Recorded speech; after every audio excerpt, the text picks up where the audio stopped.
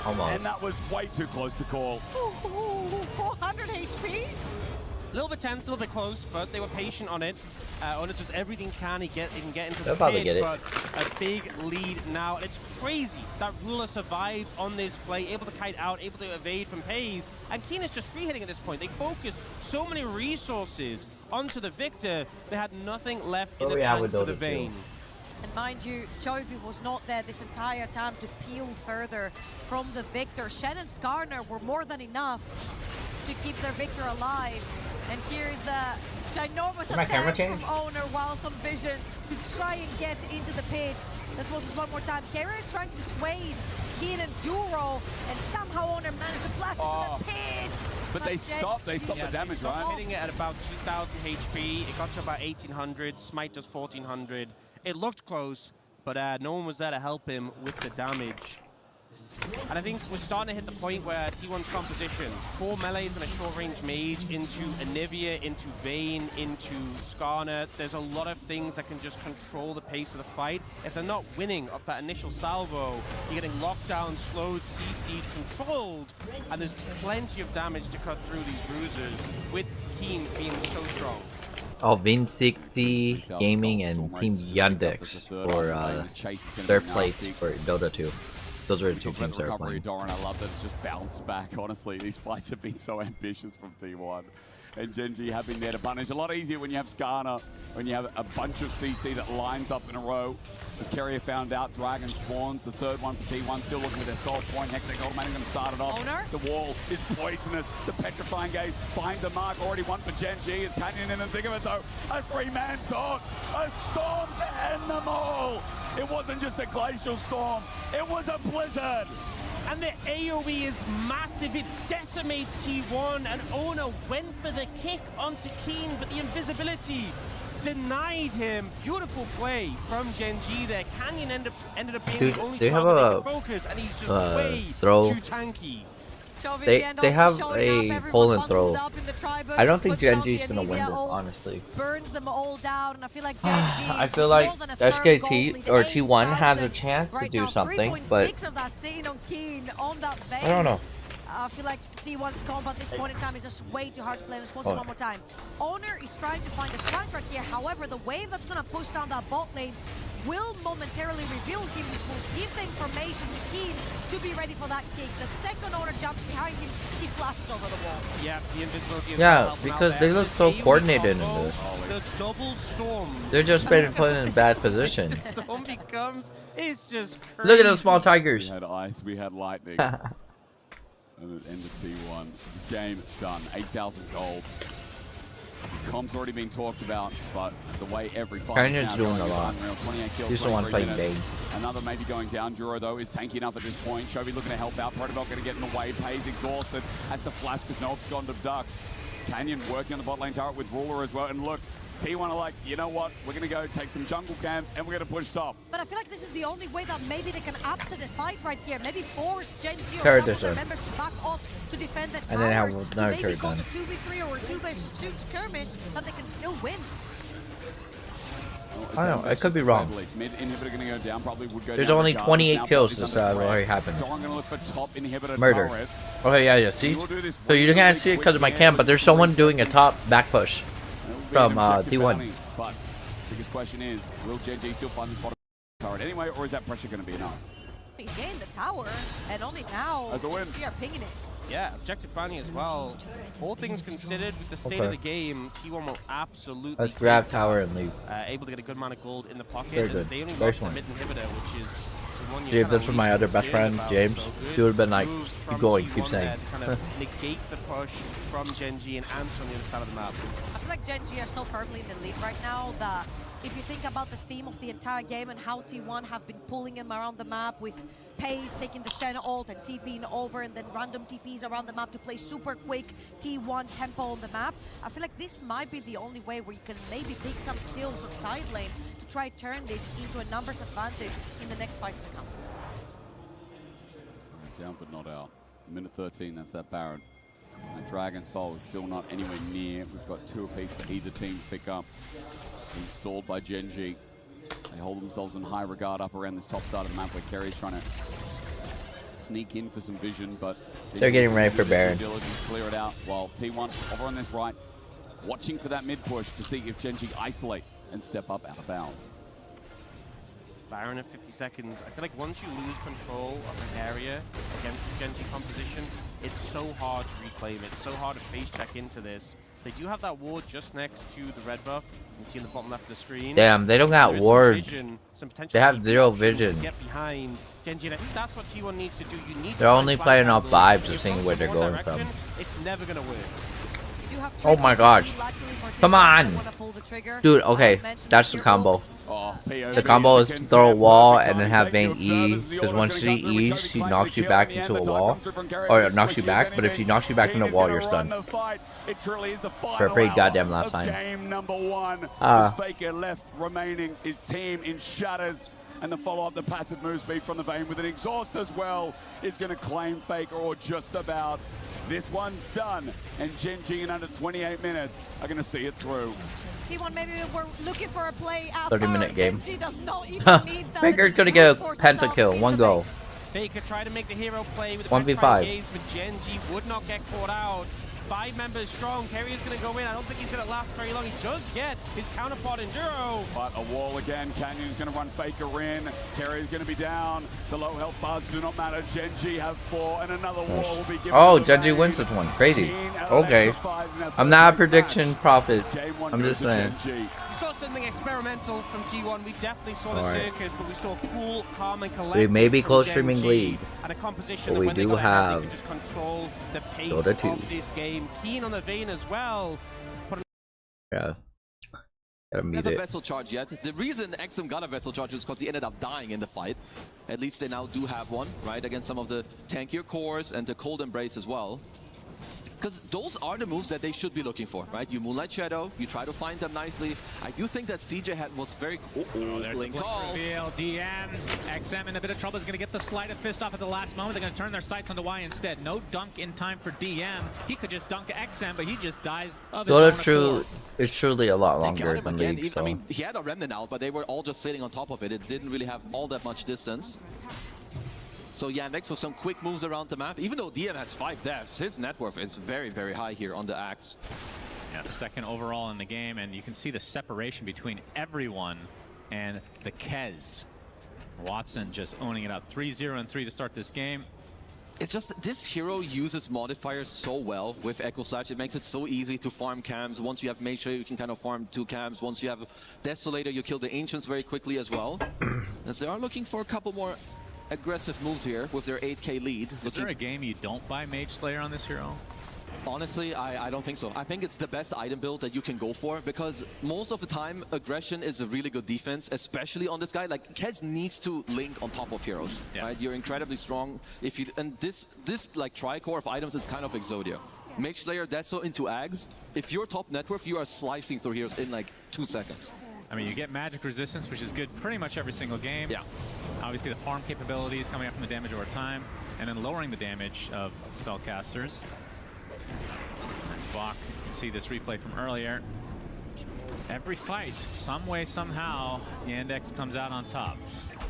It is definitely overall easier for them to fight. Like, if we're looking at Vici, their best teamfight spell is Tombstone, and it's favorable only team is level Vici. 1. You know, it relies It's the one with the V in the circle. Okay, Mr. Bach.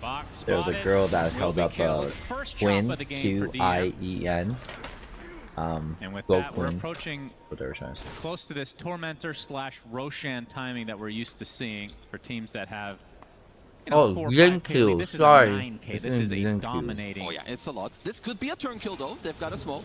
Yep, Sox is spotted, so they will get a trade of sorts. And also, Shiro did get to complete his Shadow Blade, which is very good.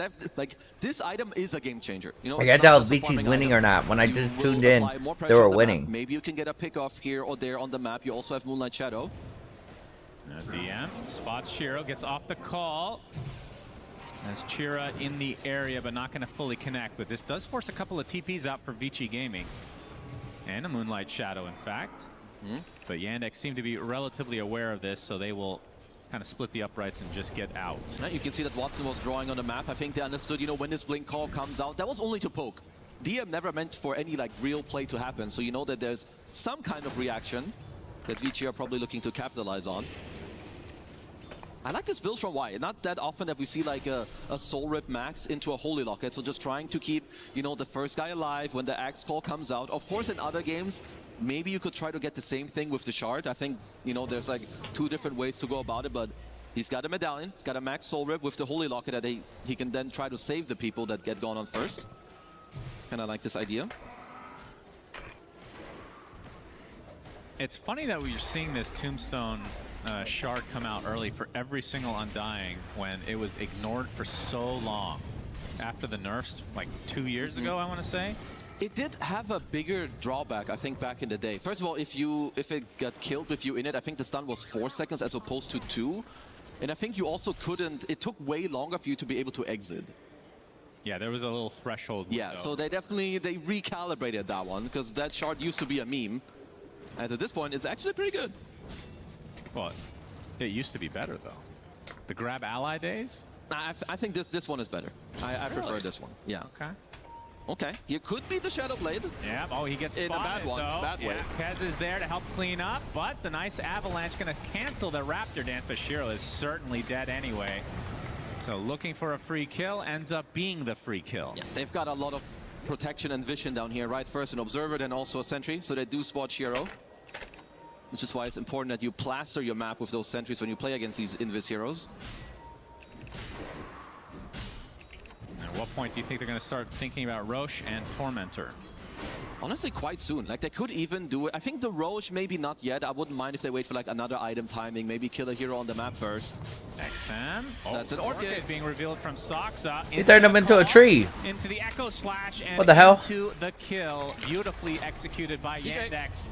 But Chira Jr. getting gone on top lane. So a nice response from Vici Gaming. As Malady is looking for a potential curse. He's going to get doomed instead, but now Bach is going to get called up with Watson. The Chicken Man just right-clicking to his heart's content. The Orchid onto the Mirana. They're going to get several kills now. They just got slaughtered. Mirana drops on the other side as Y looks to be next. Vicky just got slaughtered. From the Axe. So in the end, that's a favorable team to win, and it just got slaughtered. Quick turn play there by Yandex, right? To be able to TP up top, because initially that looked good. Like trading your Ember for the Monkey King at this point, you should take that one. 14 charges already? What? I mean, they're getting so many kills, like on this entire map. Like Watson has been in most of the plays that we've seen. As this was, of course, a pretty nice Orchid reveal. Yeah, I turned him into a tree. What the hell? Responding to mid, instead they were getting kills top. But after bro, my bro got turned into a tree. It is honestly time to just GTFO and call it. Don't look for any more. Well, they did call it, but DM was the one doing the calling. He did, which is a problem. Yandex in full control of this game, number 1. Again, this is a 3rd place decider. You have club championship points and extra money on the line. Everybody likes a little extra money. 80k bucks, definitely nothing to ignore. It is annoying, like obviously when you go out of the tournament, you're like, okay, it sucks, we can't really go any further. But the moment someone reminds you that there is actually stuff to play for, and obviously, you know, you want to do good, you want to show what's up, you want to still place higher and also do well and like prepare for TI. And then you kind of get grounded, you're like, okay, bro, you're right, let's play it. Sounds like you've had that conversation before. You have this conversation like every team. It happens all the time. Our first Tormentor finally being taken from Yandex. Shard will go to one of the supports. Yeah, Saxa's kind of waiting. Had it queued up. He's like, I'll just wait. All right. Well, you got the old growth now at it. Curse of the old growth. It's quite nice. Like also just being able to spot people. You deal a lot of damage, and I just overall like what they've done with Nature's Prophet. Like a few patches ago, they just made his innate a lot better. You don't need your Treants to be around you to take more damage. They also don't need to be around each other, which means Treants deal more damage, you deal more damage. They're back. And just better pushing, better network, better farming. I've always loved this hero. He seems to be in a pretty good spot, actually. Yeah. I feel like normally he's either completely ignored in the meta or he's just the best hero in the game. And now he's picked... I clean up. I wouldn't say even consistently. He's picked every now and then, and he's played both support and core. It's Yeah, a perfect like, spot. we've seen very good performances from carry, right? Both Satanic and I think Watson especially have looked incredible. Yeah. And you just have Giga net worth, and the hero just... It's one of those moments where you can definitely see if you have high net worth, you can make up for other things. Hero also has crazy stat gain. Yandex with the smoke. Have to looking be for a pick off into Roche in all likelihood. Damage rune for Chira. Oh, XM. Uh-oh. XM looking for the call here. There it is. Into the Wukongs, into the Boundless, and another chop for the road for Yandex, and they're just going to go... Well, thought they were just going to go straight to the pit, but maybe they stick around, get some wards. They'll just wait for it as it's going to hit the 25-minute mark, right? Roche is going to go for a little stroll. True. Over towards the bottom half of the map. Saxa looking for some aggressive move down here. Maybe looking to find the Tiny. And they don't really have a crazy lineup to try to contest Roche on Vici. You do have the Remnants to be a bit annoying. Tombstone's always good. This is Yan good. Getting spotted. So Vici taking advantage of kind of, I wouldn't say cockiness from Yandex, just sticking around in this area. Yeah, that's a very nice pickoff, right? And this is why also, especially in the mid game, like doesn't matter if you're ahead or behind, planting proper observer wards is so important. They spot DM there, is even here. CJ, very aggressive. Oh yeah. Shinkyu is spotted. Chira. They kind of need Watson to be around. Opening, they get the Boundless Strike with the Arctic Burn. Not going to be enough though. Has the leap, has the Greaves.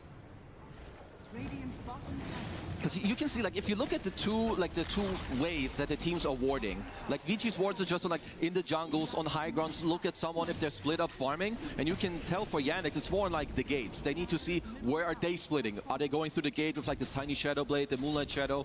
Where do they want to pick us off? So while it's very, very different, it's very accurate for what the two teams need to kind of play for.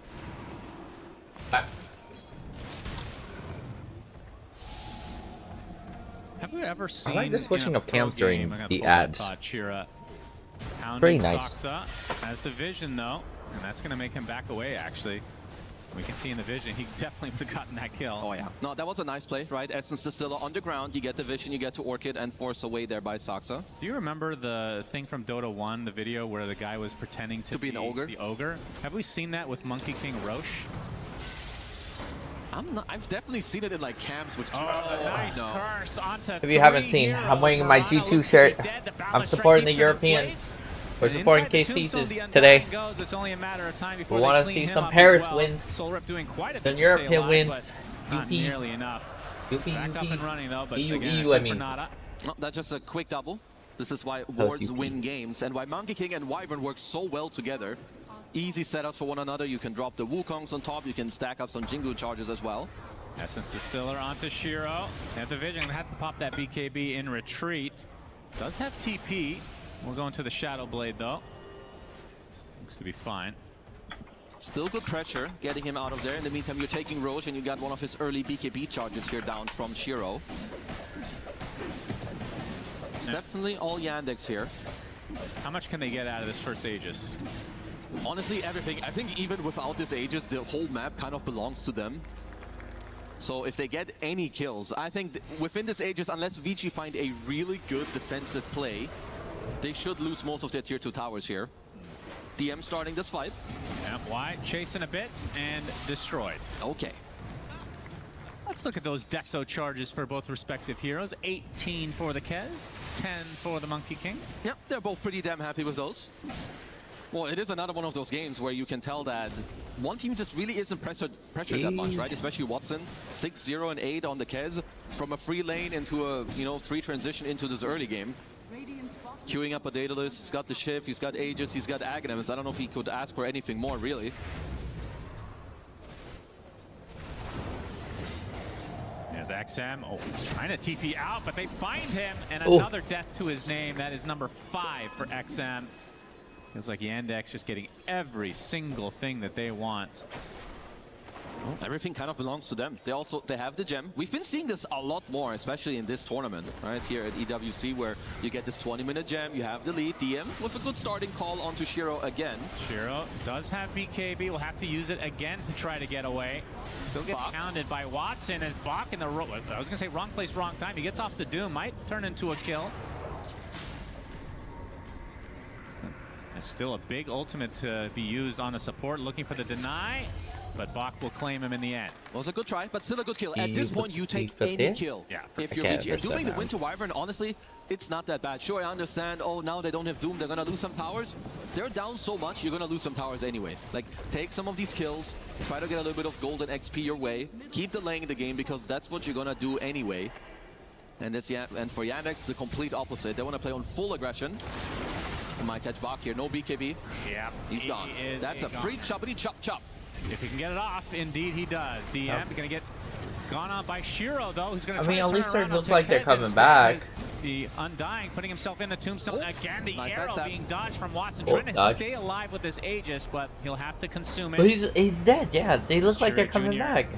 Gonna come in, can't do much with this tombstone, so we'll have to swiftly kill that. So Aegis is down.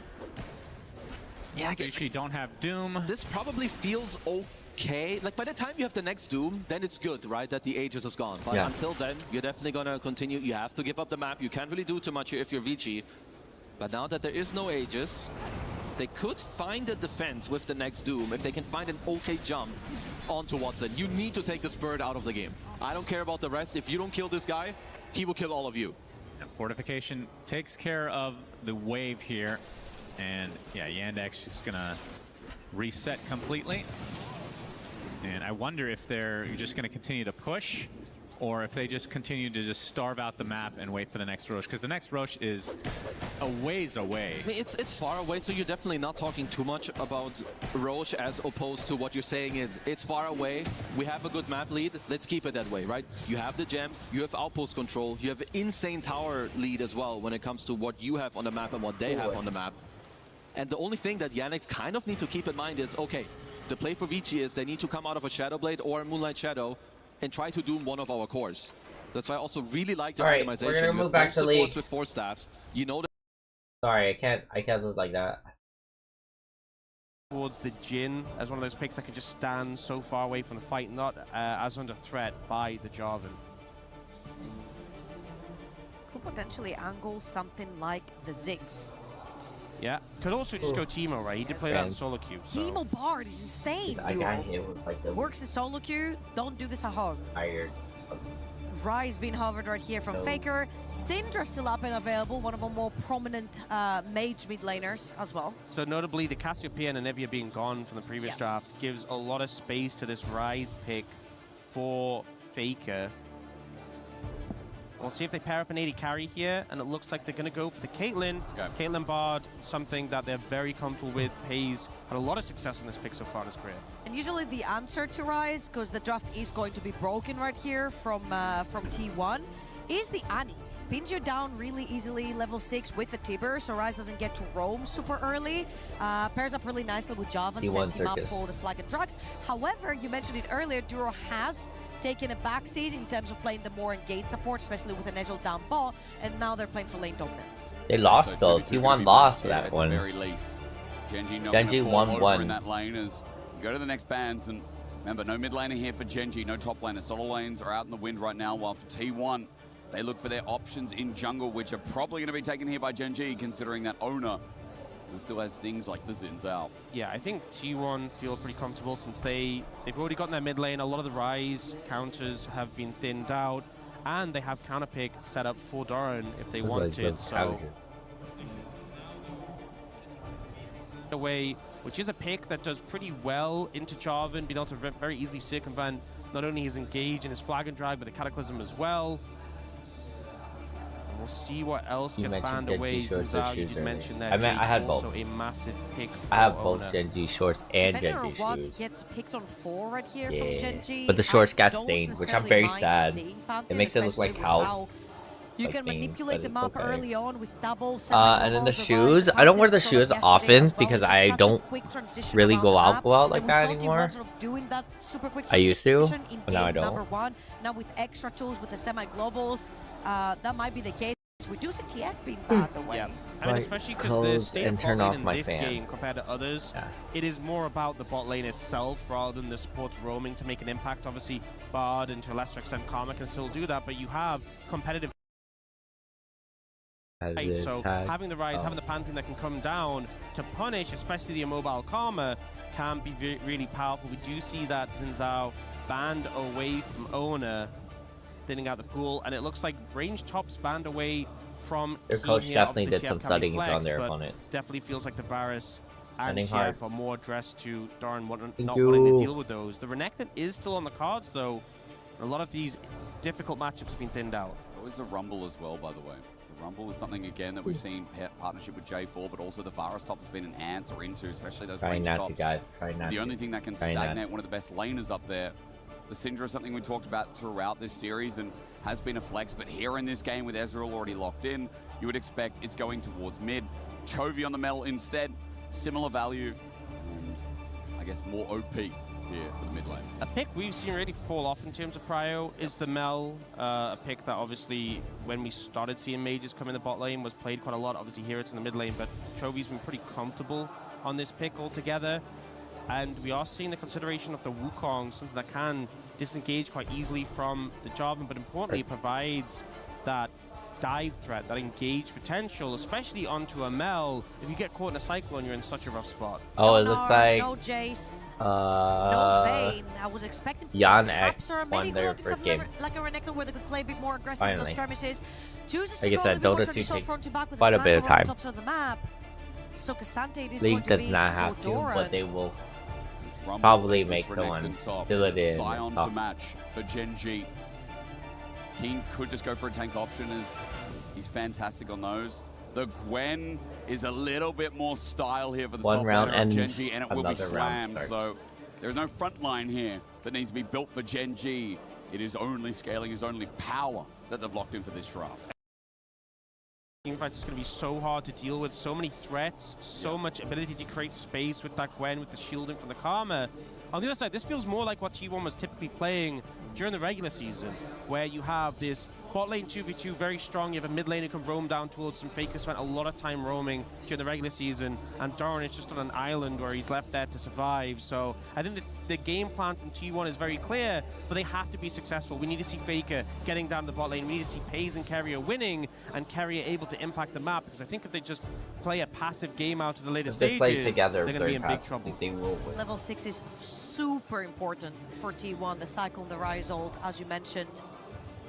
Not a lot of roaming going on, it is all about the bot lanes, and Paze has been rumored to be even the best AD carry in the world right now, so all of the eggs in his basket. And this time, he doesn't have to send it at level 1. Although maybe they will with the Bard Caitlyn, but regardless, I think there's a lot more options than a Silas Camille. But even if he misses his spell on Caitlyn, he still has autos from distance. He does have autos this game. So look, there's a more positive outlook here on T1. And we do hope this goes the distance. I mean, game 1 was so much fun. It might only be the 3rd place match and the precursor to the finals, the best of 5 later between KC and DK. But how often do you get to say that you were watching T1 and Gen G in a lower bracket in a 3rd place match? It's really unheard of. They're hyping it. They're These overhyping teams it. always at the pinnacle of League of That's Legends. definitely an This year overhype. hasn't started as well for them. If I look back at their international debuts, I should if look just back probably at just turn off T1 the fan. I'm failing just to gonna turn G2 at MSI, Gen G not even making MSI. This here is where you draw a line in the sand and set yourself up for later in the year for the summer split, the following split of LCK rather, and for Worlds. It is This is going to be the final time we see them until LCK, or are they got one more in them from T1 to take us to a Game 3? EWC 2026 continues right now. Minions have spawned. Son of Ward. Chovy. 4:30. You're going to get the Ward. Plus 10. Down bot lane. Take the Ward, someone. Thank you. Go. It's Chovy 5:30, cashing in. we'll do a second. Then 6 o'clock. GG. By the time I go over to the next house, we'll be We've done. seen this quite a bit since we had the change to the minions arriving. One of the early plays you could do when teams felt like that wasn't aggressive early invade you could do was sending your mid laner down bot to try and get a pick. It hasn't worked out here though. And Chovy's going to be not only late to lane, but also just running through Faker. That Q does connect a little bit though, and that trades off with Faker. Starting E here, not going to do too much until Faker gets, I think, his 2nd or 3rd, so half HP for both. However, due to the minion manipulation from Faker right there at the beginning, Chovy So ends up being a bit of a cost there. Will be slower on the level 2 for Chovy. We'll see if they can capitalize on that. However, him being Chovy, he does CS everything else that lands in front of him, apparently. That's how he does. 6, 7, bedtime. Yeah, right maybe. now, starting up in his blue side. Probably. He's going to be a ward We'll spotting do at sleep Canyon cam. as he transitions towards bot himself. I haven't made sleep Will cam help on us final across cam. lanes. Finals Joaquin cam. get the early push here up against Doran, But and we are we can expecting probably G copy paste sleep have a cam. nice time in this lane. Nap cam? No, I feel like no sleep cam, no sleep cam. We're not taking a nap. We're Look not. at that damage. Doran is getting fried up there on the 1v1. We're not gonna nap. Meanwhile, Ono We're gonna power through this. 1v1. Canyon. This one's gonna come down. Ono, yeah, a little bit cheeky, a little bit risque from Ono, but he does get the big chicken. That was actually on the millisecond because Canyon had flagged. Cause I know once but I no shut my vision eyes, inside that brush. I am waking This up is why until like Ono 8 in was the able morning to steal when that the on entire 8 tournament's HP done. before the flag actually fell down from Canyon. A really nice. Besides, I steal promised right there myself from I Ono, wouldn't. using that pressure from Faker mid lane I'll to stay up. actually deep invade. And the thing is with this matchup, the Gwen is going to outscale the Xante. It's going to become a nightmare in the side lane. But to have this much of an advantage this early on is really keen just having the edge over Doran right now. He's suffering in these early trades. Speaking of early trades, Duran Ruler setting up for a dive here in the bot lane. Didn't minion wait for the dive. Cosmic Binding starts it off as 2v3. Pace gets flashed on as well. Flag and Drag connects. That was and it's crazy first kill blood down. underneath Duro the was tire taken. turret. Canyon gets out of the last turret Can he shot. get out? And Gen G succeed. While we look at the top lane, No Doran in a way, bit of trouble. the Tries Lulu to path maker pop. out. One more auto. Flash the shield. Messed up Lulu. Doran survived, pressing the E button while Ona looks for the trade. Now, Bot look, lane's King, not doing the much. stacks have run They're out. just shooting each other and they finally get the turret. Looking for the Oh, and they finally get the rumble kill. Survival is not imminent there, but Keen will die in the top lane. First one for T1, while Gen G got another. I mean, that nearly could have been complete disaster for T1 if Doran had gone down. Oh, But that he was does the rumble. That was bait Bart. Keen Whoops, in, my and bad. Owen is able to answer. But bot lane is an absolute mess. Back-to-back clean dives from Gen G. The aggro juggling was flawless there, and it means that not only do they manage to get a kill on Paze and Carrier, both of them flashes burned. Look at Canyon, look at Ruler, look at Duro. None of them even use their flash. And they don't have a lot of creep, so that gets really dangerous. But Carrier gets the stun onto Cannon before any tower aggro has fallen onto Gen G. So they wait out the stun, and then they re-engage, killing Pace first.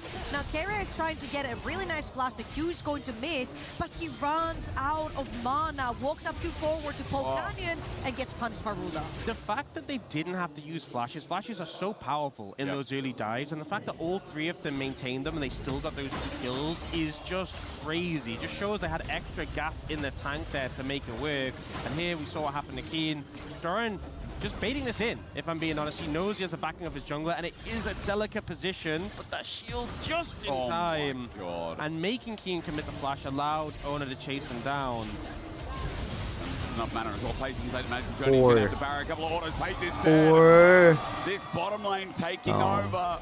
And Gen G's early game looking superb. I mean, you look at what they came back to lane with. Ruler had the tier and then a full Sheen versus it was just a Cole when Paze was there on top of his Doran's bow. So they find the angle, they get in.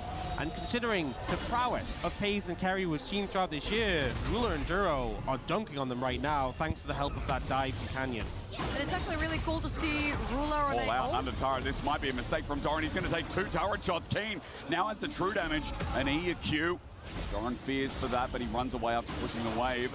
Ulti burned, nothing else. Got that level 6 first, so he thought he would take a deep trade into Keen.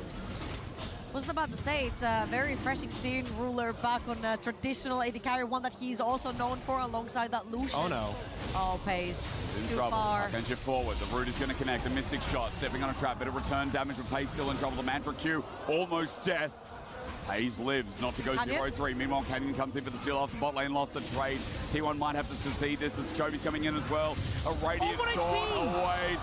The steal, yes. The fight as well. Getting the Golden Eclipse. Ona almost dies. He gets out thanks to Faker, but the Dragon goes to Gen G. And T1 were under pressure on that Dragon due to the bot lane getting chunked out again. Gen G had more numbers in the river, which means that Ona had to finish that Dragon super quickly. Unfortunate 1 HP on the smite means it goes over to Gen G, but Faker gets them out without casualties. Yeah, good realm warp to save his jungler, but it was so close on the Dragon. It would have been a complete heist if T1 got that and got away. The Canyon comes in strong, and he's had a great game so far with the impact bot lane, securing that Dragon. able to make some good headway, and I feel like if Gen.G are already this far ahead, they're in such a comfortable spot. Really are. Every single lane lining up blue. Funny that top is most contested, but bot is running away with it. Hayes unable to contribute too much. Double longsword versus the components for an Ezreal that he loves the most. And a 1.5k gold lead with that first dragon down as well. Grubs are going to be up next. We look towards bot. He can arcane shift forward. Of course, Ruler can. He has no fear here. The shrines have to be used on cooldown to keep Hayes alive. They just don't have any pressure anymore for Pays and Carrier. And the thing is, some lanes to Ezreal Karma, an example is when we saw Ezreal Karma into Ashe Seraphine, the Ashe Seraphine would get so much power at level 6, but Caitlyn Bard, their ults don't offer the most power in combat. Bard ult can be very tricky to hit against Ezreal Karma, and Caitlyn ult, you're not just going to stand there and channel that while you're being hit. So I don't see a window where this lane matchup is suddenly going to turn on its head. Ruler's going to continue to get stronger and stronger. The 1-item, 2-item spikes are going to be phenomenal. And we're really waiting for a good bit later in the game before Pays is going to be relevant in comparison. And also a lot of the power of the Caitlyn comes from her chunking down towers, taking down structures off the map. Now Pays is going to have a really difficult time actually coming in contact with any of those structures on the map, specifically since the 2v2 has not been working out for them. They have not necessarily swapped them out of lane yet. And as we see on our screens right here, Faker just on a trip towards the top side of the map, getting some vision down before those Void Grubs spawn. They are there now. Quick reset from Keen as well. Want to see this back. He has no TP. He's going to have to walk back up, but he's got a Haunting Guise, so the dueling pressure versus Cassandra gets a little bit better as Canyon's going to start off the Grubs. Chovy, Duro, both here. They've moved up. Keen's going to go match Pays in the bottom lane so that he doesn't get free plating at the cost of this. T1 are moving down. Ona now with Cyclone, ready to find an engage here and get something to T1. Smite does come down. He does go to Gen.G. Ona looking for an angle. Solar Snare, Tempered Fate, all used. Faker now finding an angle as well. Grubs to go down. Doran finds his mark. It's on to Duro. The Squishy Karma now down as Ona finds second Cyclone. Canyon needs to cool down to get the flag and drag away, but the flash from Faker, the Rune Prison, the auto. It's not enough just yet. The flash Cosmic Binding Carrier tries to get Ruler. Ambitious as he was. An attempt still made. Canyon still low. TP coming in. Doran going to take it up. The all-out is there, but he will be traded over to Ruler. No one from T1 wanted to go in. Doran said, I'll do it myself. Yeah, I feel like unfortunately T1 had committed way too many flashes forward to not at least get one kill onto Gen.G, specifically after losing all 3 Void Grubs whilst playing for the top side of the map. They needed that consolation prize and they got it, but they had to pay too. Ultimately, though, I think this isn't too bad for T1, even though they missed out on the Grubs. The big thing here is that the people who aren't present are Ruler and Keen. Sorry, not Ruler and Keen, Pays and Keen. And Pays is so weak that him not being here is fantastic. And even though this final play from Doran looks a bit over-aggressive, a lot of flashes were committed, you have to think of the fact that it's a 1-for-1 when Doran goes on the tower, and 2 TPs were committed from Gen.G. Gets the stun up. There's a 1v2 here. The collapse is imminent. Pays on top of Duro's head. Needs an easy kill. He was one before. He's going to be given another there. Pays going to jump in front of the play. He takes down Duro. A much-needed kill for the AD carry who was getting stomped. I mean, Pays here picked up a ton of farms solo when Keen TP'd up as well to counter that play. He also got a couple of plates. He gets that kill. The goal discrepancy in bot lane nowhere nearly as bad as it was before. Huge kill right here for Caitlyn, who's got the call as well. Taking down, Pays really needed that influx of gold in his pocket, especially since when you're playing against Trinity Force champion, they spike much earlier than you, especially when that item is completed. Duro spots Carrier on that ward they just placed down. But it was just too late. Gets surrounded by the T1 bot lane, and they're taken down. Oh, the trap from Pays, both the fact he was trapping him by being ahead of him and the trap that rooted him, just really good way of cutting off that path. Oh, yeah. And the gold is dead even now, so in a much better position. We saw Doran pick up some gold on the back of that, and as much as this Ezreal is really strong, definitely in a better position now than they were before. Dragon coming up now, it is a heck. And we'll see the focus coming towards this. Notably, neither top laner has TP, so unless they can move down, they won't be joining for this contest. Great Soul Snare there from Chovy, getting a chunk of Faker right before the fight. Radiant Volley. Used poking tool as Carrier. Also broke out as well. Only looking for an angle. He's going to cycle the flag and drag. Buffet the trap. Ooh. Perfect placement from Pays. Down goes the jungler of Gen.G. As Ruler has no turret to stand on. Carrier walks in, takes the kill. Faker now under turret with Duro yet again. A cosmic binding from afar. Carrier still flashes the brilliance. As Chovy's coming in to help on out. The dive's gone long enough. Faker knew he had no leg to stand on anymore. The flash. Sear. Chovy presses Q. Looking for the ulti. The auto. Almost enough for Cosmic Binding there. Pays. In range. He will die. He scorched red. And Chovy pressed up. T1. Great play at the start. Doran. He's in trouble. W going to be used.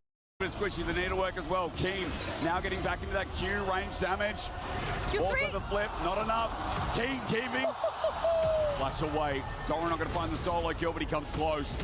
It's a brawl all across the map, and T1, even though what a fantastic engage came through from Owner, they wanted more. The over-aggression underneath the tower caused them to lose too many members, and now Gen G, since they respawned on the map first, they're also first on the dragon. Chovy, the one making the big difference in that situation, able to find the winning play, is secures from that dragon. It's now 2-0. And we see in this play, so the commit initially from T1 is great. So decisive from Owner, getting that knockup. Canyon ends up going down. And then the ult from Carrier sets this up to kill Ruler. And then backed up at this point. This is a great play. But they keep going, and it takes a while to kill Duro. Good sidesteps from him, and then the Mantra W for the heal. That's when Chovy arrives. Fake is definitely dead.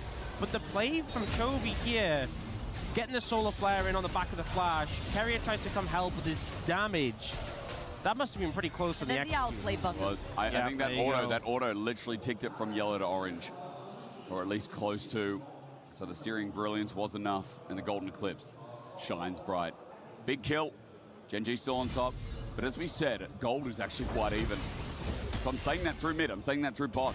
But Doran's doing a great job here on this Cassandre, showing he's having a fantastic tournament. Might be in trouble here as Chovy sends it back with a rebuttal. Snare again, the poke through, and here we go, Searing Brilliance. Eclipse, he's dead. Every time it burns red, Chovy smells the blood. It's just a crazy amount of damage, and obviously Doran's tanking so much, thinking, I can live this, I'm so tanky. He's got Krookern. Yeah, but it builds up and just demolishes him from like a 3rd HP. Now they're looking for play on the bot side again, but it's a Gwen. This is not easy. But Tempered Fate's coming in, that turret will be stagnant. There's no way. Walked into that. Owner might do it himself. Keen's in a low health bar. He gets smited. Needlework's going to come out for a bit of healing. Onto Canyon. No Cyclone just yet. Bonked over the head is Canyon. As Owner asserts his dominance in the bot side jungle, there's nothing there. But at least he asserts his dominance. Genji are so quick on the map. Ruler pushing that mid lane tower whilst the siege or dive was attempted by T1 over on the bot side of the map. Chovy has also pushed topside, and at least Pays is getting some of that very much needed gold from that bot lane skirmish. Yeah, when he takes that tower, he's going to be ahead in gold, and we'll see once again Chovy in start. It feels like he's not really achieving that much, but just the constant rotations of abilities, stacking up the passive, hit after hit after hit, eventually just becomes too much for Doran. I don't think they expected Doran to die from that HP, because Carrier's right here. He's got ult to drop on top of him. They just don't expect him to die. It was too much HP. I didn't expect him to die, if I'm being honest. I mean, we might be doing it again. Rumwolf's going to be bringing Faker up, though, helping out Doran this time in the play. Soul Snare matches it, though, into Chovy's waiting arms. A stun, flush away from Duro, almost getting an angle as Doran tries to do the same thing. Golden Eclipse comes in, not a kill this time. Tempered Fate is dodged. A snare narrowly avoided as T1 on the retreat path. Carrier thinking about the magical journey, gets a short form of it. Doran also matches that path. Pays in a bit of trouble here. Onto Ruler, though. Almost gets that Q down. Here comes Carrier to help out. Canyon on the way as well. Will be more than 1v1 the flash forward. Ruler almost gets paid, but a Q. Ruler is going to be Carrier finding his kill. Barrier down. A Cosmic Binding. An ace in Ruler. And Pays will claim the kill and revenge for earlier in the game. And you know, we saw Khalees do that to Ruler earlier in the tournament on the Ezreal, the Q flash, but he's not quite able to pull it off onto Pays. Carrier comes in for the assist, and Ruler goes down. It's now an 800 gold lead for Pays in the match, and with how badly it started, this is a great recovery. Oh yeah, he's at a great place. Very, very close to that Infinity Edge, a second item as well on the gate lane. But man, I gotta say, Ruler, when you put him in that mid lane on Lucian or Ezreal, he is an absolute spectacle. He feels himself and he'll play aggressive to get extra resources from already the goal that he has. I think Pays got him this time. Pays his POV right here. The flash heal coming through from Carrier as well is what saves him. And then he just backs up, waits for his ult to come on. You know what? That's why he's a good support, because he let him get the kill. True. Got the You order would down, have got ordered barrier there. out. Tell the truth. I would have ordered. Pays almost 2 items, i.e. incoming. With those Hexfire optics, I think Pay's going to be in a fantastic position. T1 in a 1,000 gold lead based off of him, because remember, Faker is down about 1,300 himself. And it is Chovy who's carrying the torch right now for Genji's game number 2. While the rest of the map has been very topsy-turvy. Dragon up in 30 seconds, Genji on 2. Yep, and obviously Chemtech's all not the highest prio, but with Genji already having 2, they want to deny them getting that. I think T1 being set up in advance really important, being able to get the Caitlyn traps out, being able to play around Vision. If they get on top of Chovy, who is right now the strongest member of Genji, I feel like if they can shut him out of the game, take him off the map, it'll make such a difference to their chances in this fight. I have a feeling Genji have called this one off. We saw Chovy reset, however, then they pinged the tower. So they feel confident giving this one over to T1. They have gotten every neutral objective on the map, and Chovy just got that top side tower. He tried to reset again. He's like, screw it, I'll push it another wave. More money into Chovy's pockets means more damage. He's already 1.5k ahead. 1 dragon going over to T1. Genji, I'm not worried about it. Yeah, not the highest prior soul. They already have 2. I think it's a great decision, especially when you're not there first. It allows Chovy to get more money, and you're missing out on the 2-item spikes from Chovy and Ruler in particular. Ruler, the 2-item spike on the Ezreal, absolutely massive, so I think it was the right decision just to wait, just to play it slow. We talked about how a lot of aspects of Genji's composition, the Gwen will really shine in the later stages. There's no rush for this team. We did talk a lot about T1 and how they build this bridge into the mid-game and get the game rolling before Genji have time to settle.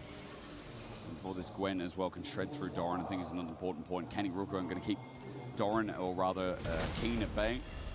Doran has had a pretty good game, all things considered. This is a nice thing. Sometimes you buy a K-Nick and then you end up getting matched into a champion which doesn't have the value. They're both has a lot here. Cyclone, yeah, Duro's in trouble. He's been caught out a couple of times, putting deep vision. He gets caught out again. Tempered Fate is going to extend the play. Carry's got an angle.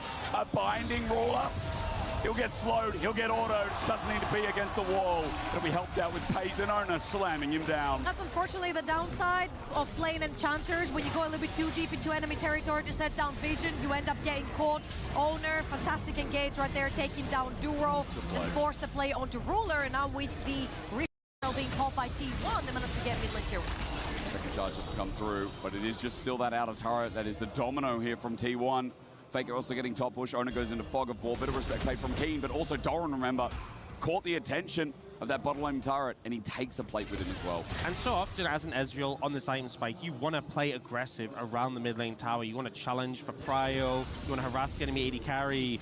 Now that your mid lane tier 1 is gone, you can't really afford to do that. And I think part of that tower spike for Ruler was what wanted them to play up, and is what T1 punished. They now have a 2,300 gold lead.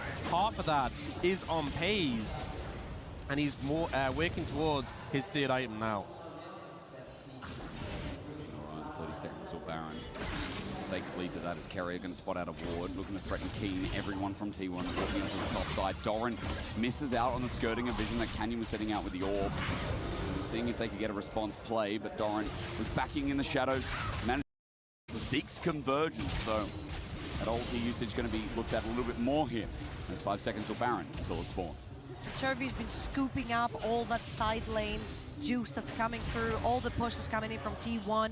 He's been scooping up all the creeps, 1.4 gold lead. Kane should be fine right here. It's a little bit of a poke from Carrier. However, the one guy I want to talk about right here, never mind, I'll hold it because Doran's under attack. He just used his invulnerability as well. His W's now down, has to use the all-out, presses W again after the reset, looking for Duro on the damage as well. Root on the turret, he's still taking up the Zeke's convergence, helped out a massive chunk as well. Soul Snare dodge away from the rebuttal, brings him in. The flag and drag, the Cataclysm, and Doran jump back in. And now he's going to burn again. Down, no! W comes through, it wasn't enough in the end. And it looks like Doran will survive, but the turret will not.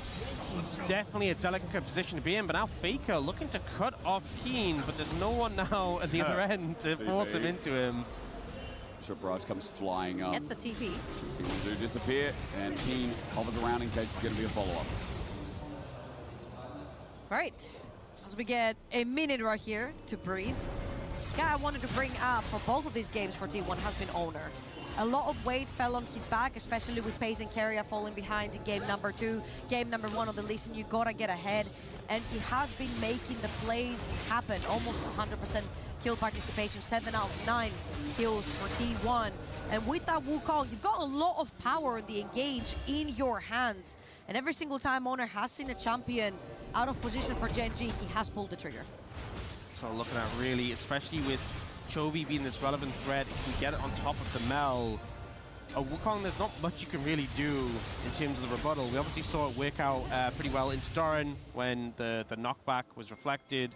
But if they get on top of you, only the Rocket Belt and Flash are the tools to save Chovy. He doesn't have the same level of safety as Ruler does. See Faker picked up his tower in the side lane. It's 45 seconds until the Dragon, and notably this time around, T1 don't have control of the area. They don't have the setup, the vision, and the potential to slam those Caitlyn traps down, which I think means Gen G feel a lot more comfortable. I think it's going to be hard to force in here, but T1 can try and drag them towards the Baron. It is, though, that hunting Baron, the one that does loads of damage. Yep. Everyone's so scared of, so perhaps T1... I mean, it's T1, of course they would. Yeah, they would. Dragon first, so Gen G moved down after clearing a bit of vision. T1 secure that path, with Owner dropping a couple of himself.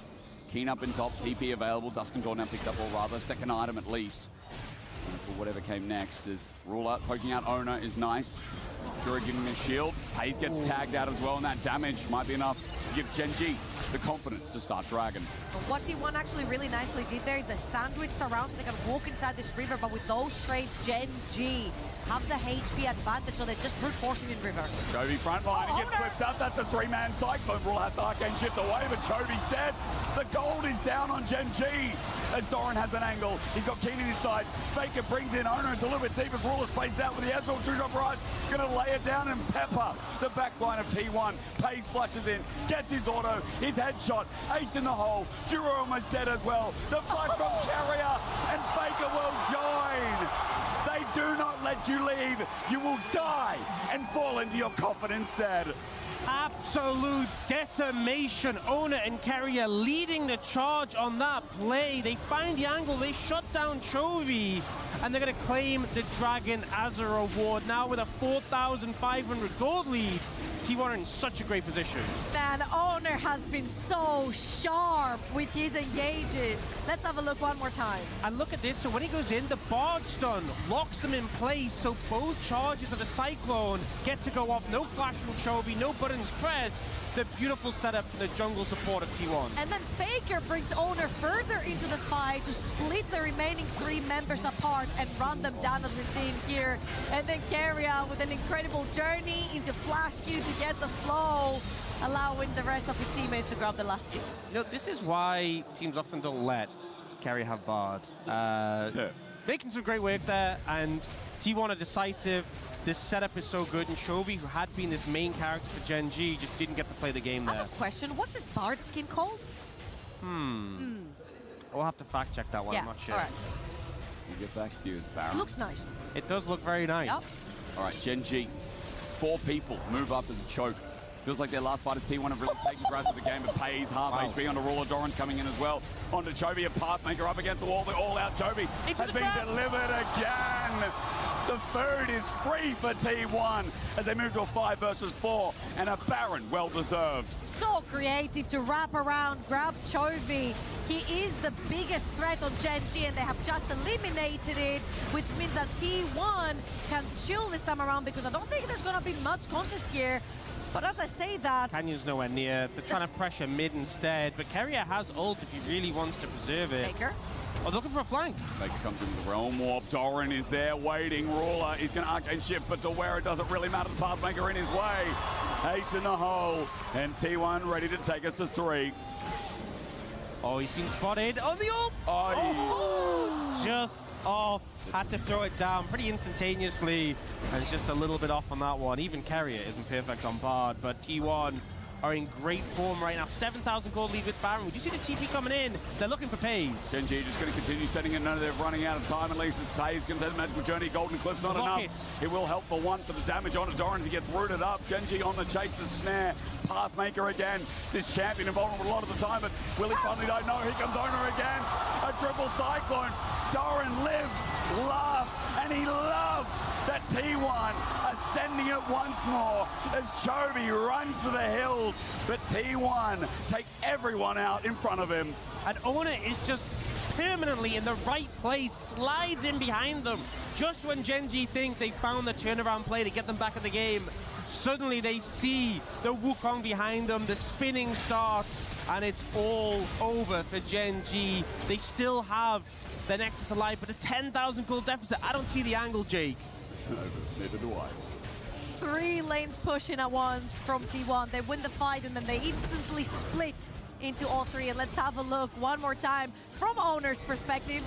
Entire time splits the team apart one more time, gets the double knockup yet again, and it has been a phenomenal game for him. Well, the value on that Cyclone there, getting the full channel onto multiple targets. T1 in firm control now, and Gen G kind of in desperation mode. They were trying to make that practice play with the TP flank, did not work out. Now maybe looking for Faker on the bot side, but it just feels like the deficit is so large. Now Actualizer on Faker, he's doing so much damage. Baron recall, Protobelt. Okay, Faker's gonna ghost instead. Flag and drag. Oh, it's the wrong way from Canyon. There's the ultimate. Faker presses the Actualizer. He'll take one with him as he drops the Chovy. But Temper Fate in the top lane. Keen's on a trap and he is dead. T1 are making business work in the base of Gen G. Ruler at half HP after an ace in the hole. That turret still needs to go. T1 will between 2 turrets in the top lane, as this Baron buff is going to deliver them a couple of inhibitor turrets as well. And Faker could have ulted out, flashed out, but he knew that if he burns as much time as possible down that ball, then T1 will empty the base. Flash from Carrier. Chovy pressed the rebuttal, but he'll die. And Owner, we have glazed the hell out of him this game. His Wukong unmatched. Canyon, unremarkable in this game, but he has had his number taken by Owner. Oh as T1 run into the base, the flash going to be burned. Ruler looking to defend. Next starts now under siege to go to a game 3, the final one of T1 and Gen G's tournament. It won't happen yet, but soon as the base is broken. Magical Journey to get Pays out. And he's okay. Canyon wanted to dive him. There's the TP flank, but he can put a trap down on it. The trap goes down, no, not in time. Keen presses the W instead, flush away from Pace, he survives. Keen gets in his range, taken out by Doran. Saving grace, but Keen has the network. Gets the shutdown while T1 is still running for their lives. The circus will continue. The music starts playing. Owner dies, and so does the Cassante finally. As Carrier takes a magical journey, but a flag and drag as Canyon looks for the chase. Carrier will live. Fake is still alive on our screen, but T1 got caught on their escape. It's a big influx of gold, able to shut down Pays and potentially set up for this Dragon now, but it would only be the 3rd of the game for Gen G, and they're still massively behind in terms of gold. But they do find a punish onto T1, who overstepped in the enemy base. Now Faker, I think he just let the Skull Crab go. He does have Actualizer. Oh, it is objective bounties, to be fair, so a lot of gold for Gen G to pick up on the map. This could be their saving grace. Replay time. Let's see where we went wrong as T1 is 4. The TP lands, it is a Gwen, you cannot very easily trap a Gwen. The flag and drag gets flashed by Pays, and what a beautiful drag from Doran on Keen across the wall. However, Pays has run out of spells of displacement, so he will get pinned down. Keen dies, Owner dies. Really nice player here from Gen G, but Keen might get caught as the TP's coming in. Yeah, this is live. TP's coming from Doran. He's going to make 3. The Keen should be dying here. Need to work the last valley to get the slow path. Making it going to be dodged away from. Tries to get Faker and Carry in the process. Jumps up into melee range. Faker's in a little bit of trouble, but Doran will take the kill. Faker has too much machine gun damage. And now 5 versus 4 against the 50 seconds. Yeah, it looked like they were stalling out the death as long as possible to try and keep Keen off the map. Notably, Keen doesn't have TP as well, and there's Baron in about a minute 7. He'll be alive for it, but he won't be in position to help contest vision and control. But even now, just for the base push, he's not going to be there to assist Gen G. Get the auto down. Turret goes. One more inhibitor through mid. That'll easily be taken. The question is, can Gen G find their defense again? It was on the run. It was low health bars. Soul Snare connects. T1 on the escape path once more. Not going to overstay. They've got double inhibitor down and Baron's up in 40 seconds. The thing is, since it's a 4v5, it's so hard for Gen G to push heavily outside of the base, trying to contest his vision. Baron spawning soon. I mean, look at this. Canyon tries to walk up, and Fake just actualizes all over him. That's true, Orc. That's very true. May I look at the glass half full here? There is an unfinished death cap waiting to be finished in Chovy's inventory. He's been scooping up creeps all over the map on side lanes. Perhaps there is a chance that when this gets finished, There is an angle for another one-shot. There's some big spikes, right? The Rabadons, the 4 items from Rula, but we did just see Bloodthirster picked up by Pays. And Faker has the fake 4 items where he has a Seeker's Arm Guard. And a so GA on Owner. Yeah, it's a lot of strength here. T1 have firm control of that river, that Baron area. We do see Gen G have a bit of vision on the Baron itself right now. Rabadon was completed there, but they have to find a way to push in and contest this. It's so scary against the Caitlyn. Hayes does get that's dunked scary too. That's Chovy. Rawler's damage is still very meaningful. Remember that top wave is slowly coming in, so T1 trying to bide their time, getting Scuttle. Pays will heal all the way up though from the Scuttle. Baron will begin. Gen G are onlookers for now. Look at Faker, look at the angle he has. Faker with Actualizer could blow them all apart. Take us to a game 3 by himself. T1 themselves off the Baron. Canyon looks for an angle, doesn't find Kerry. He's isolated for now. Mega Blaster and gets him away while Faker positions well. The trap's a nuisance for Gen G.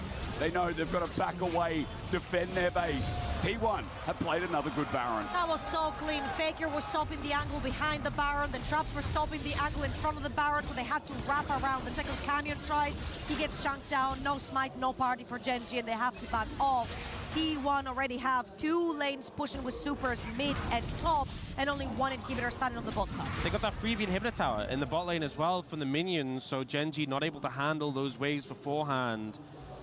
Well, look at the state of the game now. Pays so strong. We saw how strong when there was that rebuttal on the auto, but now they're looking for him. Yeah, Pays being found out. It's a double flag and drag with the flash. Well, Magical Journey going to get them out though. Canyon's such a great engage, but Pays is able to take a magical trip to Neverland.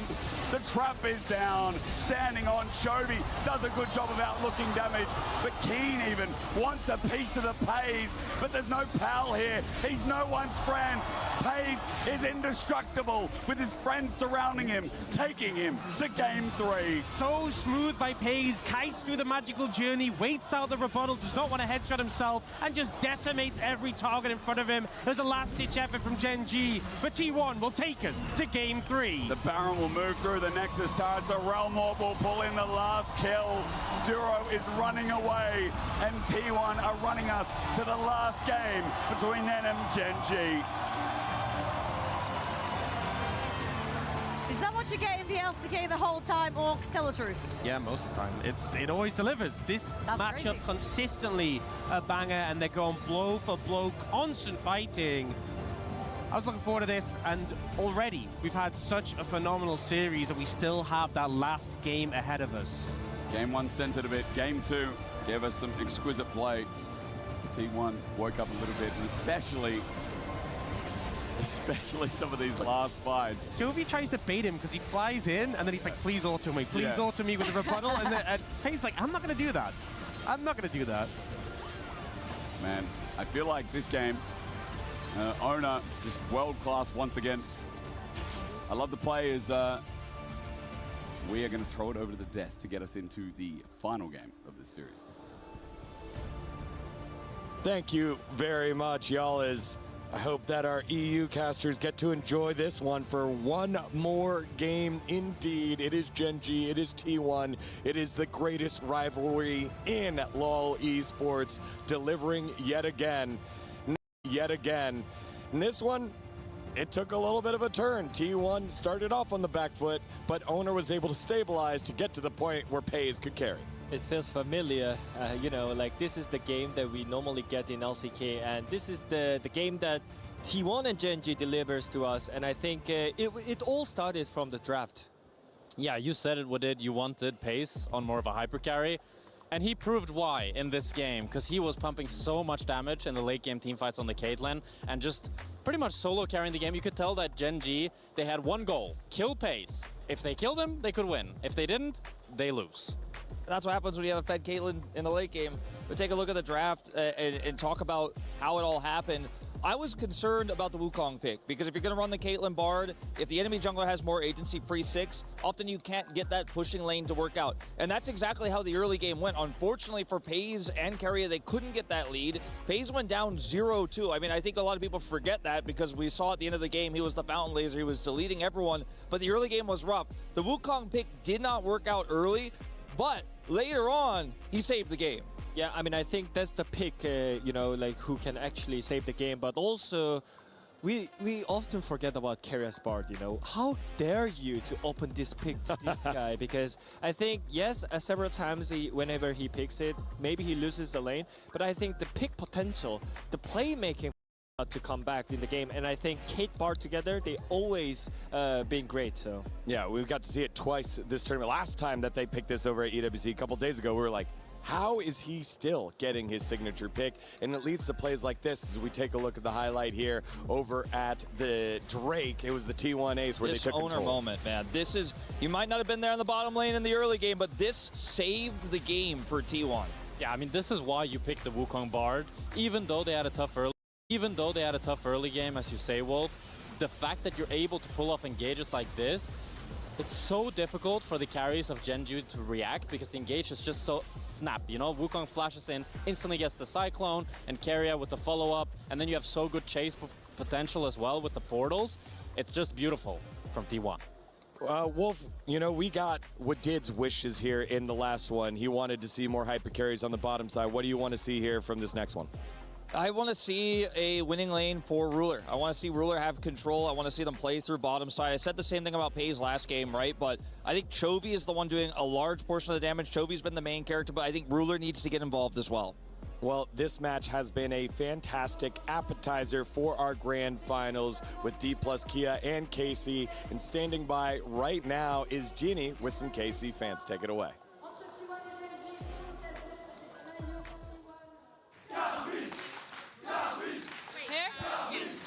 The fans are already out en masse cheering for the teams when the game isn't supposed to start for another couple of hours. This is the dedication. This is the French fandom. This is Carminco.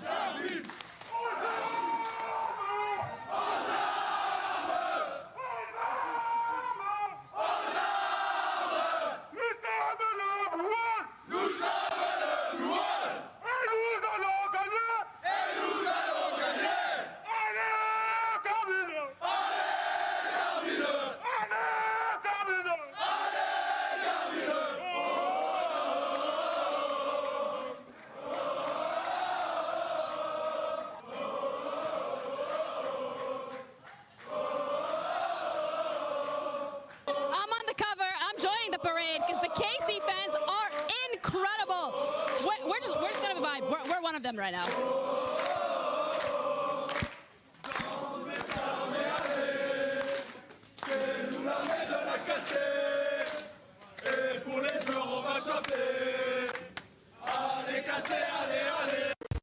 We were there. I have no idea what they were every doing. click, every clutch, No every idea what they were respawn. doing.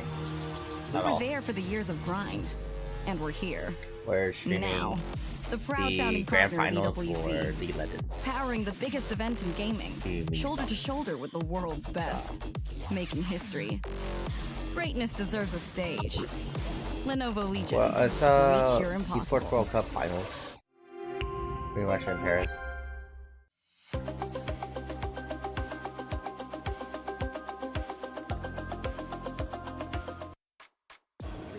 Over here at the Lenovo Legion Gauntlet, Dota 2 is also on the way. We've got a third or fourth match going on right now. What's happening with the club championship points here, Chris? I think the only team to really talk about is BB team. They're in the final up against P Vision, but as far as the third, fourth goes, none of these teams are really eligible. But for us, look, it's going to be a really interesting game. We had Vici Gaming, who are one of the squads who got all the way through unexpectedly, but they're going up against Yandex, and right now, it's not looking pretty. We're going to be heading to that grand final maybe a little bit earlier than Bingo. expected. All right, well, then I might be checking in with you a little bit That's earlier than bingo, what the expected heck? later as well. We're going to keep you updated on how the club championship points are going here over in Dota.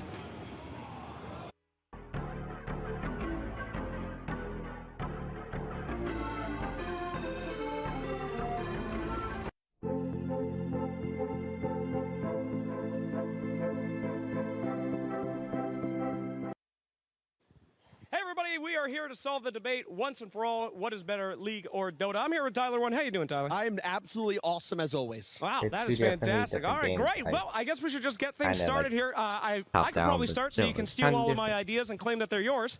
League of Legends. Oh, no, I mean, it's all good. It's all good. League of Legends obviously exists, but Dota is a superior game. You guys took everything about Dota, copied it,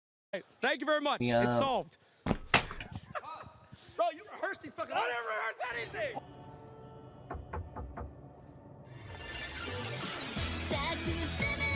gosh, that's the Koreans. But that's not Korean, that's Japanese. That's the Japanese country rolls.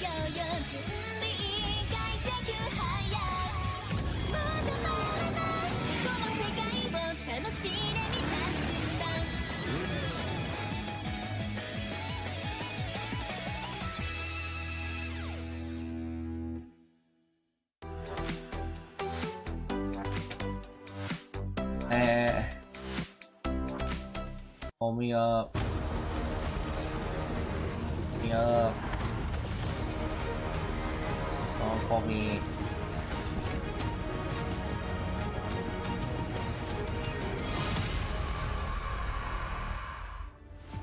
There's nothing like a game 3 between T1 and Gen G as we roll back in, looking to see the spectacle that we're going to be delivered for this. Game 1, scrappy as hell. Game 2, we got the scrap, but we also got more constituted team fights, with T1 bringing that dynamic through the mid-game.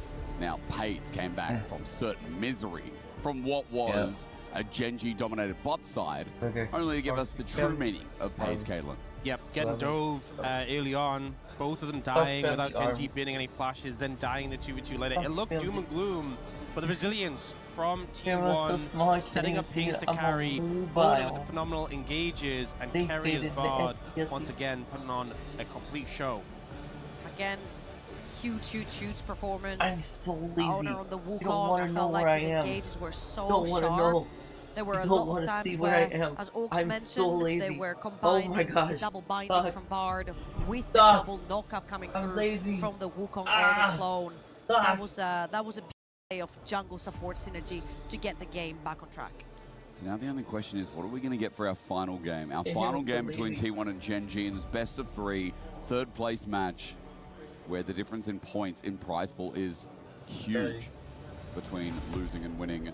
Doran is not going to get his Jace, thanks to T1 themselves taking it away. And once again, Owner is probably going to be choked from this Vi, from this Nocturne, like he has been most of the tournament. A lot of jungle bans coming through, and with it being fearless already, the pool really feels quite thinned out, especially when you look at like the typical meta junglers. I expect Poppy to be banned as well. Then Neferi really stands out as the sort of highest prior jungle left available. We'll be probably looking towards something like Xin Zhao as well, especially if you want to play a more traditional front to back, particularly looking at Gen G, who have been seeming to favor kind of that playstyle in this series versus T1. The Ziggs taken out as well, and it's been Vi Nocturne on the side of Gen G. Things like the Gnar, Poppy, as you mentioned, have also jumped into the ban list in game number 2. Olaf gone. Ooh. Usually is a response to that Jace that we've seen, also a response to things like the Gnar. Also, the Ashe Seraphine. It's a pretty good counter when you can just run into the backline onto immobile carries. I think Olaf has been a great pick for Doran, particularly when lacks that DPS, has a mage in the bot lane, and they can't cut through it. Notably, Poppy and Orianna both haven't been banned yet, that were banned in previous drafts. Trundle ban going to come through, so this maybe suggests that T1 could lean towards the Xin Zhao, Trundle good into the Xin Zhao, could also lean towards the Poppy, but I think they're expecting Gen G to take this Orianna here. Yeah, for sure, right? Ori first, and then rotation. What else do we have available? There's just so much. It's like an open window. The Varus is there, which is just going to be slammed by Gen G, but you are giving up Ori. You're giving up Ori, and specifically, as you talked about before, the jungler Neferi as well for repairing, which often isn't being given in the same rotation. I feel like Orianna plus Xin Zhao just buy so much time in the team fights. There's so much survivability and distance that you can create in those fights. They're kind of an incredible duo. In the past, I will say, also, we've had Neferi as an option into Varus top. So the flexibility of Varus might decrease a little bit with his priority jungle that can also be used in a solo lane. T1 that ambitious. It seems like such a good pairing. Orianna was a given. Early jungle here. Are they willing to pick up the Neferi, or is it going to be something more constitute like the Xin Zhao that also has a good pairing with Faker's Ori? On the Xin Zhao, very effective, and also has the shielding, the backup from the Orianna, which we know the Xin Zhao definitely prefers. Now for Gen G, I expect a jungle pick up for Canyon, and then presumably Chovy's answer to this Orianna could go for something like the Akali, could also go for something like the Galio as well. They're going to start off by taking the Pantheon for Canyon. Bit of that global pressure. And it will be that Galio for Chovy. They're hovering at least. Ooh, I actually really like this combo because again, when you have semi-globals on the map, then the side lanes become a little bit tricky to play for T1. And since T1 have been so mobile around the map and so fast around the map, this is a way that Gen G can actually contain that.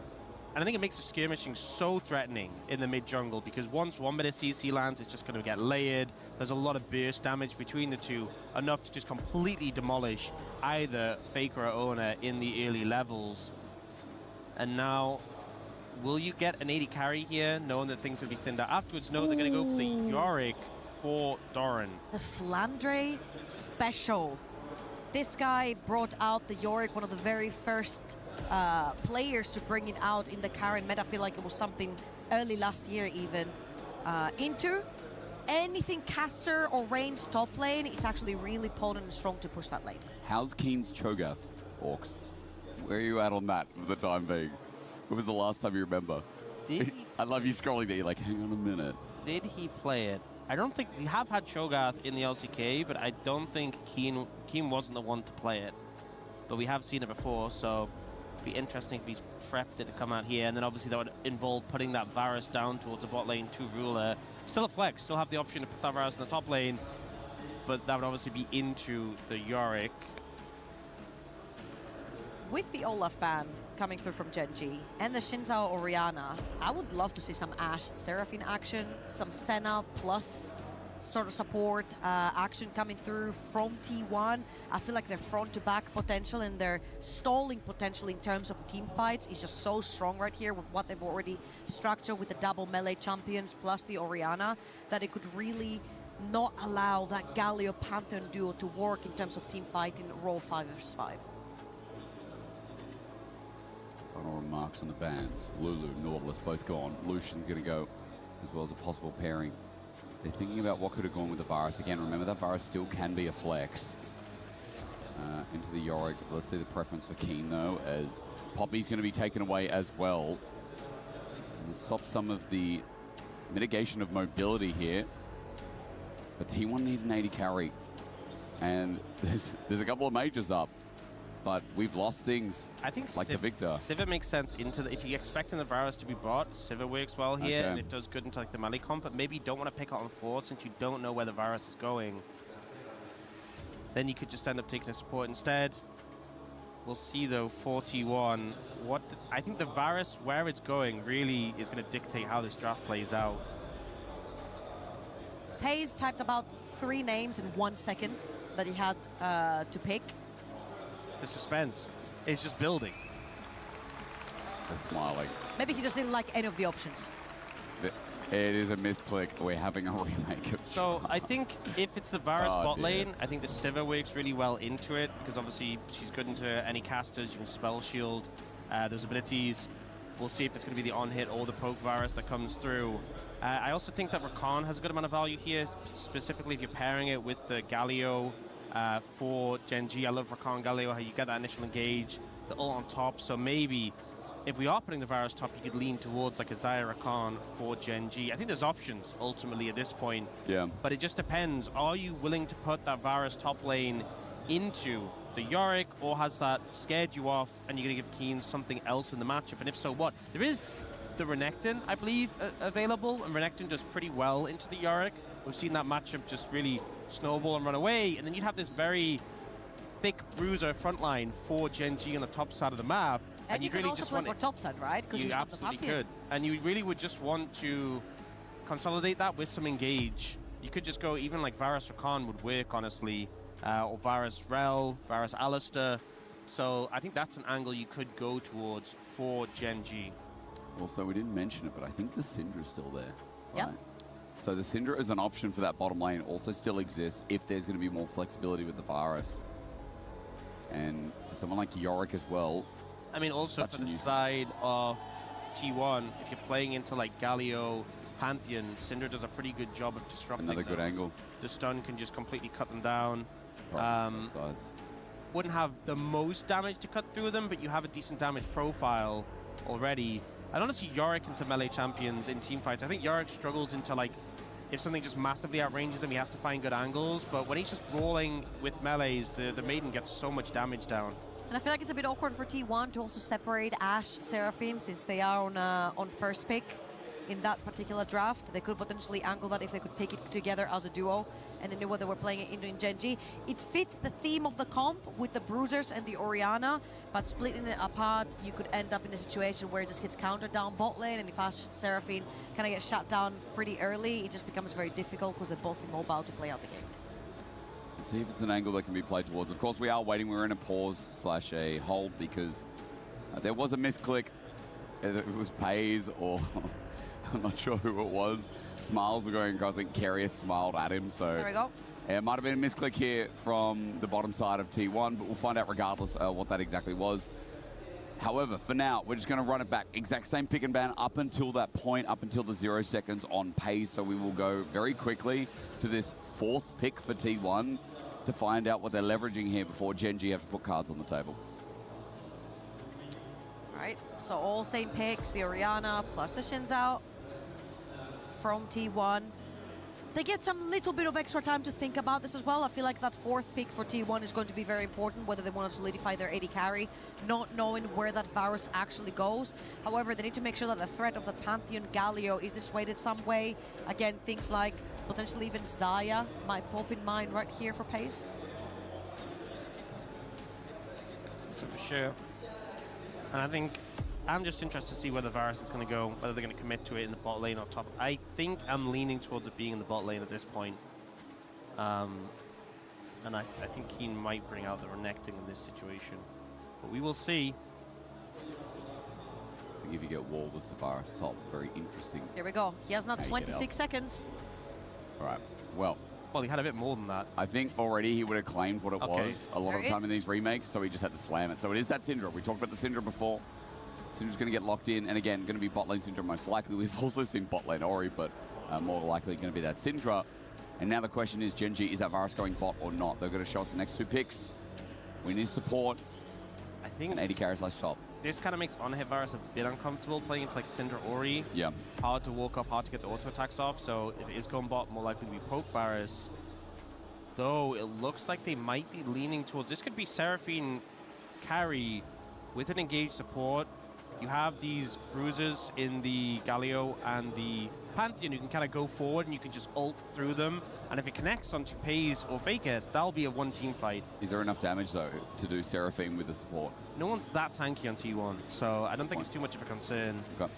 And you have a good amount of damage from the rest of the team, and it is going to be Seraphine, Alistar bot lane. So you have the setup, you have the engage, you have this big bruiser front line, and then you actually have the AD carry in the top lane with the Varus. You have that sustained DPS if you really need it. But to be honest, if that initial engage works, that should get a lot of the job done. And now for T1, what are they going to respond with? Pairing up with the Syndra in the bot lane into these heavy bruises. I mean, technically, Rel could work really well. A lot of melees on Genji, so the counter engage could work. Keria is a Pyke expert right here. He's going to be locking it in. Lovely. I'm a little bit worried for the damage output on the side of T1. I'm not going to lie. So this Pyke definitely feels like a snowball pick, a lane pick, because you have a lot of threat onto the Seraphine, but also into the Alistar matchup. If Pyke is priming his Q in front of you, the best way to interrupt is to headbutt him, but he'll just dash backward and then you're stunned. You're going to get the CC layered with the Syndra as well. It's not a fun matchup for the Alistar early on. It's not a fun matchup for the Seraphine. And really, Genji need to get out of that laning phase and have that value in team fights that the champions really provide. So I'm going to ask you, is there worry if Keen doesn't have an all-time game? Is there worried if Canyon isn't able to use Chovy, rather, to help unlock the map here? What is your concern with Genji running into this T1 comp when there's a lot of comfort, but also a lot of operation within the ultis, within the team fights that feel like there's a lot of threatening angles that come through from these champions? They're very tanky. The shields definitely help prolong the fight. So when you are lacking damage, but you can prolong those team fights, eventually you will do enough to weather the other team down. My problem for Genji is actually getting there. I feel like the level 6 is going to be very important for them, and obviously not allowing Keria to do whatever he wants on the map in the early stages. It's also like with picks like Syndra Pyke who have those executes. if you're not able to get the health bars even close to the XQ range, they're going to feel much worse. Pike, if you do not snowball on this pick, you do not impact the map, the Pike is just going to feel useless in the team fights. There's too much CC going around, too much damage, they'll just explode you. So I really think T1 need to get the ball rolling and get some momentum. And ideally, if they can free up this Pike to impact top lane, that Varus, Keen's Varus, should be targeted heavily, shut him down, and the game gets a lot easier. Well, just like the road to MSI, we're at the final game. T1 triumphed, went to MSI, and Genji stayed at home, onlookers at the event. This time they've been knocked out, but moved to the third place match where T1 stand in their way. Revenge would taste amazing in Paris, just like all the food does. But the real question is, can Genji bring us a game one like we saw in this series? Because that was exceptional. That's what it's going to take here. I've made my production team hungry. Don't worry, there's another best of 5. They can eat during that because that is going to be a delight. And I'm not talking about the support. I love this tech, because getting a ward in the lane brushes is so important for top laners, especially in a range melee matchup. So we see Duro come over and put the ward down level 1, but Carrier comes over and sweeps it. And it's just a little funny interaction matching that. Carrier's impacting top lane, I was thinking, you know, maybe after like 3 minutes. He's there now. He is. Duro sniffs it though. Lane swap Still meta. staying. Okay, they're sticking around. Quick base from Carrier, maybe. Still hovering. Duro cancels his base. So does Carrier. And so both supports are going to be late to this lane. Solo experience for Pays and Ruler. They keep just canceling. Keen just checked to see if Carrier is actually back in, and now he's gone. By the way, Duro soaked a minion from top lane. Carrier did not. So, might be a small EXP difference. I mean, Doran's going to hit level 2 here first, despite there being a range matchup. The ghouls are out as well, so Doran on that next wave will have 2, will have the E, but Keen, obviously, is going to be able to get the auto attacks down on the minions first, which does mean that they match level 2 at the same time. Now, but Sports returning to bot lane. I will say, I feel like the level 2 spike from Pike is so threatening, and Genji T1 not able to capitalize on that window here and now because the attention being put towards top lane does give a bit more freedom to Duro and Ruler. Notably as well, Duro has gone for Aftershock. We often see Spellbook on Alistair, he's pretty tanky enough himself, but really prioritizing that durability in this Order's game. coming in, yeah, Chovy forced out of the lane, has to teleport, but as you expect, the range advantage is going to take care of Galio early before he gets more resistance. Love this also from Canyon. He went Raptors into bot side, into back, into longsword. Owner has been doing this for forever. And because he knows Owner's going to end up on the top side of the map, could potentially match Keen a bit too far forward. And Owner is right he's also behind got 3 calls as well. He landed the morning mist, the dark procession around. Keen's going to flash away, but wind becomes lightning. And death comes for Keen. First blood to Owner. And if death wasn't enough, just look where those minions will land when Doran is done resetting. The lane will push further down, which means that Keen, who's flashless and teleportless, is going to have to overextend to catch his wave. And I really wanted to see T1 putting attention towards top lane. So I did not fight the gravity. So Doran set that gank up really effectively. And we even see double scuttle secured with Pays and Carrier moving up to get this bot lane. The gravity's for not fight. While the top lane one was secured by We did not fight strong with this one. Just good proactive moves in this early game. So Pays, who doesn't have to use the TP because he hasn't actually backed away yet as well. Moves away as Ruler has with the amplifying tone. TP going to be used. Faker stands his ground. But it's mainly just to clear the waves. Duro's also roaming, supports as they do at level 2, just Thank crossing you. bridges Hi, in the Biz. lane and carry Thanks for back while lurking, Duro, co-streamer. Remember, slight experience advantage now has margined out. Man, we had He such gets a level week 3 this off the week. mid-wave. Appreciate it. Carrier fishing for an angle down here in the bot lane. The CC layering very threatening. Spots I was on the ground. I was so lazy, dude. I just did not want to get up. Spots kind of board that was placed earlier. So they do know the whereabouts of the Pantheon. And again, this Genji composition really unlocks at level 6 the Galio plus Pantheon that can hit the side lanes. Hopefully they can play to get some more money, potentially into Rulers, Seraphine, as Kin. He's a little bit cooked up top side, especially with where the wave has been kept from Doran this entire time. Makes it really, really difficult to walk up and CS. Meanwhile, he looks at the bottom lane, headbutt pulverized. Duro's found a mark. It pays. Yeah, the crowd's a bit confused, but Duro finds an angle. Just a big overstep. The fact that the crowd's confused. I am confused. And set up that headbutt without even using flash. You know you're in a bad position then, and it's an easy pickup. You are this immobile mage, and it's just an easy handover to Canyon on this Pantheon. Nice done, King. That's where you want your gold in the early game. Pantheon is going to be the moving piece in the entire Gen G composition. So getting that extra gold, the extra first item. Now with the Tunneler in the inventory, Canyon really has the chance to impact that early game. There's a ghost in the water. Carry out Bone Skewer is nice under Ruler. Halo Blades come through, but he didn't get the last 2 auto attacks of it. Paige just gets chunked out, and right now Ruler and Duro chilling in yet another laning phase here in this series. Yeah, Ruler low mana, so he has to reset to get out here. And this was just, you know, Carrier can kind of do things like this because he's on Pike. He can go aggressive. But look how far forward Paze was. Yeah. Trying to grab the Grom. Oh my god. And then the headbutt back into the pulverize, into the stun. No getting out of that. No one takes his Grom. No, he's pals with that Gromp as Canyon looking around for an angle, maybe looking for a bit more deep information. Going to spot out jungle attention here from Ona, especially on that ward. Over this next scuttle, level 6 to be acquired. That's from Canyon especially.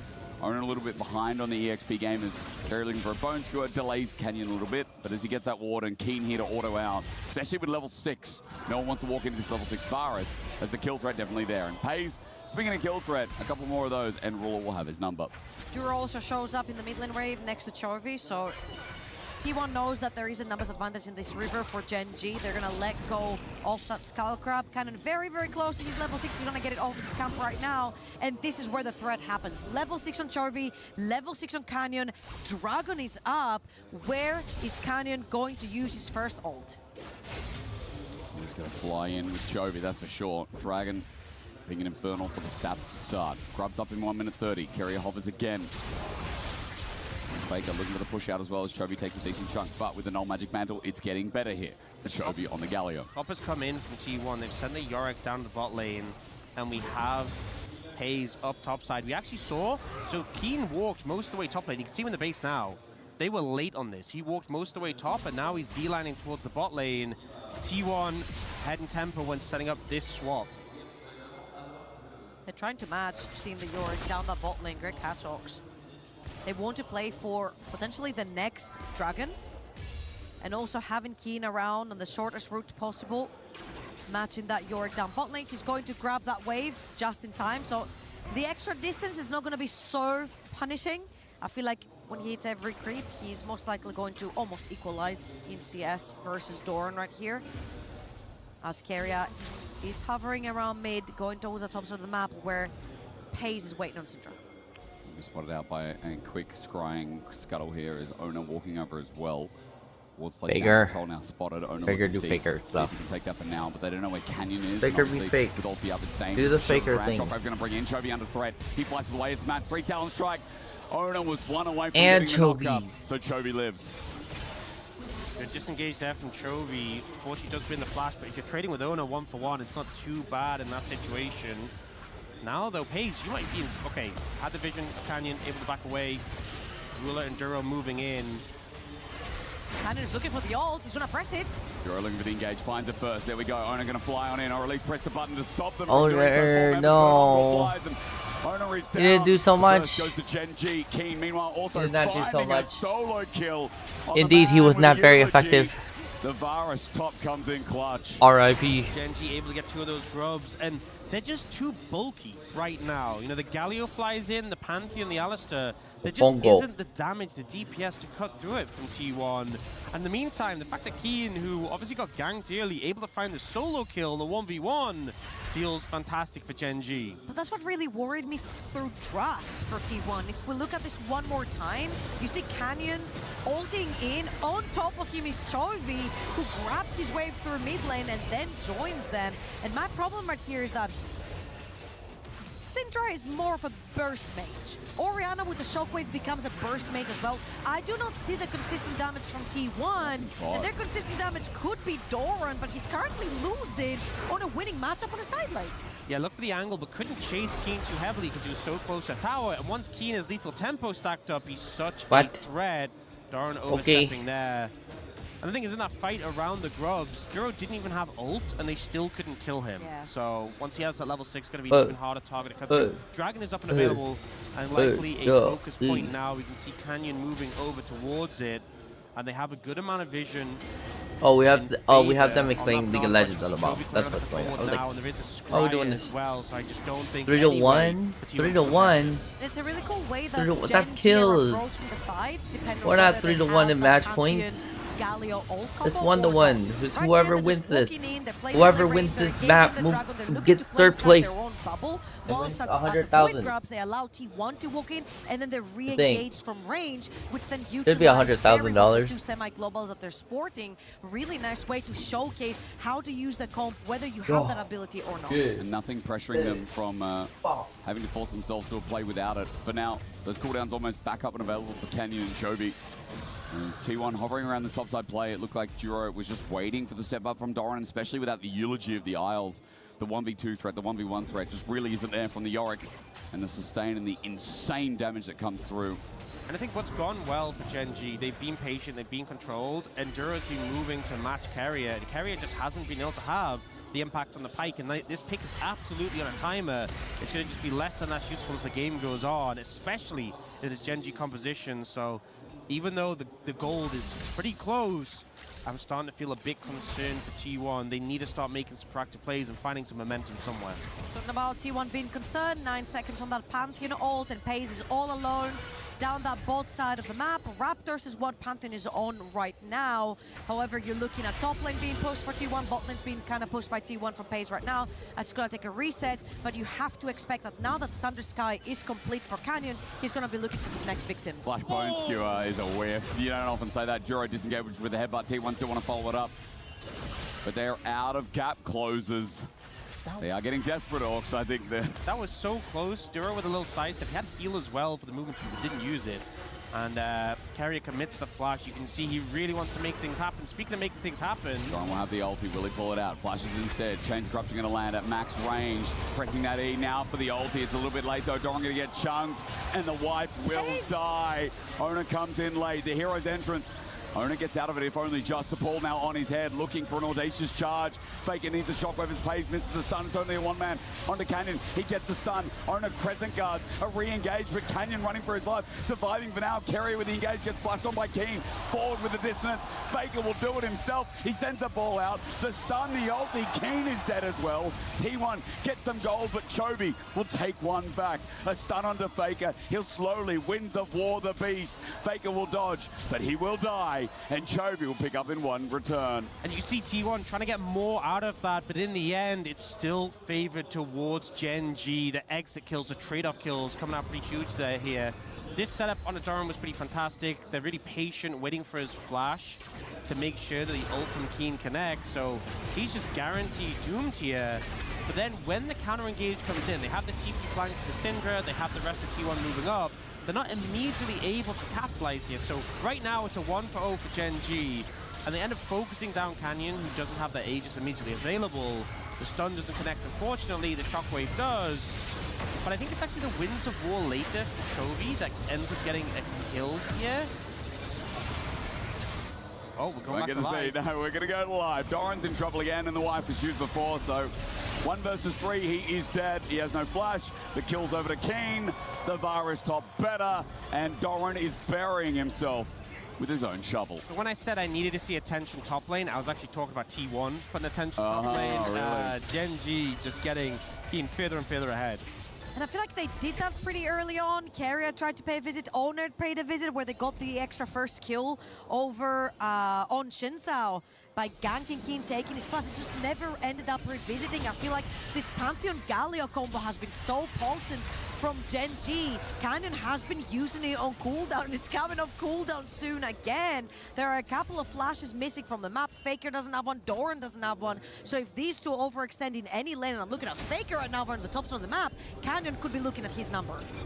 I'm very worried about the top laner of Gen G. 2,500 gold, and he's really maintaining most of it.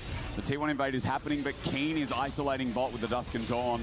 So while there is some gold going down, there is more arguably going to this Varus, who is going to take the first turret at 14 minutes in the game. This is not how this matchup goes. Well, apparently this is how it goes. Well, this Yorick is stuck on Phage and Sheen, right? And there's a Dusk and Dawn on the other side. Keen has gotten out of lane. And that was the most important thing from Gen G. Do they trust to put him top lane in a counter matchup and him getting out of it? Currently, he's 2,000 gold up, 1 item up, and he's in a great position to carry. Keria looking for an engage onto Ruler. What can they find? Bone Skill waiting, trying to get the flash, but Keria advises against it. Still here. Phantom Undertow to escape, and him and Paze are going to group up while Dragon's up now.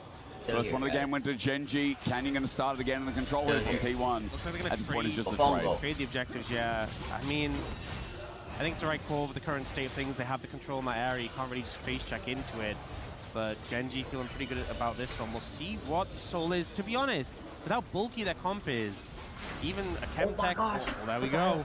I think it still works very well with the composition. Yeah. These bulky frontline is going to be even harder to cut through. The shielding and healing that comes to as well going to be very high value. So if Genji get the hands on this, it's going to be so difficult to deal with. And I'm looking at Chovy as well. We already know that Galio, very good against mages. He has Abyssal Mask and the upgraded Merc Treads.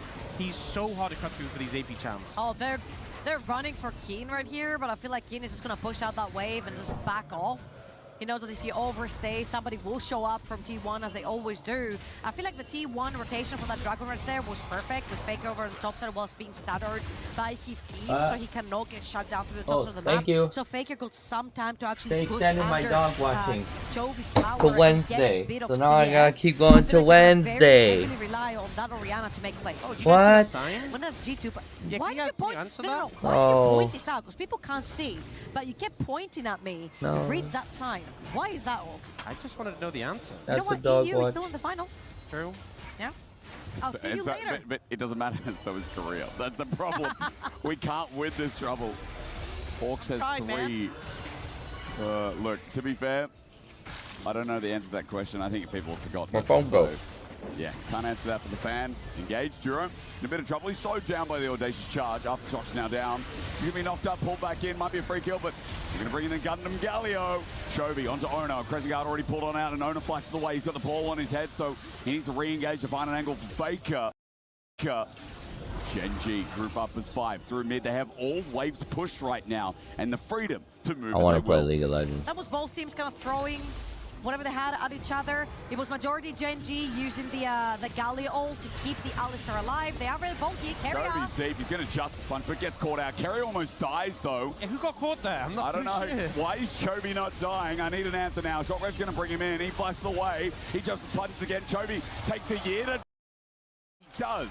A shutdown over to Faker. T1, a breath of light, and Faker Bro, is the only I had one a with gold in this game. 2-minute That is ad very big in though, the because Dota 2 Orianna, I feel scene. like it's going to be the game changer I right don't here. The want to consistent stay in damage is Dota coming 2 through Orianna scene. with the Q. Apart from the big pop from the shockwave, might be able to change those fights, especially when we're looking at the damage distribution. 41. There's just not a lot of consistent damage of it. Owner. Knock up, yeah. Ona's punishing this. Always Page. Good scatter of the week onto Canyon under Tara. Tara not hitting just yet, but there is one. Encore comes through. Page in trouble. Duro 2-man pulverized. And a bait it is. Ona jumps back in. He wants something out of the play, but he won't find it yet as Keria wants to bring death from below. But all he needs is a skewer, and that misses. Genji walk away, drawing out Faker's TP. Just shows how long it has taken T1 to cut through these targets and how much respect they have to pay. And in both of these situations, Keria is like, hey, I found Chovy, and look how close he gets to death. Just trying to set up this play for his team. He flashes in and just nearly gets deleted just by a bit of damage from from Rula and there from Chovy. And then Chovy does try his hardest to get away. It does take a very long time to cut through him, though. It's still a good kill for the side of T1. But here, the CC and turnaround potential of Genji composition cannot be disrespected. Yeah, Pace walks up without flash, gets caught on the chain CC by the Seraphine, and gets punished. Oh, Doran could be in trouble now. That tower's very low. Here is indeed. Carrier's Sticking there. around. Kerry's coming to help on out, but the turret regardless is going to go down to Keen. Whether they continue to play or not, Kerry backing away, but Keen is just in these side lanes. Right now, Doran can't match him even with the Trinity Force. That guy is about to have a second item here on this Forest top. I feel like the pace of the game is picking up right here. Cannon also with his ult up right now. I hope it is. I know we're at 19 minutes, guys. This is where Pantheon shines. Can Genji just like finish it? And suddenly becomes a 3 versus 1 as So I can go feed the doggies. as well on the side of Chovy. So T1 are gonna I want to feed the dogs early, careful on the side lane push. 50 seconds on that. so I can spam my Mofongo. Available as well, so I feel like this is the pivotal fight. If T1 misstep, not only do Genji get potentially 3 dragons, but also can head over to that Baron. They don't have the most DPS of any composition, but they're very bulky, so they can withstand it. If they get a clean fight, they will just take that objective. They will indeed, and Keen now also just picked up his second item, so let's call that a power spike. He's got a proto belt now on this Forest top. I'm wondering if Chovy's going to have enough for his second item. Insane on Galio, this Abyssal Mask Imperial Mandate, so much extra percentage damage increase, and the ability haste you get on almost all your abilities, it's only your Q that the Imperial Mandate doesn't apply to, is just crazy value.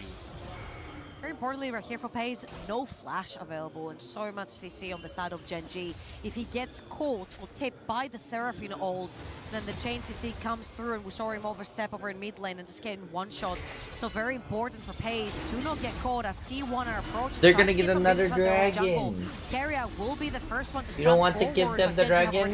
His Umbral has been used. Len's now down as well. Gets a bone skewer to start us off, but this dragon feels like it's gone. Ona's coming in from mid to the dragon pit. TP's going to be used by Genji defensively. Engaged from Duro. Sets it up, and there's Chovy to fly in after the fact as well. Why is one guy going back while another guy is just engaging? Canyon away, 3-man shockwave.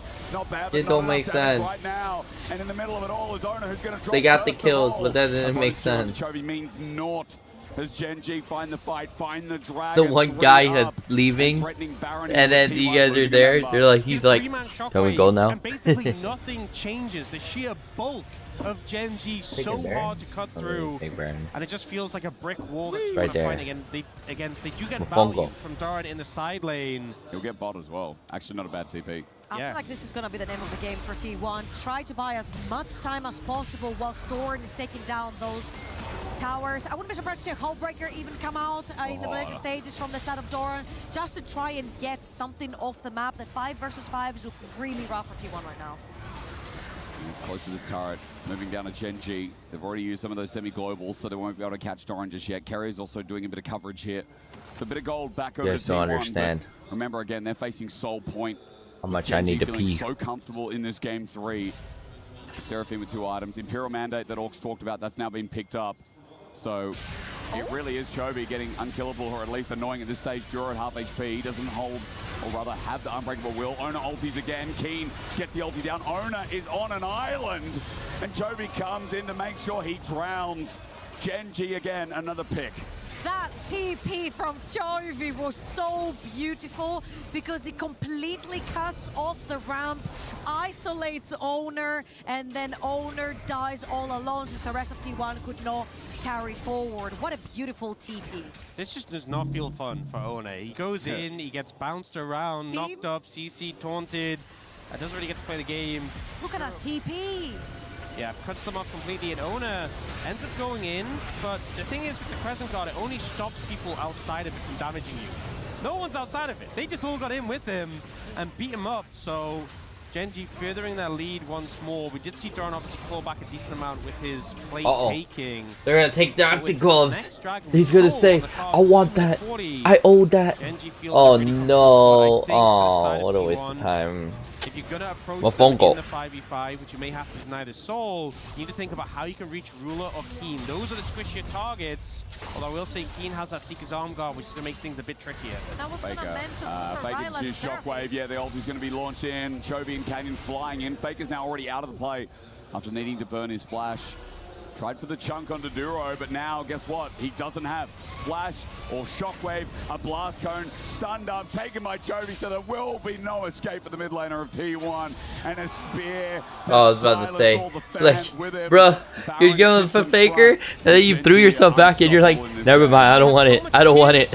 I don't want it. So much bulkiness and sustain. It's so comfortable to start this up. They can just be Twitch, clip that. approach, and the second they see a target, they'll go.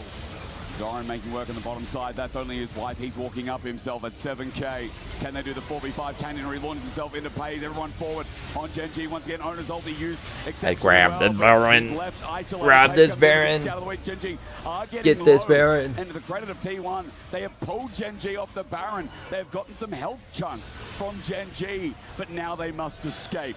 The follow-up from Duro, the heal, the protobelt from Keen. Shane's corruption lands on his counterpart. The burst with the AP top lane 80 carries enough. And Keen finds a kill. Faker. T1 running for their lives. The winds of war. Faker comes back, but a blast cone, a What? shield of Durand. Huh?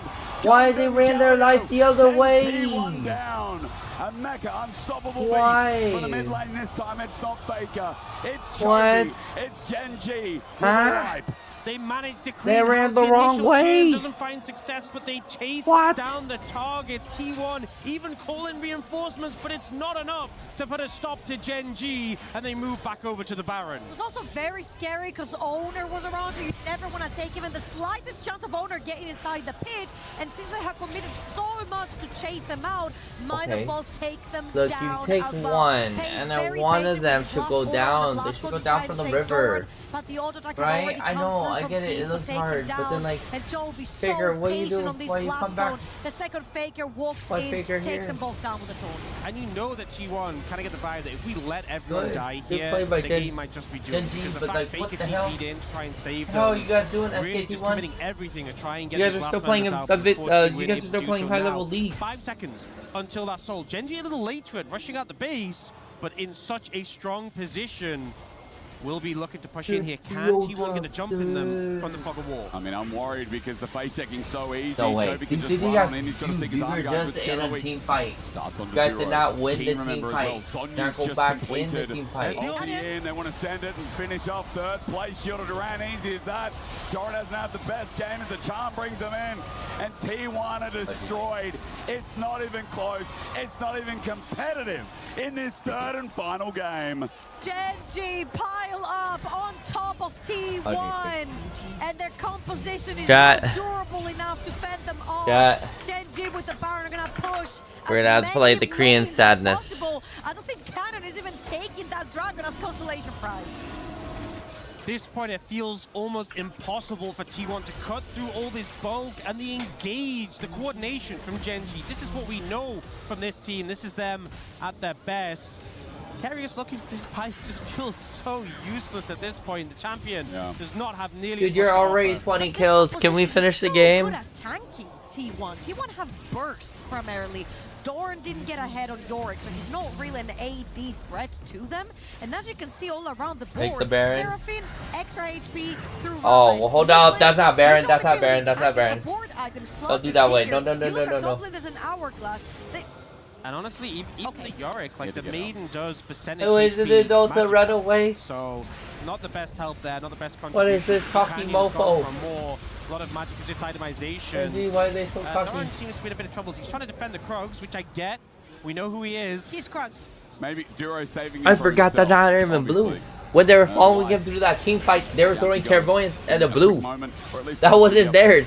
They didn't even And as see. you They said, didn't even near see him. impossible What the hell? fill for T1 as they're going to lose their inner at the bare minimum here. He now has the Vid Embrace, I think it's called. So he's going Banshee's fourth. But the fact he has that spell shield Going and top. the Zonyas and the guys Rocket push Belt the bot. and Flash and Put the Baron Ghost, he buff. is not an easy target again. And on top of. Solari from Alistar. Yeah, there's so many defensive tools for these. I say squishies, they're not even that squishy. Look at the health bars of baby. the Seraphine and Varus. Bofongo. It's becoming so difficult. Why the hell do I have another ad? For 2 minutes? T1, you can see 2 the minutes Baron Dota 2 power ad? play What the over hell? 5 Hell no. Hell no. in favor of Gen.G. Hell no. We're not doing the 2 minute 2 ad for you guys. A majority-based T1 crowd here at EWC 2026, and in Paris, hasn't been many cheers for this third game because I think they've known that the comp has set itself up for success in Gen.G. and engaged tried by Doran, but a Mega Blast Cone from Duro that builds the space. Gen.G There's 4 members down here, but they are not giving T1 an inch as they try and overload with all 5. T1 had to try and make a play here, see if they can catch someone. Canyon was all the way to the top side. No TP to join. His ult was not in range to join. He had to reset as well to get an extra item in his inventory. Now Rift Maker for the Galio, so a lot more damage coming through as well as tankiness. And T1 just missed their window. Change corruption, dodge out of the way with the proto belt. The burst is insane. Fake it with the shockwave for Keen goes. I don't think they want to kill. You Oh, can't kill him. He's got too many tools. As Juro sends I was saying I don't think they want to kill Faker, but then they kind of did. No way. They went in. They want to get an ace so that they can finish it. High key, I'm for it. I am for it. I am for the ace. Let's go. Mofongo. As they say in Vietnamese language. Ja-ai. Do-ma. Ga-yi. But T1 are just another day in the woodwork for the LCK team. And while it was a rough tournament that they're not defending their title, at least they'll be able to take down their rivals in T1. Now it won't be yet, as Kerry does drop. Owner's coming up in 5. Fake is now alive. Genji will have to retreat as Shockwave brings him in, but Chovy buffers with the Justice Punch. Shield of Duran, Winds of War, Faker dies on the respawn. Owner gets back as well. A scatter the week, but Chovy's right back in. You can't stop him. And I doubt that you can kill him as well. I think there's like half the team that's like, oh my gosh, good taunt, good stuff. While the other half's like, dude, let's just finish the game. Unable to defend their title, but able to defend their R.I.P. Faker. R.I.P. You did good. Of the tournament, and the reigning champs unable to reclaim that same prize, but will get it's okay. Place finish and get revenge. We appreciate you. T1, who denied them in the as road to MSI. as T1 fans, we appreciate you. Tyler 1 fans, good luck out there in the world. They are gone from the EWC. Bye bye. Twitch, clip that. There's no way T1 has enough damage to beat them, and they were right. There was such a nice pace to that game if you're a Gen G fan, right? It felt useless. It felt so hard to watch if you like T1 because Gen G just was good for the sub. We talked a lot about the comp. I think also talking about how King just once again on another 80 carry top kind of smashed Doran out of the woodwork, even though Doran had that great Cassante game. It wasn't enough here. And on the Yorick, fell short. I think Gen G are a team who are so good at dictating the pace of the game and controlling it. T1 needed to get things rolling, needed to get things going, relying on Carrier's Pike, and it was just too hard, too thin odds, too thin chances to make things work. But always, this series delivers. Gen G against T1, always a legendary matchup. It's always nice, it's always great. And you know, back to LCK for both. And we'll see what the final split has to offer before Worlds. Both have high expectations on their shoulders. The fact that they bowed out of this tournament and had to play this third place match was already a surprise. Final brush teeth. But I think a lot of T1 fans will be asking for more, especially with a loss against Gen G after their loss to G2, after the loss to KC. May sound negative, but it's a hill to climb that T1 can do, as Gen G are the winners and Ruler is standing by on stage for his third place interview. He is indeed, as Gen G locks in that third place finish. Paris, make some noise for Gen G! Standing by here with Roulette. You came here to defend your title. It wasn't to be. How did you find the energy and passion after yesterday's loss to come here and compete against such a fierce rival and play so well? 일단 룰러 선수 승리 축하드리고요. 일단 타이틀을 다시 가져오진 못했지만 그래도 어제의 패배 이후로 이렇게 다시 와서 또 강적인 또 라이벌인 T1을 상대로 이렇게 승리하게 되셨습니다. 사실 그 원동력이 무엇인지 정말 궁금합니다. 어제 경기 일단 지고 나서 좀 다 같이 조금 분위기가 좀 사실 많이 안 좋았어요. 많이 안 좋아서 오늘은 좀 되게 편하게 저희가 못 해봤던 것들이나 그리고 좀 저희가 부족했던 부분들이 뭔지 알고 있지만 못 고쳤던 거라서 그거에 대해서 되게 좀 많이 이야기하면서 좀 플레이를 해서 이제 좀 좋은 결과가 나왔다고 생각합니다. Yeah, after yesterday's loss, we felt a little down. However, yeah, let's play much comfortable as possible. So we try to do things that we didn't do, and we didn't fix our mistake last time. However, we just tried to fix this time. I'm gonna go. So, oh, wait. Now, of course, you'd much rather have been in that grand final competing for the trophy. Whoa. Coming third and winning here against T1 comes with its perks. Actually, as it doesn't well. really matter. You get All right, so I'm gonna go. I have to go $220,000 feed the take dogs, home, but and I always 500 take you club guys with me. championship points Oh, plus I secured. need to take them When off you too. get home, how do you think you'll reflect on this You year's guys can't see performance? this, but this is 이제 allergy. 타이틀 디펜더에 실패를 하셨지만 그래도 상금 Yes, 22만 I'm not 달러와 함께 lying. 클럽 챔피언십 500포인트를 획득하시면서 이제 돌아가시게 됐습니다. 그래서 올해 Kinda 이번 crazy. 대회에서 이제 Someone 룰러 who's allergic to dogs is dog watching. 경기력을 좀 돌아본다면 좀 어떤 평가를 해주실 수 있을까요? Oh, look at that. That's so cool. 이번 EWC WGNG. 와서 제 So 경기력 WGNG for third place. I will be RB. Well, what am I doing? I can do it right 잘하지 now. 못했던 것 같아서 좀 What the hell? 아쉬움이 많이 남는데요. No, I'm gonna lose service no matter what. Okay, so I'm gonna be right B, and then I'm gonna hop onto my iPhone, and then we're gonna go IRL for a little bit, and then I will be feeding the dogs at the other place, and then we'll go back and we'll watch our grand finals, y'all. Disappointed to my performance in this EWC. Yo. Yeah, that's it.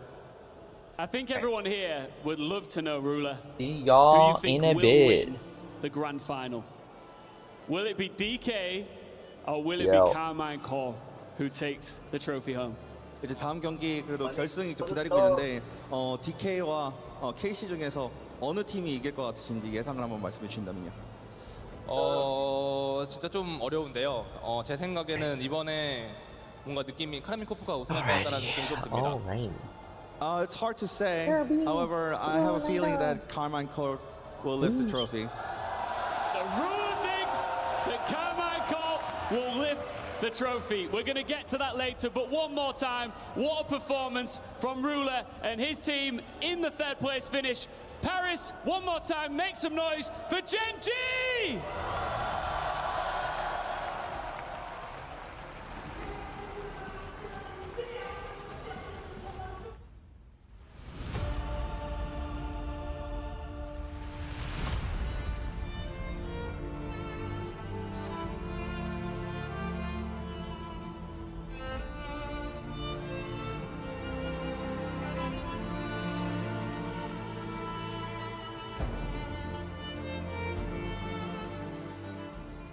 Human body was built to move. Not trapped at a desk in one singular posture for 12 hours a day. It's time your chair evolved. This is Secret Lab Titan EVO. Ergonomically engineered for you. Gamers, hybrid workers, artists. Backing your every move.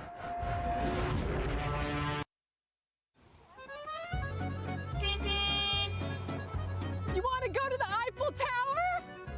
Taxis are so much worse in Paris. Make yourself comfy. What is this? This is the 2CV. All right, you ready to see the Eiffel Tower?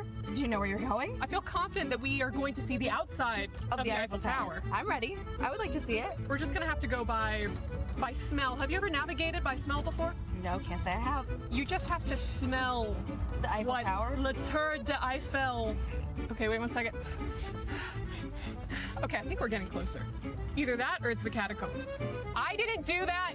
That'll buff out. That'll buff out.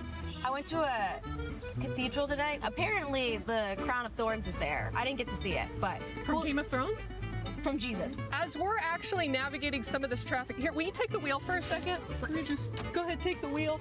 I don't know how to drive stick. I have something back here. It's okay, you'll figure it out. 1 second. Are you still operating the pedals? Okay, Do you know when to brake? I got it. Yeah, no, I could feel it. Okay, here we go. All right. Please take the wheel. Am I still holding the wheel? Oh, no, I got my knee on it. There we go. You're good. How long is the Paris sewer system? I can't measure distance, so 20 miles. 20 miles? That's pretty far. 2 miles. It's actually over 1,304 miles long, and much of it is big enough to drive a train through. Whoa, it's a lot of It is. It's quite literally crazy. a lot of The Eiffel Tower is 330 meters tall, or 1,083 feet if you're American. How much does it grow or shrink based on the temperature? This thing's growing? I mean, we know that things tend to grow or shrink based on temperature.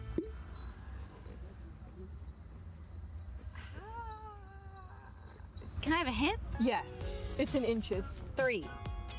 Double it. 6. 6 inches. First try, again. 6 inches? I mean, that's kind of crazy. That is crazy. Yes, is a band that did a JoJo opening. I'm gonna think that you don't know so much about Paris, so... I'm an expert in Paris. I've been here for like 2 weeks now. All at right, this point. well, what can... Regarde la rue! That means watch the road. Ah. Where's the part? There we go. Just that le. True or false? There are no stop signs in Paris. True, because I'm just going. That is so true. Actually true. The city yields traffic lights and right-of-way, all of which have been disregarded on this drive. Bonjour. Bonjour. Oui. Oh, she did not like. She did not like it. Oh, wait. Oh, wait. Wait. Bonjour. Bonjour. Excuse me, should we a gauche? Should we? Well, I think we're a droite. No, wait, I need to a gauche this. We did a droite. Let me a gauche this. Let me a gauche this. So cute! Oh. Très belle, Sean. Hey, watch the road! What? Oh. Okay, that was their fault. We only need a couple more gauches and we're there. Maybe I should just take an Uber. Or like a taxi. Well, no. That's me. I am your Uber and taxi. I've got a lot of student loan debt. Another one. No! Well, I feel like I'm the safest Uber or taxi that you could ask for. Sure. Check out my 5-star rating. Is that the Eiffel Tower? I think that's not the Eiffel Tower. No, that's a crane. I think maybe you can't see the Eiffel Tower because it shrunk 6 inches. Ah, right. That must be it. But also because this freaking grandpa is on the road in front of me. Oh my God, he dropped his croissant. I have GPS built into my brain. You know, like those pigeons? Those pigeons that always know how to go home? Yes. I know how to go to the Eiffel Tower. Do you? We're still making the, what's the other one? A droite? A droite. We're droiting. That was pretty a gauche. We're droiting. We're droiting? We're droiting. We're droiting. You know, maybe I should walk. I'm just gonna get out here. I'm just gonna get out. Right here? Yeah, just not. I'm just gonna walk, stretch my legs, breathe the Parisian Paris, you know, the air, and just, you know, I can take you the rest of the way. No, you know what? It's really nice out, and I just think it'll be a great walk. It's just one more a gauche. Oh, wow. Can I have 5 stars at least? Merci.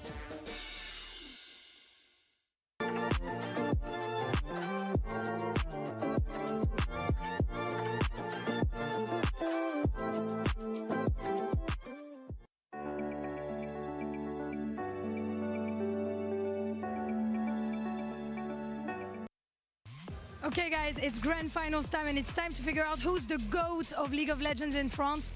Kameto? Or Faker, obviously. Bon, du coup, les gars, on en pense quoi? Bah, Kamel, based. Choose wisely, I said. I told you before.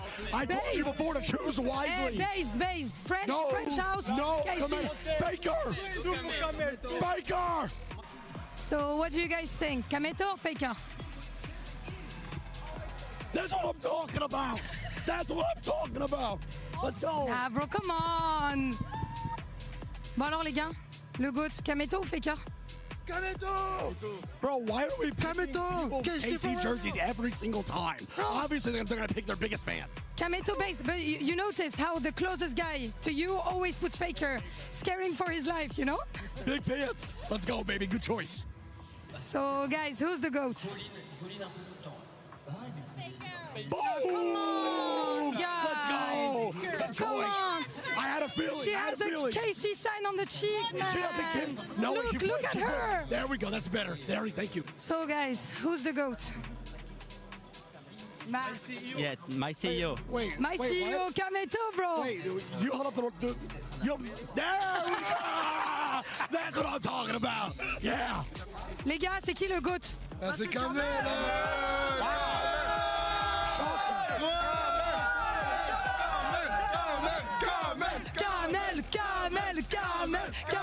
Kamel. We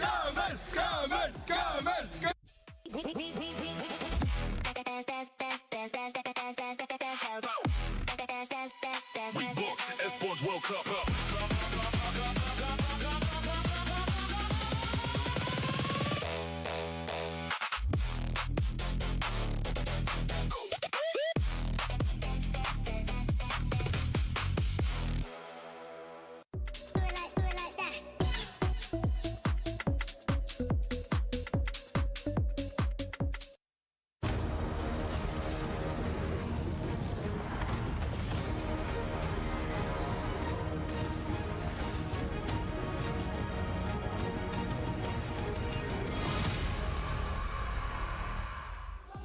Hello, everyone. Welcome back to Paris for the Esports World Cup 2026, presenting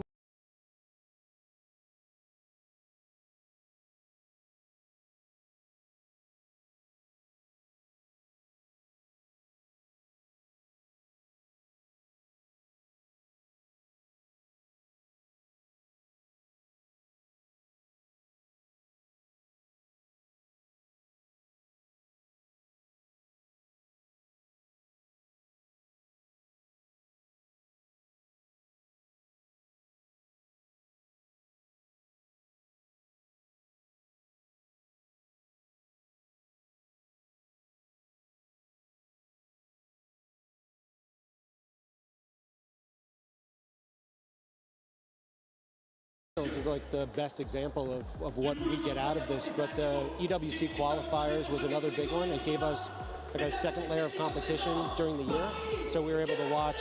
You had your regional league, you had your qualifiers going at the same time, and that put us, man, that blue wall's so good. It's so loud. It's so loud.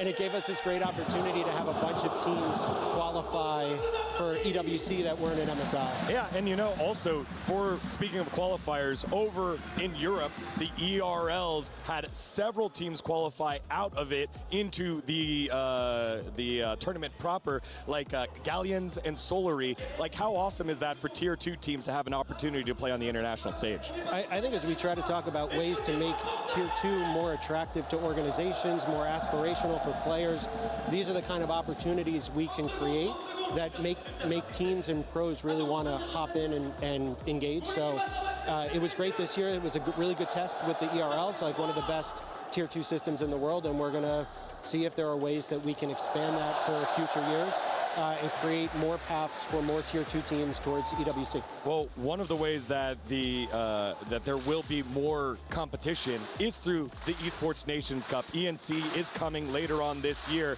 What are some of the exciting prospects of that for you, and what are some teams that you want to watch out for? Yeah.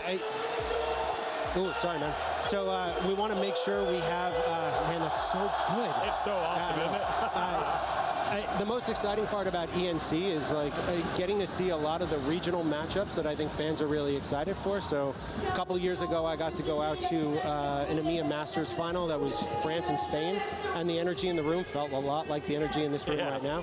So I think getting a lot of those to come out, like USA Canada is going to be pretty great. Like a lot of the European, like intra-Europe matches are going to be good. So we're really excited to see what ENC can bring overall to the ecosystem. Yeah, and obviously, for those of you that don't know, Chris Greeley knows ball. Greeley, who you got in this grand finals? It's a best of 5. It is the LCK unlikely hero against the LEC, not the one that everyone would have picked to be here in the grand finals. What are you looking out for? And if you can, give a prediction. All right, so my prediction's 5 games, because that's always what I'm rooting for. I think watching Khalees yesterday on Ezreal, like the broadcast did such a good job of flipping the pro view and showing him like down in bot lane in 1v1s.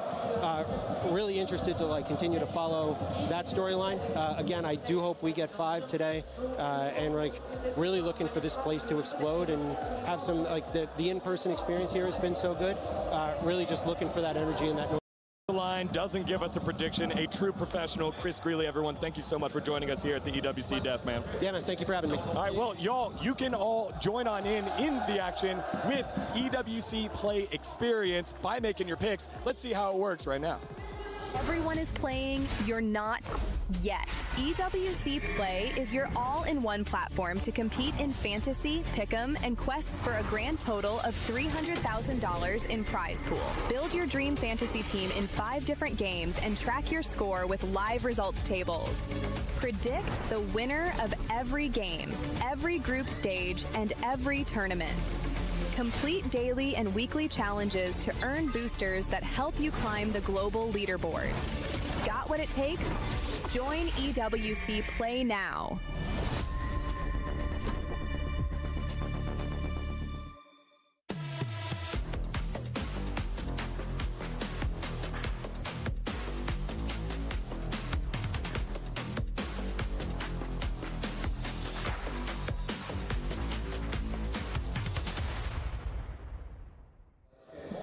Welcome back to the desk, as it is time to set the stage for the big one.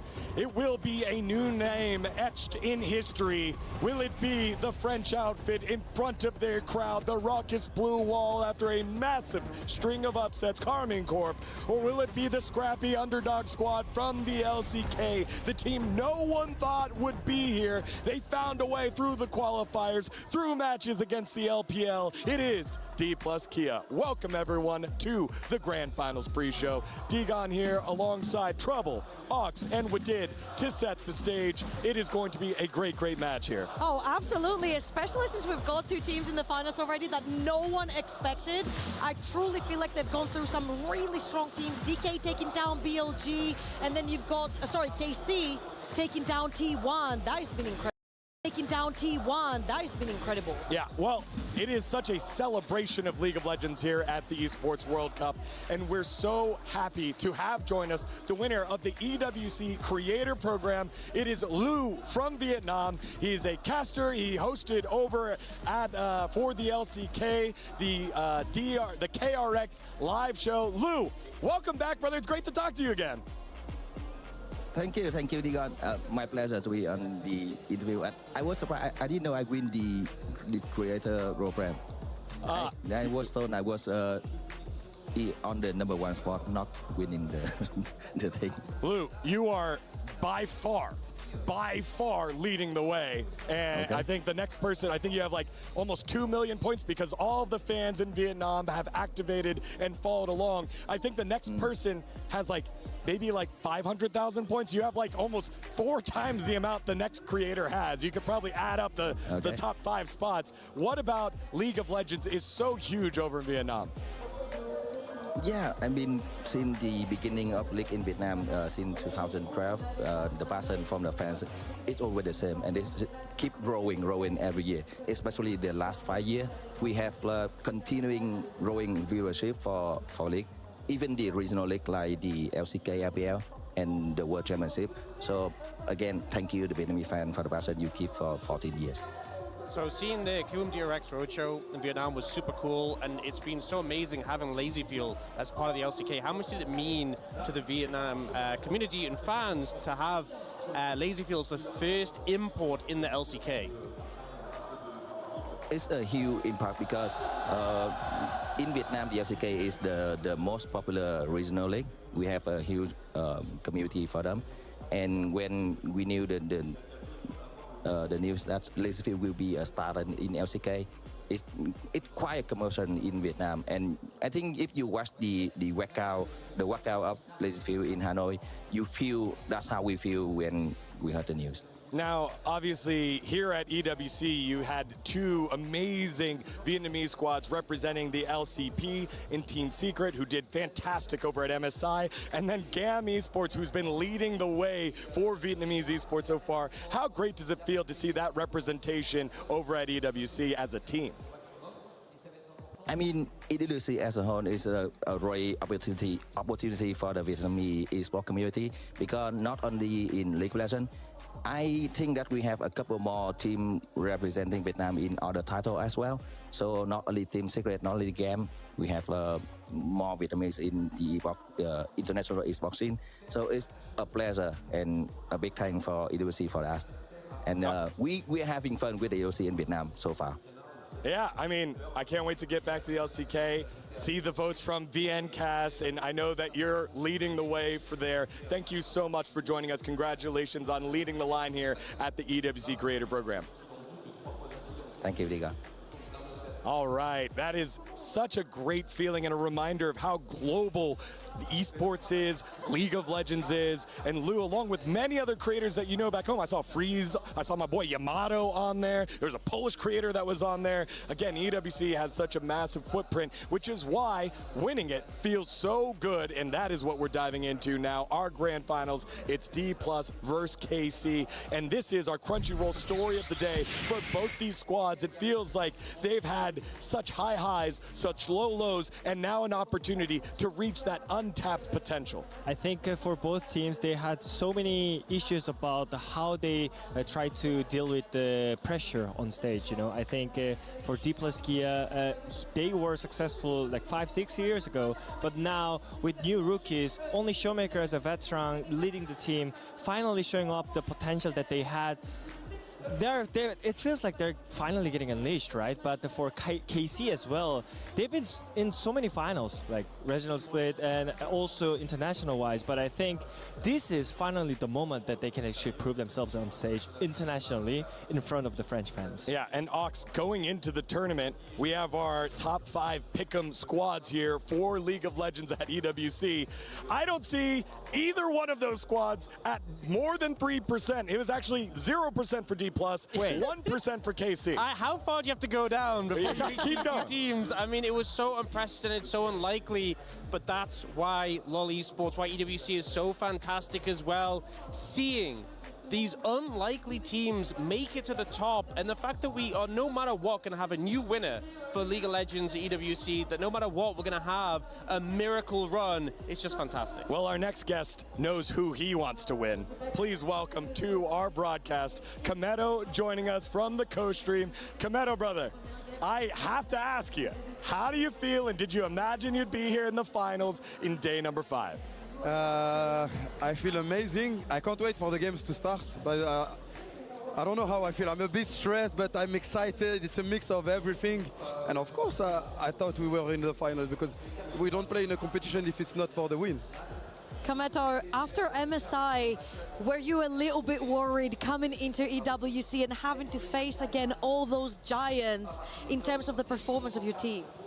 Yes, of course I was worried because the team was not showing their true skills and their true level, and they had like some mental issues, mental block, but they worked on it, and in this competition it helped us to bounce back, and that's what we wanted, so yeah. Kameto, the crowd has been absolutely insane. The support has been non-stop. I can't even imagine how crazy it's going to be if the win comes in. Can you give us a bit of insight? How do you think the arena is going to react? How do you think it's going to be? Well, even I don't know. We never won an international event, and it's in France, so I didn't experience that, so I guess we will see. It's gonna be crazy, crazy, crazy. Again, has been close in the past. First stand, very, very close.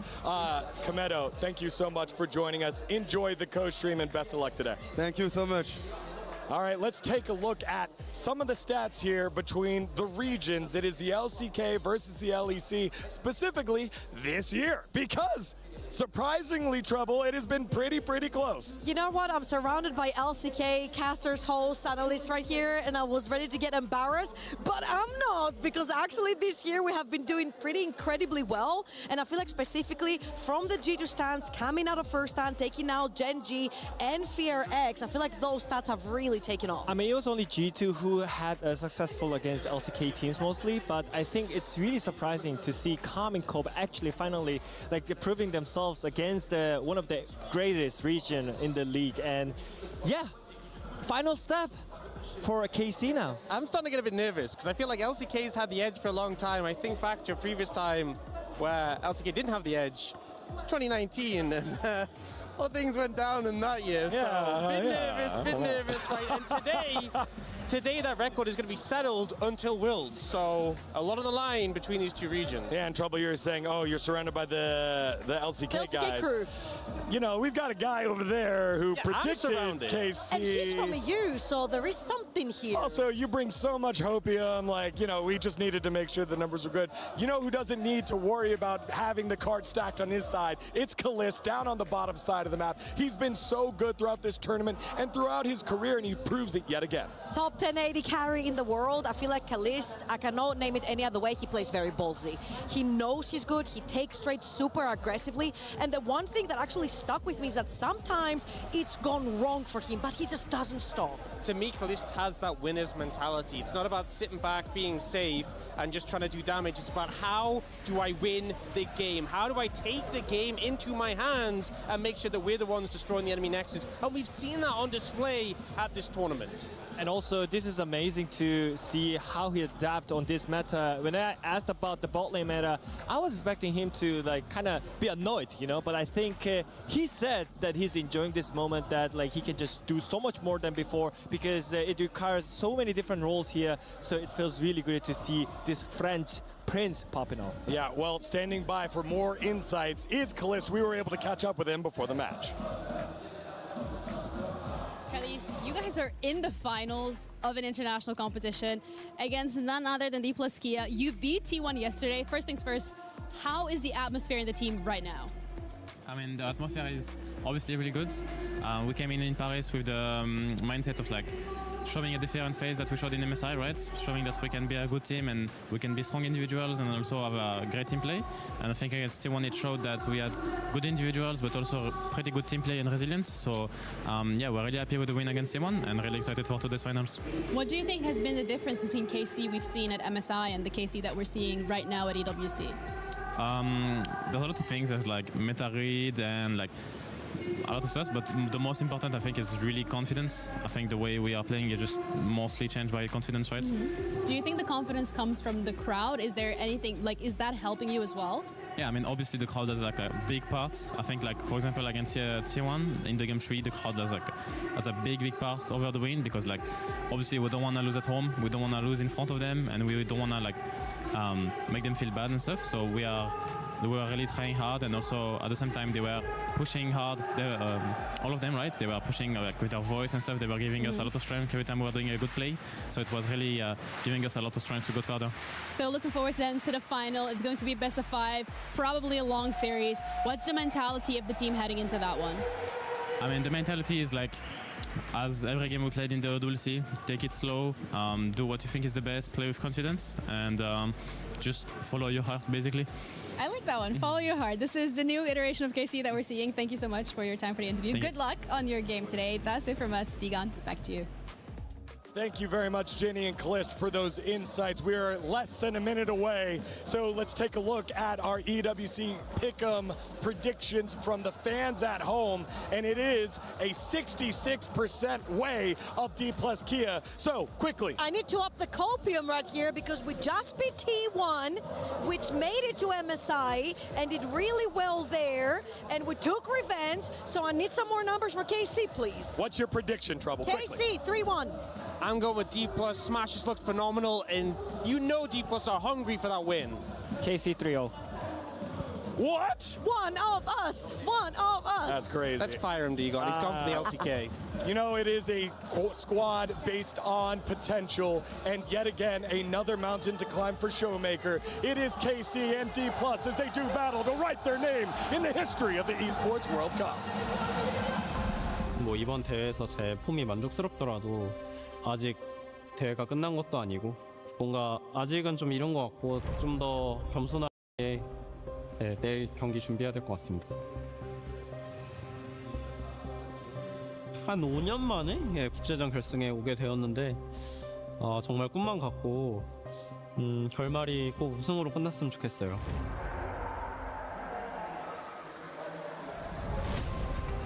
Against T1 it was really crazy, even the other games it was really crazy, and I'm really happy that we got the experience and the luck to live this right. I wish we can make them even more happier by winning the EWC.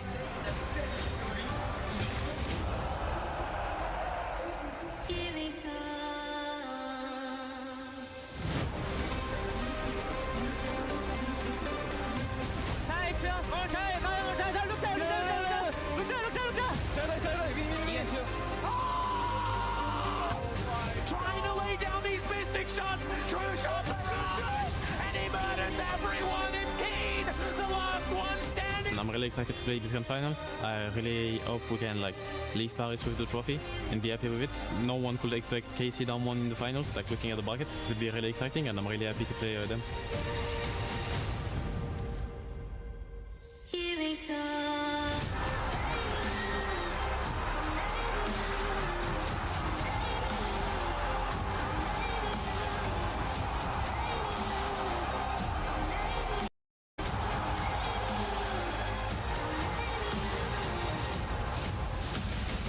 지금 저희가 모두의 예상을 뒤엎고 결승전까지 진출했는데 꼭 우승해서 트로피와 함께 돌아갈 거고 좋은 경기력 보여드리고 싶고 너무 감사드립니다.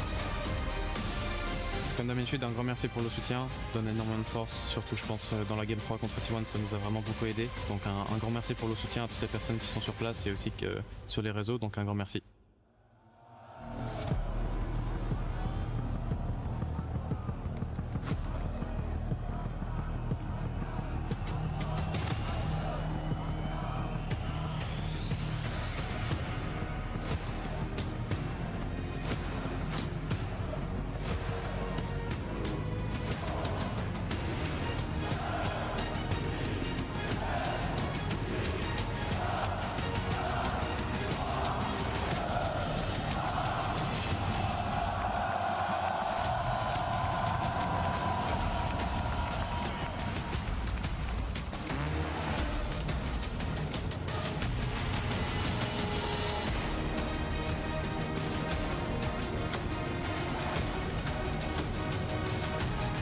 Right, we're here. We're here with the hot. We need to look. Has there been any accidents?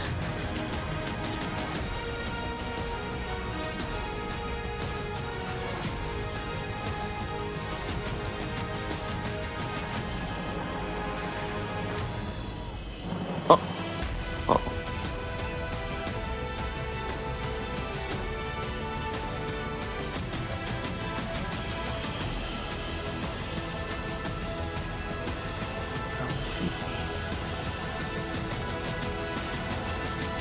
I don't think they did. I think they just went to sleep. I always come here on time and early. And they don't really do much.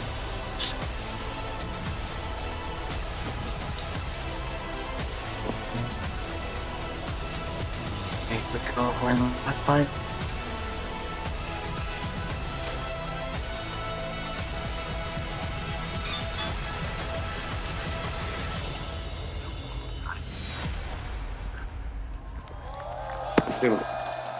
Mesdames et messieurs, bienvenue sur la faille de l'invocateur. Paris, l'heure est venue. The time has come. Now you might think that this is a story about East versus West. It isn't. This is a story about belief. About how two teams crashed a party no one expected them to attend. Ils n'étaient pas sur la liste et pourtant les voilà en finale de l'Esports World Cup. And on one side is the legendary return of a Korean powerhouse, and on the other, a villain story nobody saw coming except their fans. For one of them, all of the talk about Cinderella stories and miracle runs comes to an end. One will undoubtedly leave here remembered by the world, but the other gets to cement their legacy as the Esports World Cup League of Legends winners. Mesdames et messieurs, vous le savez, il faut choisir. Now you have to pick one. Who's taking it, Paris? Will it be D+Kia?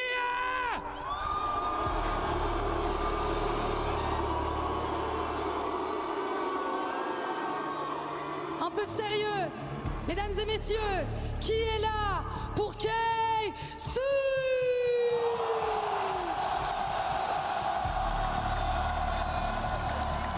Listen, of course there's favoritism here, but this crowd has been phenomenal all week here. We need to get on one page, one time, before we bring out the teams. Mesdames et messieurs, pour vos deux finalistes, s'il vous plaît, tous ensemble, faites du bruit!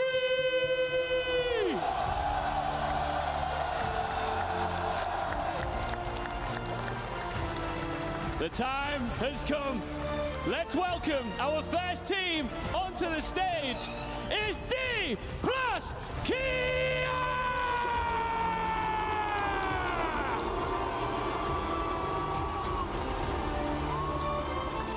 Shiwu, Lucid, Showmaker, Smash, Korea. 4 players chasing the first international title of their careers, alongside a world title winner searching for the first EWC title of his own. Together, they have brought D+ back to an international final against the Blue Wall, desperate to block their victory. But Smash said himself, they specialize in killing the home team. La banlieue influence Paname et Paname influence le monde. Carmine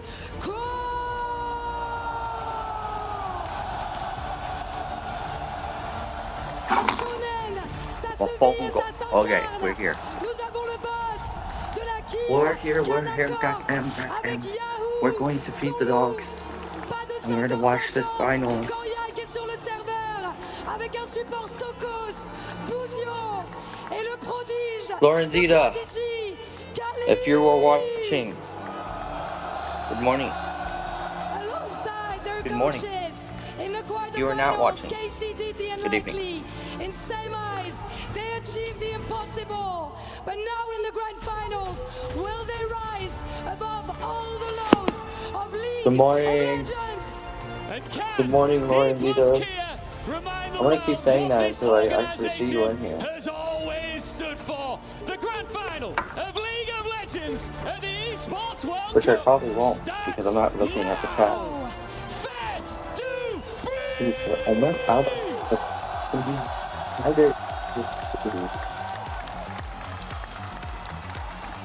Thank you so much, Lou and Ian, for that incredible introduction. 2 teams we were not expecting to be introducing here today. I'm Atlas. I am joined by Jack Spectra and Wolf to get into this grand final of EWC 2026. It is an incredible story to have these 2 underdogs face off in the finals, but there is a very clear crowd favorite here. Oh yeah. And we have had so many Korean teams make it deep into tournament runs like this, like T1, who are so famed, but even they, for the first time in years, were not the favorites with this crowd. D+ have a lot of new supporters here, but they are going to have to win this best of 5 here against the home team in Paris in order to lift this trophy. I do think while KC has the home crowd on their side, for me, they're probably still the underdogs going into this matchup. I think DK showed such great tenacity against Gen G, and while KC took down T1, I think T1 for me, they made more blunders than I'm used to. Well, I feel like DK took down Gen G while Gen G was still playing incredibly clean. So for me, that victory felt more meaningful. And it's kind of crazy because both of these teams very similar as far as the upsets are concerned. AJL absolutely no slouches, especially when it comes to EWC. KC were able to wipe them out of the tournament, and then being able to stand up against T1 in that 3-game banger series that they're able to claim at the very end. But BLG, they were on a golden road until like a few weeks ago. The team that really did look like they were going to shatter all expectations, and then taking down Gen G, who are the defending title holders. It's absolutely ridiculous. It's that both of these teams are here. It's been insane. There's one player that I'm really excited for. I actually spoke to the president of the Lucid fan club, and he elected me as the vice president because I'm just the biggest Lucid fan on this cast. Been watching him in LCK Challengers, and I'm a huge fan of this guy. I am excited for him as well. I mean, obviously, Lucid has had some ups and downs in his career, right? I think that there's no denying that. I think, for me, I favor D+ to win this finals. I will predict them to do it.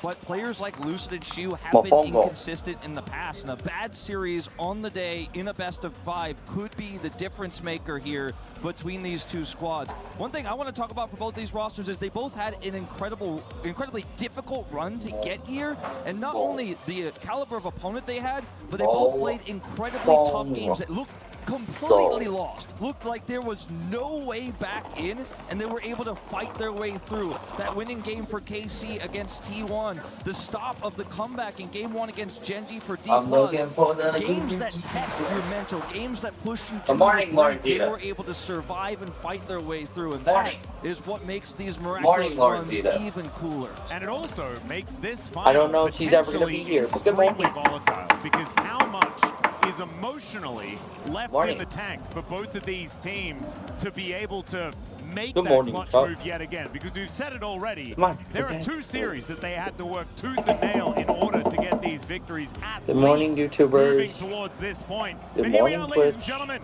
into the draft for game morning, number 1 of this chatters. best of 5. And I agree with Mr. Greeley.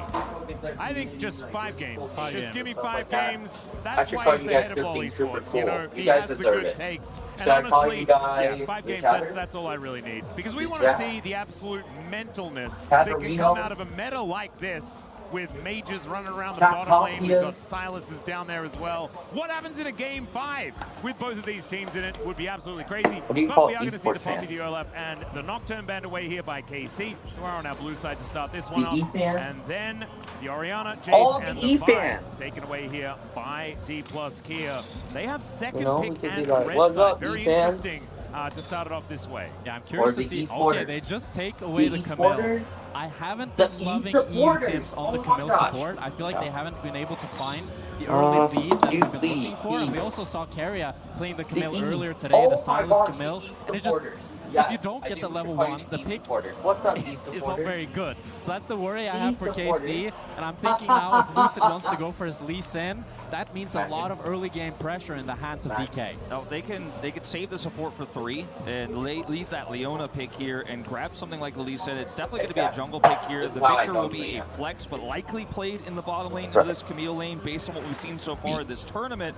Doesn't necessarily have to be a Lee Sin here. So they could play around something like a jungle, but this Victor already here doesn't look like a dive style pop is what they're really looking for. Yeah, and I think that they could also just grab the Shen, and that's what they're looking at. This is being the pick into the Camille, and we know that Showmaker is an absolutely incredible Victor player, so even if they don't go for the Ziggs, Camille, or something like that towards the bottom side, you can always very easily pivot.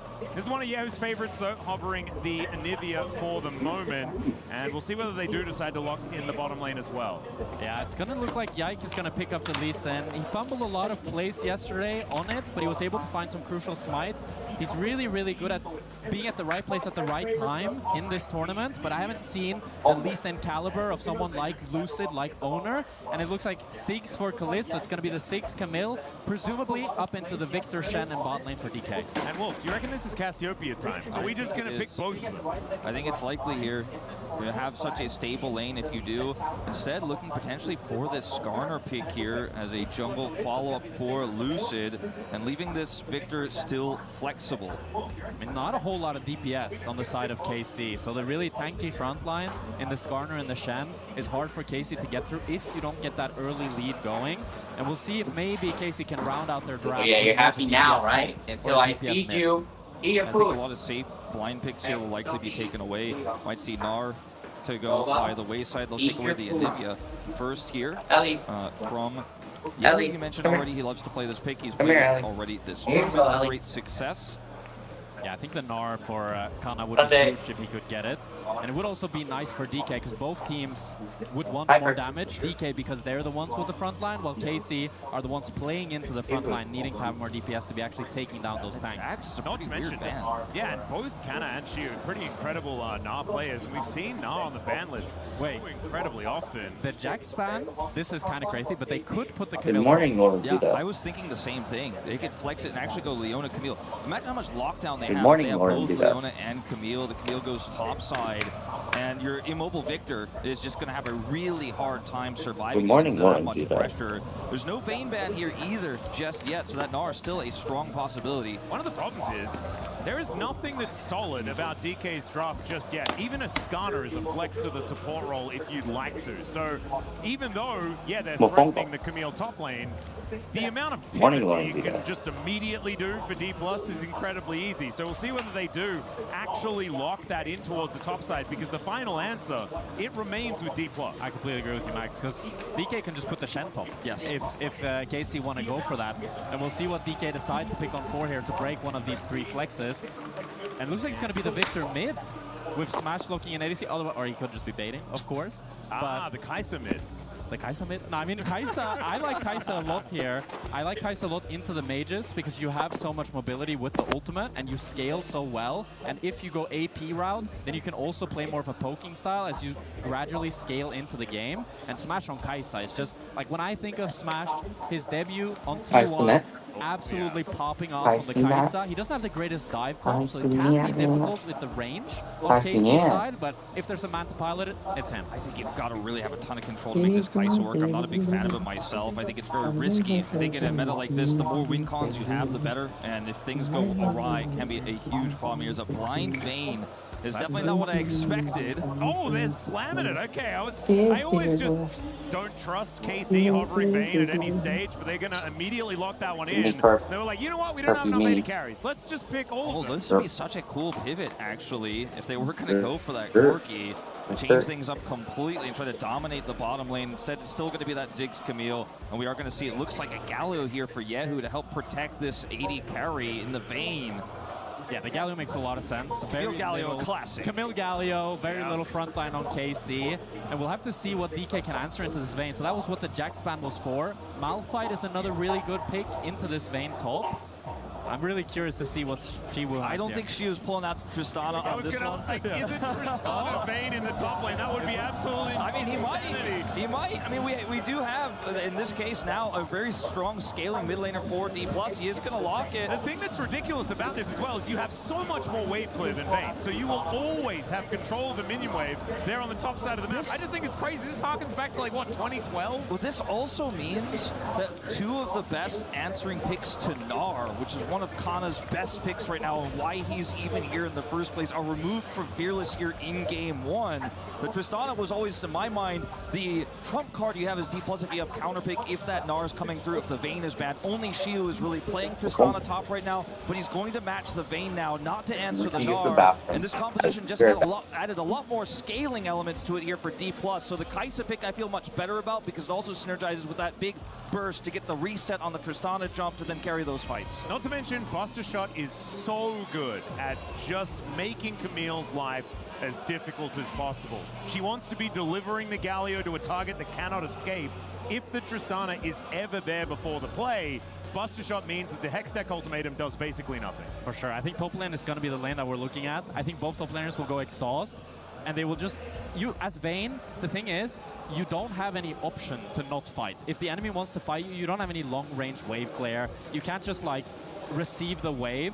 You need to actually engage with the Tristana, and that's why Shiwu went for this counter pick, because you can just jump in, keep fighting her. So I think both top laners will be pathing up towards top, and whoever kind of wins that top matchup will decide the fate of the game.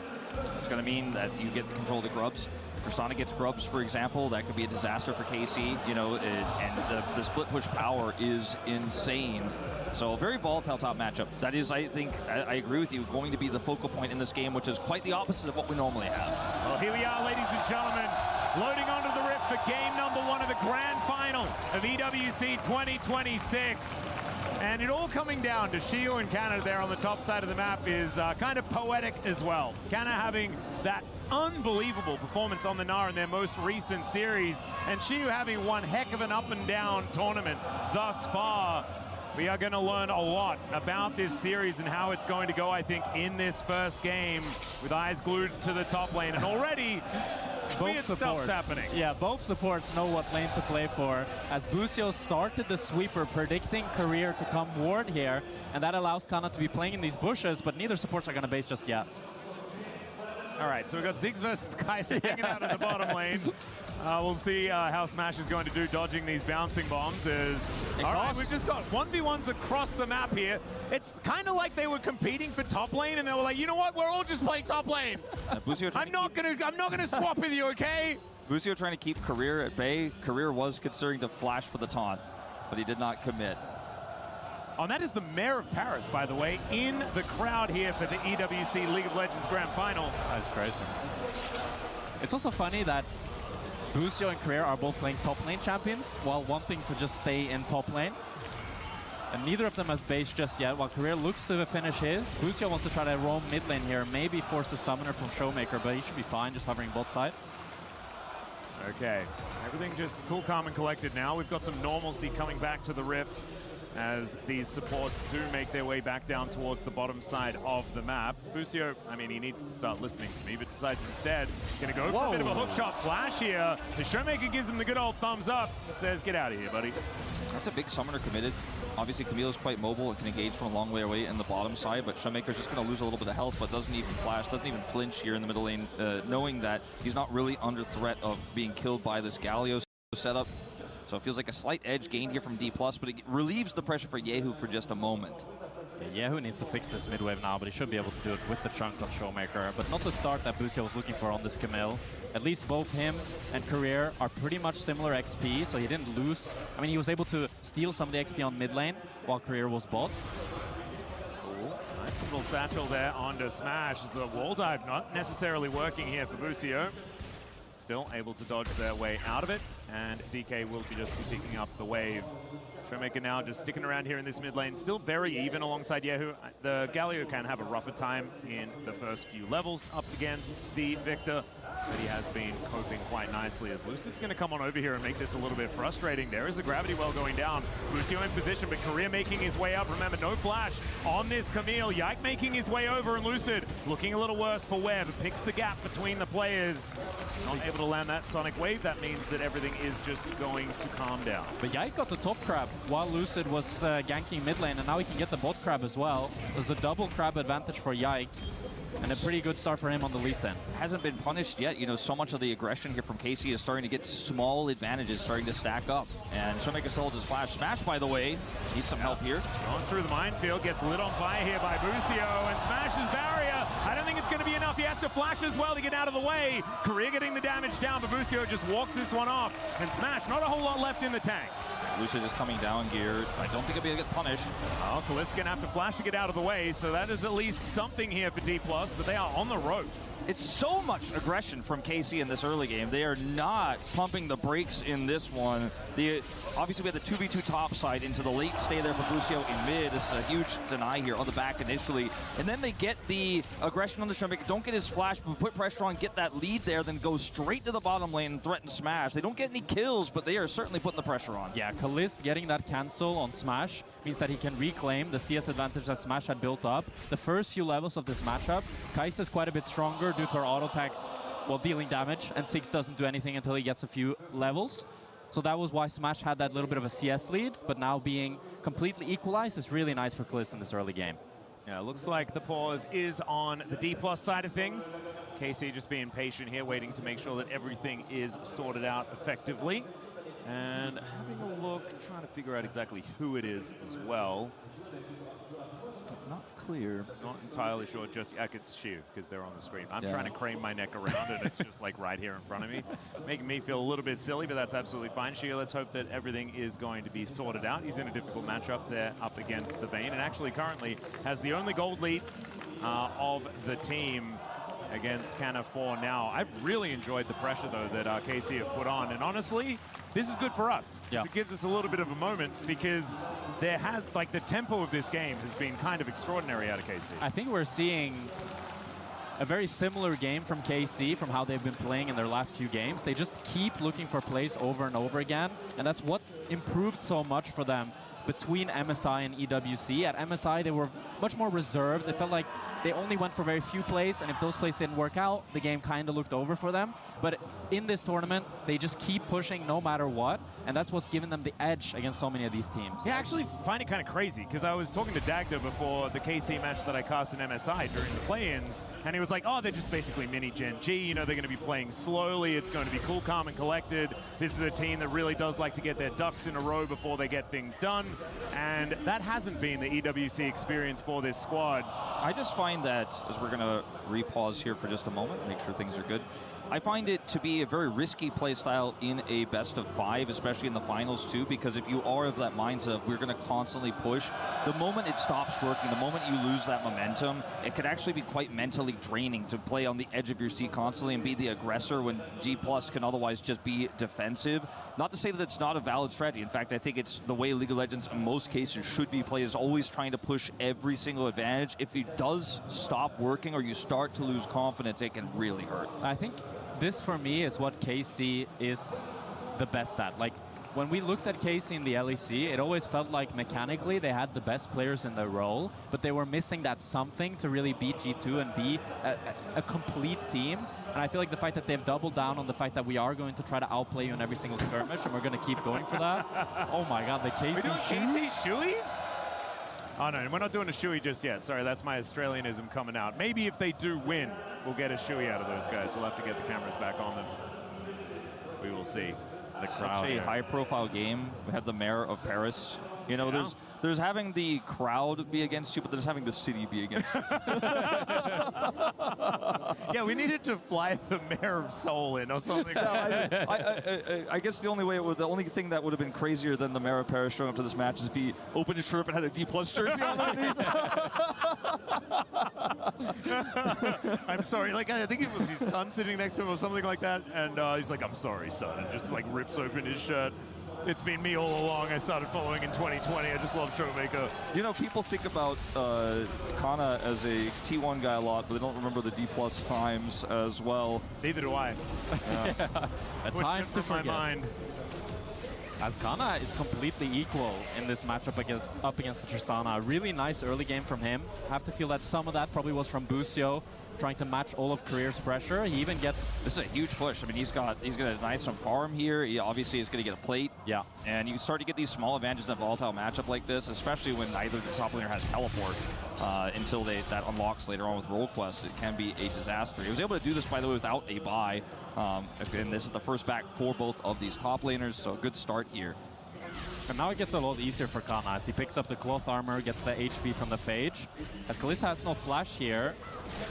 All right, bit of a return gang from Lucid, looking to make his way in. Picks up on where that satchel was taking him, but looks like Kalista will be able to make his way out regardless. KC not wasting any time, just sticking on this dragon. And does have a lot of health. It's a mountain, of course, but still looks like Yike will be able to get on over here and take this one down. Busio just protecting. And Yehu has prio in mid, and he has his ultimate, so there's just no way to contest here for D+ at all whatsoever. So they tried to look for Kalist, but even flashless, he's able to walk it off. So a huge win here in the small exchange for KC. Yeah, and part of that as well was the fact that Smash was still level 5 from the fact that he got denied the minions earlier. If he was level 6 when he landed the Void Seeker, could have followed it up. But overall, Kalist kind of baits the gank, wastes Lucid's time. KC get the first dragon. Yeah, talking about levels as well. I mean, Career is only level 3. That Stand United is going to be a really important piece of the DK team fight, right? Like being able to use that killer instinct, get into the backline and smash, and then having your Shen travel with you is a big part of what makes this composition kind of cool moving into the mid to late game. But yeah, Career does need double the levels if he wants to be able to actually use that ability. See whether he's going to be sticking around in lane for a little while longer. Busio already level 4, almost halfway towards level 5. So that Hextech Ultimatum, which is also very pivotal, will be coming in first. There's a nice condemn into the wall though as a Q going to connect. There's the rocket jump, gets the buster shot onto this Lee Sin as the flash comes forward. First blood to Kana. You got the cannon, but it wasn't worth it. They were waiting for that precise moment. Cannon's going over. Shiu doesn't want to give it up. And that is just a perfectly timed gank from Yike to come in at the exact right moment. He has a farm lead over Lucid. Now he's got the first assist of the game. Kana landing the condemn to set up Yike's Sonic Pursuit. The fact that they're able to both get a plate, crash the wave, deny so much from Shiwu. It's a fantastic start for Kana. And he also picks up the plated steel cap, so the matchup for Shiwu is you always want to continue jumping in, continue trading, but now Kana is so tanky that it's going to be really, really difficult for Shiwu to be able to replicate that. So he gets the exhaust, but not even necessary as he feebly tries to ult Yike away, but Kana has the damage here, only takes a single turret shot, secures the kill. And this matchup, we talked about how volatile it is, we have a clear front runner now. Certainly do. Meadow feeling pretty happy about how this one's going so far. Relatively early days, but an 800 gold lead is pretty decent here for Carmine Corp. Yike moving on over, doesn't want to give away all of these grubs. Does give away the first one though, and now Showmaker's making his way over. There's the crash into the wall. The Arcane Storm doing so much work here, and down goes Yike. First kill on the board here for D+ Kia as they even the game out. Lucid recognizes the numbers advantage that DK has. He flashes onto Yike. Yike doesn't have time to react. It's a clean CC chain. They're able to get Boostio's flash as well, and Yehu, he TP'd in, but it was, oh, he's staying. All right, these little taunts to come on through here as Canner is a little bit further away. Korea moves up, and it's going to be Lucid going back after those 3 grubs come in. Bit of a cheeky chunk. He even cancels his base.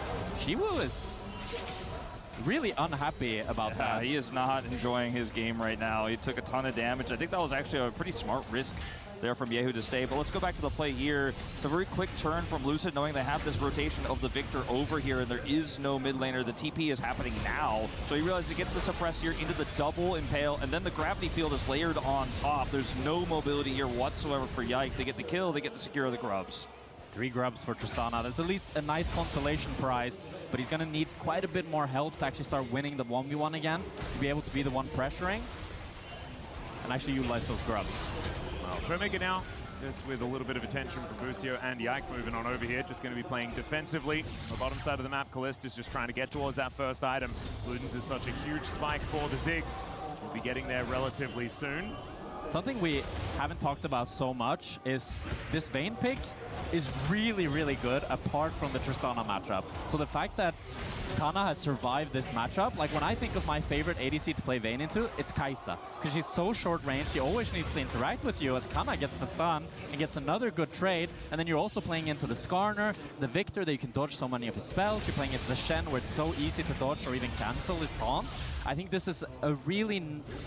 This is a game that's set up for Kana to carry. Yeah, absolutely. I think he does need a lot of condemns, though.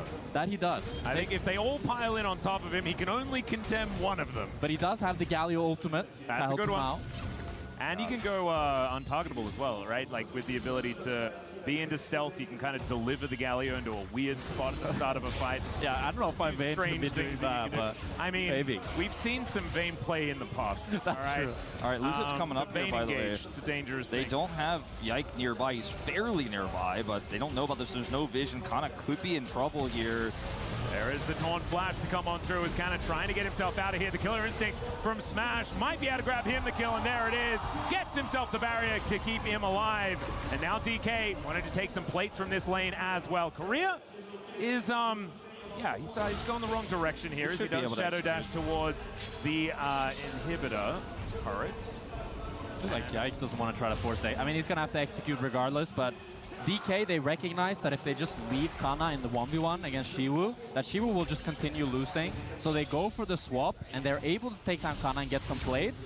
The return is that Kalista is able to hit this bot tower and get some plates of its own. If he had grubs, this could have actually almost been a backfire for D+, if the Ziggs was able to hit a little bit more on that turret, maybe even put it in the satchel range, but because he has none, because of that great play from Lucid earlier, he gets money. It's a great response on the other side, but it's not as good as it could have been. As you can see, he's actually most gold in the game right now on this Ziggs pick with all the additional time. And that is with Smash getting the kill as well. So a lot of plates going over for Kalista. He's able to pick up the Ludens. So he's going to be quite a bit ahead of Smash now if they decide to fight for this Cloud Dragon. Yep, already has the Sork shoes as well. So Luden Sorks is gigantic as far as the power spike is concerned.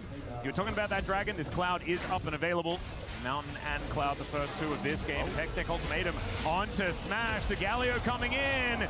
And Korea wanting to try and stop Yehu from killing in his AD carry, and he will be able to do that. But the taunt was not exactly the best. D+ gonna have to back away and give Smash some time to make his way back in. Yehu fumbled it. He missed the Galio Q, so he wasn't able to kill Smash. They still get his flash and should be able to pick up this Dragon unless Lucid is able to get a steal.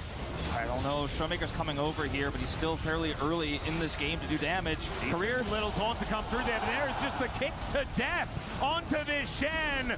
A lot of buttons now on cooldown, though, as KC losing their health bars as well. Lucid secures the Dragon, and the Void Seeker comes on through. Great satchel to interrupt Lucid, but you can see Yehu taking so much damage. The Impale will pull back Boostio, and D+, they get the Drake and a double double kill for Smash's Kai'Sa. A clean, slow fight here for D+, and he returns to the fight, ends up picking up the double. He was massively far behind on gold. Now he's got a 400 gold lead. I do want to mention briefly there was an all-in on the top side attempted by Conley, tried to knock Xiu back, and neither of them ended up dying. It ended up being just a reset up there, but that was also happening during all this action. They now have their teleports online, but did not moments ago, because here's the fight again. It's very interesting here how DK, after Career dies, they recognize despite the fact that they're playing 2 versus 4, because Yike used the kick and Busio is so chunked, and the fact that Smash is moving, they're the ones that can take control. They can push KC back, and then after this, they're kind of spacing KC to not give Yehu this taunt, which then sets up Lucid to flash in, force the flashes, and just make it a clean. And it's two consistent damage dealers here in the Victor and the Kai'Sa, and Callista's otherwise cooldown based, right? Kana can't join the fight, so in these really long extended fights with those cooldowns used early, they realize they have the damage, as we do have a bit of a hide on Bush. Yeah, Korea poking his head in. It looks like Yehu is going to be okay for the moment. The one thing that I do want to say is it must be nice for Showmaker to play one of his favorite champions of the year when it's been taken from him by Smash over and over again throughout this tournament.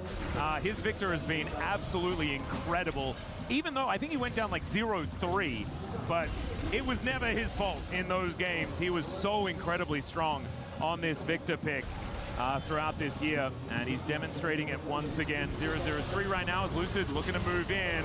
Actually going to get distracted by Busio, who was lying in wait. That is a lot of damage onto Yehu as the Arcane Storm comes down, and Showmaker will be able to claim his first kill of the game. A turret goes down as well, and this is really turning into a D+ game very quickly. Yeah, KC, they have a slight cross map on bot lane. They're trying to zone Shiwu away and get this bot tower, but they don't have an actual wave. The wave clear from Vayne is so slow that by the time they actually respond, DK are already on the Herald at this point. Yeah, there's just really nothing they can do except try to push this bottom lane here. We'll grab another plate. I think that's going to be the last bit of gold they can get. Trying to dive this will be so tricky. Xiu does have his flash and ultimate available here, so even in a 2v1, it's going to be rough. There's a really tough spot there for Yehu. Used his taunt early. They're on the top side. Showmaker is just pushing in, and even though they had Busio there to defend, the Skarner gets first right of rotation there, and down goes that top side turret. So a big explosion of gold here. Now D+'s gold lead, the biggest we've seen so far at 2.2k, the advantage. Well, Lucid is going to get stunned up here by the wall dive. Hextech Ultimatum comes down as they deliver a gargoyle to the Scorpion, and down he will go. That is Callist grabbing his first kill of the game.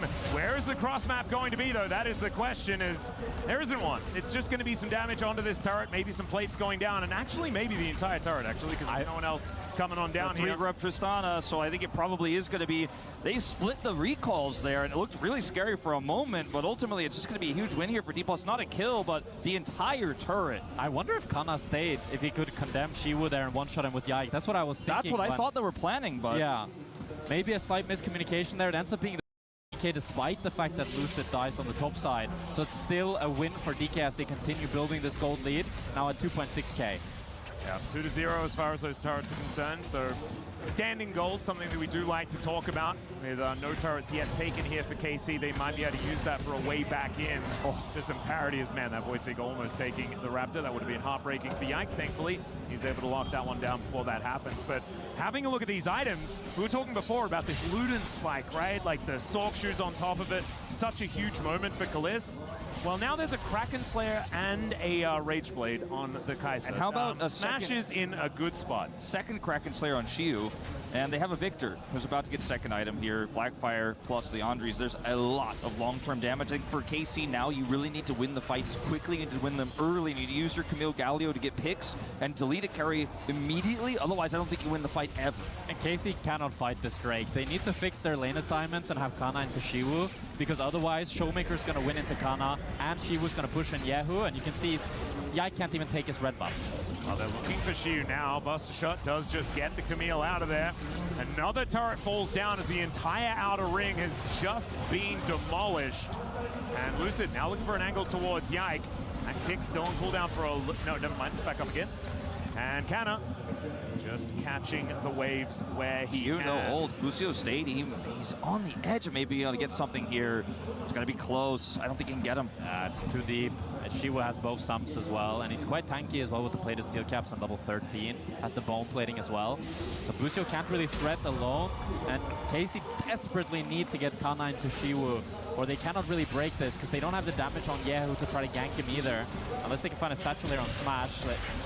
They will be able to get that. There's the flash to come through. Hextech ultimatum. They get into range, and down goes Smash. That is a brilliant little pick, but Lucid still going for the fight. Flash out there from Showmaker, but the answer is there from Yike. Doesn't hit the Q, though, and the Arcane Storm will be able to help take him down. Takes a little while, though, and there goes Lucid on the other side of the fight. So an advantage going over to KC. And this is what we talk about with KC. They just keep fighting, keep fighting. If we're getting pushed in every single lane, they just sack one lane and decide to put numbers, and we're seeing the full power of Camille Galio on display. This is exactly the type of insta-pick I was talking about. You have to get the kill before the fight really begins. The worrying thing for me is that even though this is successful and Showmaker teleports into the middle of the team fight on Victor, right, flashes to follow here, it's still such a close fight with one of the main carries deleted instantly. And I think that's a sign that maybe the hourglass is running out of sand here for KC. If they can't turn this game around soon, it may just be too late. I agree with you, but Lucid also really peeled nicely there, because Yike was setting up to kick Showmaker as soon as he TP'd in, but Lucid instantly stunning him, and then Yike going a bit too deep, trying to get that insect. It means that while KC are trying to find their angles back in the game, they have diminished the gold lead by 500, but it's still DK that's in control. They're going to be able to continue pushing in all three lanes, and KC need to find another play, but you can see the recipe that they have for success. Anna's about to cash out his call. He's got 6 stacks left on that. Be putting together a second item soon, but this Victor is the biggest one on the Rift. Double items here for Showmaker, who's incredibly fed. It does so much damage. So if you kill one of these 3 carries, there's still 2 left. Yeah, it's the Arsonist Victor as well with the double burn items. He will definitely be doing a lot of work there. In fact, triple burn if you include his keystone. And he's got 7 stacks of Dark Seal. Oh yeah. He's big. He does have no flash though.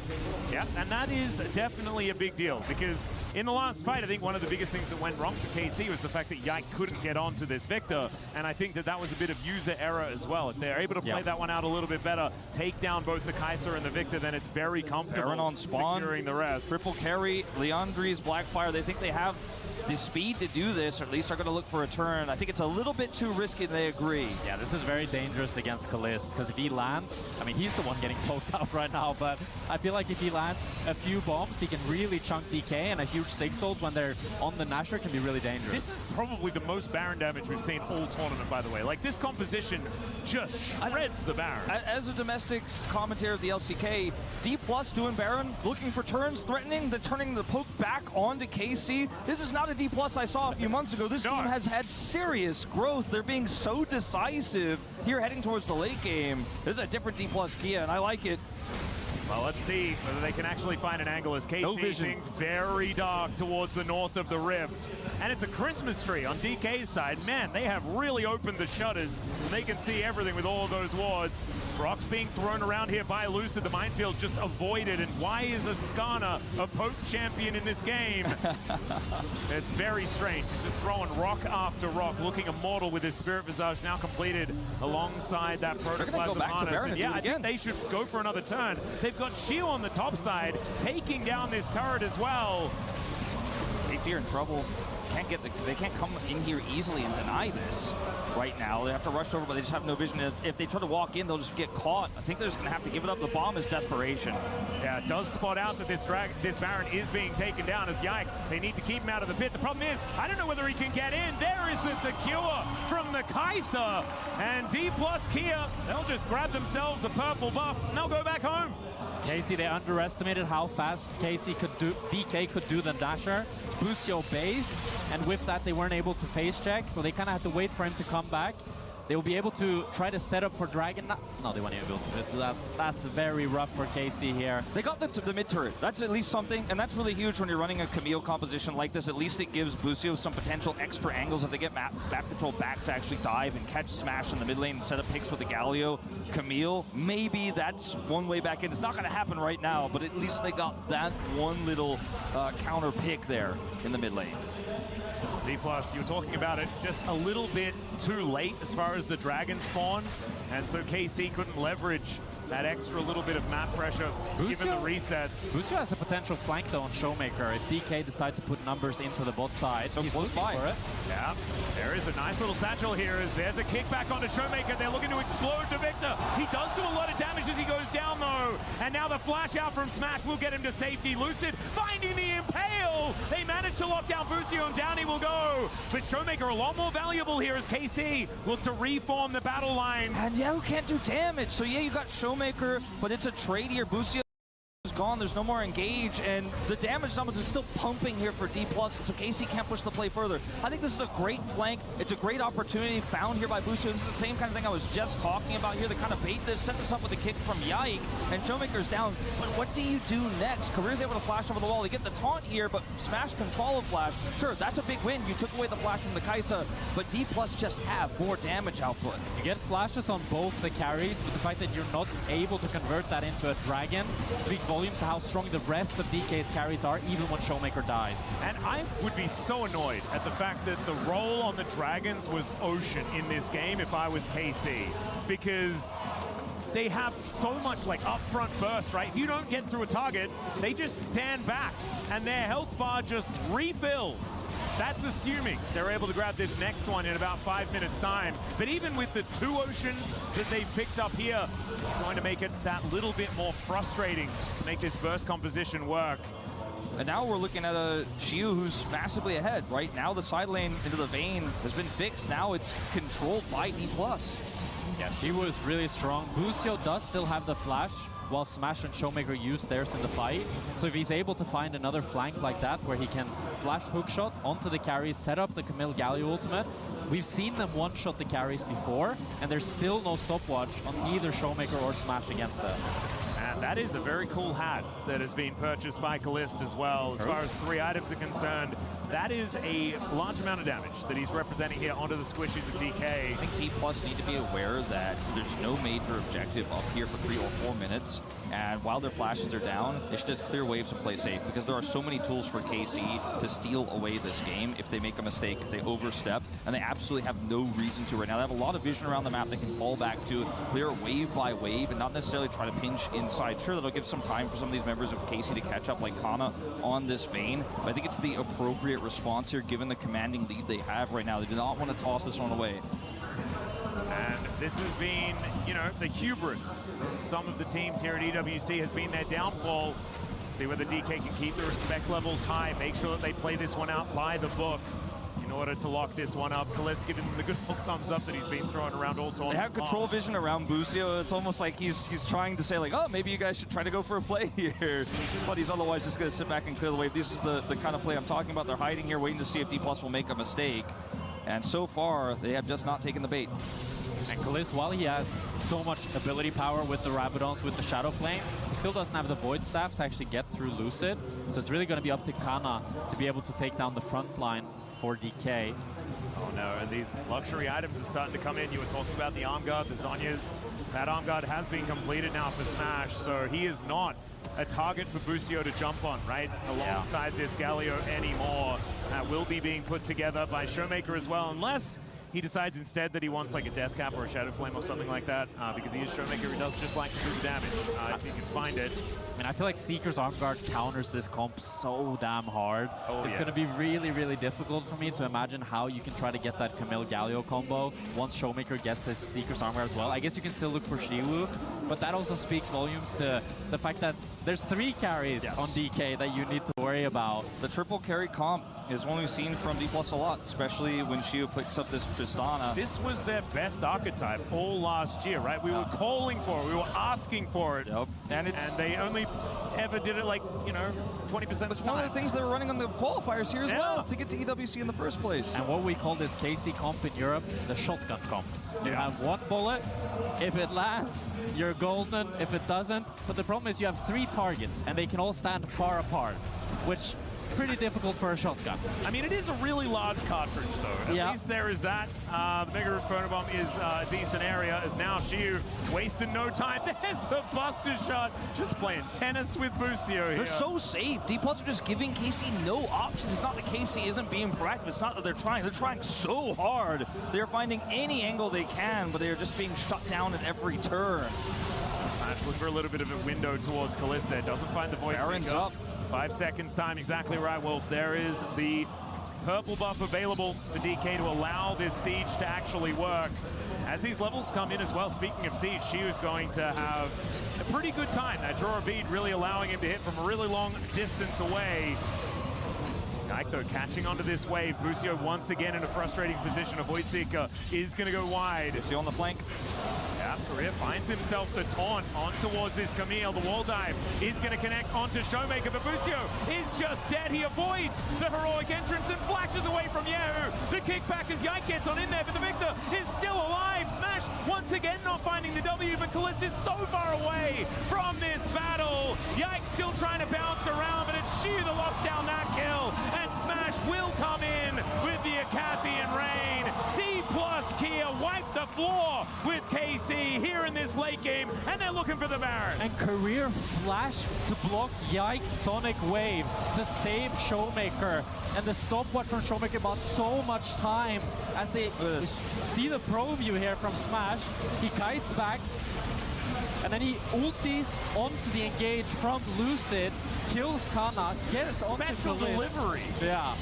And he tries to W flash. Kalist flashes away. He doesn't quite have the damage to take down Smash, and now it's a Nash for DK. They can play for the soul, and KC's hopes for game one looks dire. They're trounced, I think, in this one, unfortunately.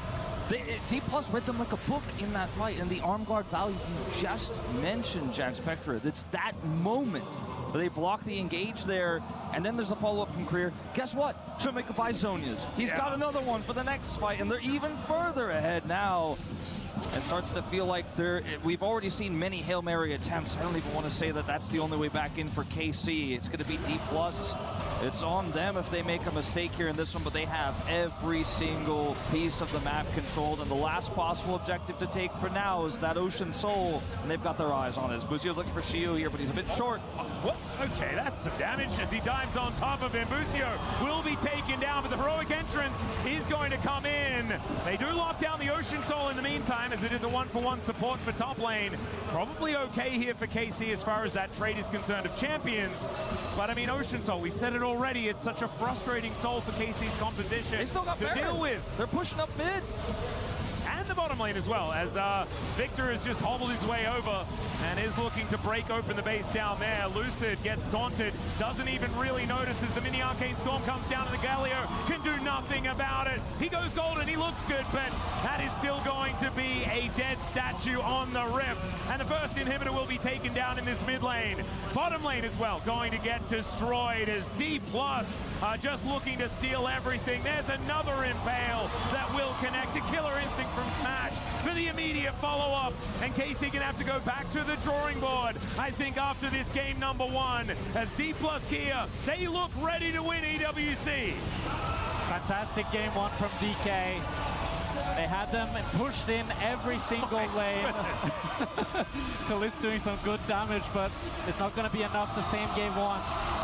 I liked KC's resilience, how much they fought back, but DK remained in control, they remained calm, and they kept pressuring, and it was especially when they got that first Nasher that I felt like the game opened wide for KC. I think in some ways, I want to champion how well D+ Kia played through that mid to late game, because we've often seen this team stumble there. We've often seen this team not close games out because they're not ready to make that tough call on Baron. But also, I want to say, KC, like you said, they kept looking, they kept fishing, and a lesser team would have been caught by so many of those Busio flanks, would have gotten punished. And I think we're in for a great series here. Sure, this was a game that was always going to be volatile. D+ pulled ahead. It got really hard for KC, but it was a good game one. It was very close, and I cannot wait to see what the rest of this BO5 has in store for us. And there's also the point of the draft makes such a huge difference. I think KC were playing around what they had very, very well, but I think it could be better moving into the second game. Speaking of which, though, we have Dagon alongside to break down that first one. Thank you very much, guys. It is the LCK squad striking first here. D+ Kia take the victory in game number one, much to the chagrin of the blue wall of Karming Corp. But it is 1-0 D+. And I think the approach that they went with the draft, they were just talking about the casters, was really inventive. The fact that they had this Tristana into the Vayne, who also has the Buster shot against the Camille. You look at the composition of KC, Camille, Galio with the Ziggs on top, you know what the game plan is, but two of the enemy carries can build stasis with a Seeker's Arm Guard, which they got later in the game, and the other one has the Buster shot to break the Camille out, and I think that meant it was actually really difficult for KC when they fell behind, because a lot of their attempts just didn't quite work out. I feel like we've seen a lot of Lee Sins today that can't really quite get access into the backline, the taunts, the Seekers that Oaks mentioned earlier. It pretty much becomes that this champion gets really strong in the early game, but late game he just becomes a kick, and if you cannot find that either, it's kind of like a 4v5.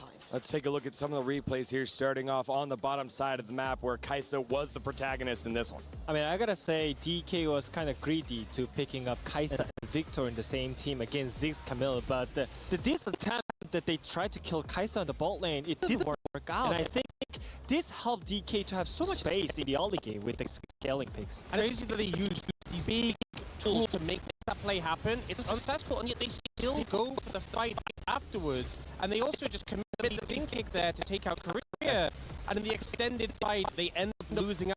Look at the health bars, the tools that aren't available, and Smash is back on full HP to pick up the kills. They have the burst damage, they have the one-shot combination, but after all, you just have to deal with the Victor Kai'Sa chasing you down here. Yeah, and you can see the thinking, right? If we eliminate one of these targets on the opposite side, that makes our Drake fight easier, but as you said, Ox, you didn't have those cooldowns, you then lose the ensuing fight because it goes longer, and that Kai'Sa still lived. A tough spot for KC to be on. Then later on here, 28 minutes, much further down the fight, the Drakes were starting to stack up here against KC.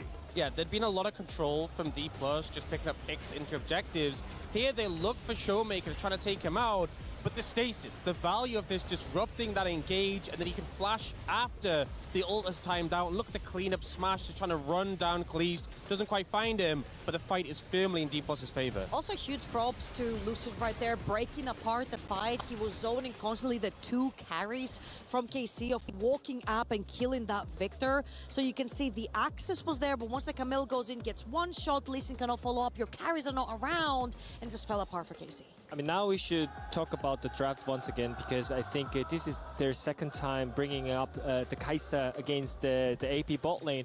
I think it's more about having better teamfight composition, because it has been really chaotic, you know. I think none of the teams that can actually snowball from the early game like cleanly, you know. So I think it's all down to the team fight, and as long as you have the cards, you have the power for the team fight for the late game, then I think you can always come back from the game, and that's the main theme about the DK right now. I also think when you're playing a more static AD carry, you're trying to just get those ultra attacks across. It's so hard into picks like Ziggs, who can just ult you and you lose half your health bar. With the Kai'Sa, you can still function from a distance with the W, but when the engage comes in, you can go in and follow up and instantly make the play. You also have a lot of tools to dodge abilities.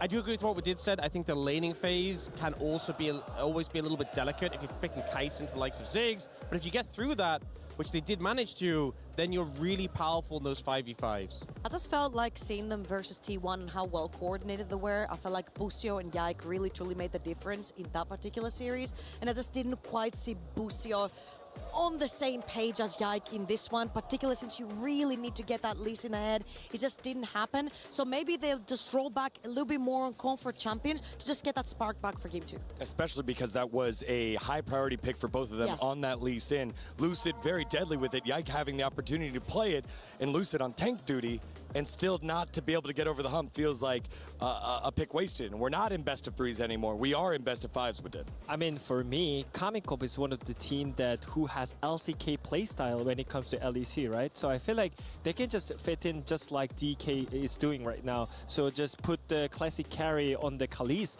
and stabilize the game with your strong laners, who is Yehu in the mid lane and also Kanna top side. All right, now before we're back with game number 2 of Karmine Corp versus D+Gia, don't forget Season 2 of Level Up. The EWC documentary is live now on Prime Video, so go check that out whenever you can. See you right after this.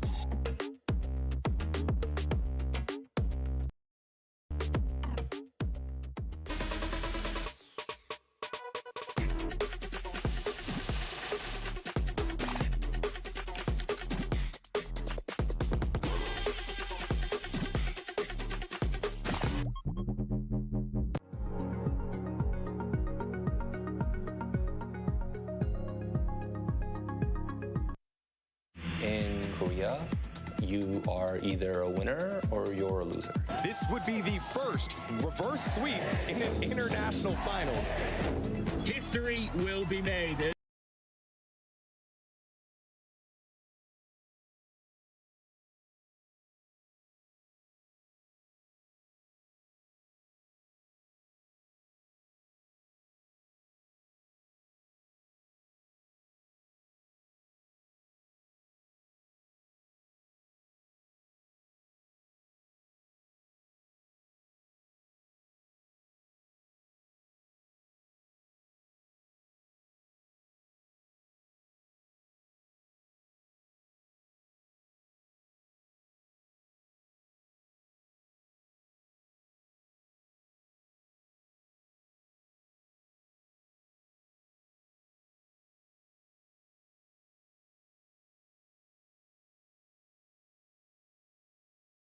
국민 과자인가? 뭐지? 치즈칩 피즈. 냄새를 한번 맡아볼게요. 생긴 건데, 냄새가 냄새가 쉽지 않은데요? 과자에서 이런 냄새가 날 수 있나? 어떤가요? 응? 냄새랑 다른 맛이 나는데? 아닌가? 약간 우유 맛이 나는 느낌인데? 몇 점 주시겠어요? 저는 한 8.5점? 8.5점? 저는 진짜 맛있습니다. 저는 제 취향이 아니라서 2점 줄게요, 2점. 좀 제가 이렇게 뭔가 어떤 부분에서? 좀 느끼한 것 같아요. 그래요? 제가 치즈를 막 엄청 선호하지 않아서. 오, 이거는 뭐죠? 이거 그냥 빵인가? 미니 쇼콜라? 안에 건포도인가 이거? 그냥 빵집에서 파는 빵 냄새가 납니다, 일단. 무슨 맛이에요? 맛있는데요? 프랑스 콜라래. 초코 들어있는 거. 와, 아니 너무 맛있는데요? 맛있네요. 맛있네요. 제가 또 빵을 좋아해서 맛있습니다. 응? 뭐야, 이번에는 그냥 음료수인데? 오렌지 주스 탄산? 그냥 약간 그냥 오렌지 주스 냄새 납니다. 먹으셔볼게요. 그냥 오렌지 주스에 탄산 들어가 있는 느낌? 말 그대로 그런 것 같아요. 맛있습니다. 이것도 8점. 한 7점? 왜 감점됐죠, 얘는? 그냥 그저 그런 것 같습니다. 그저 그렇다. 저는 맛있었어요.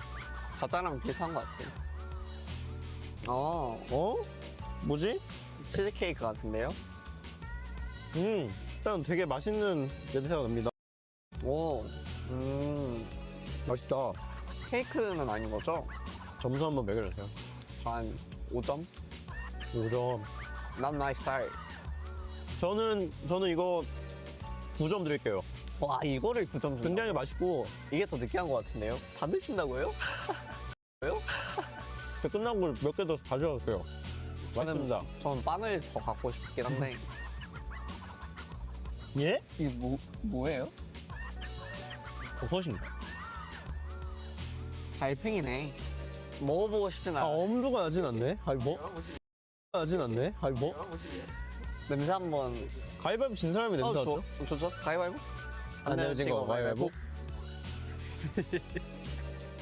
Try it. Let's go.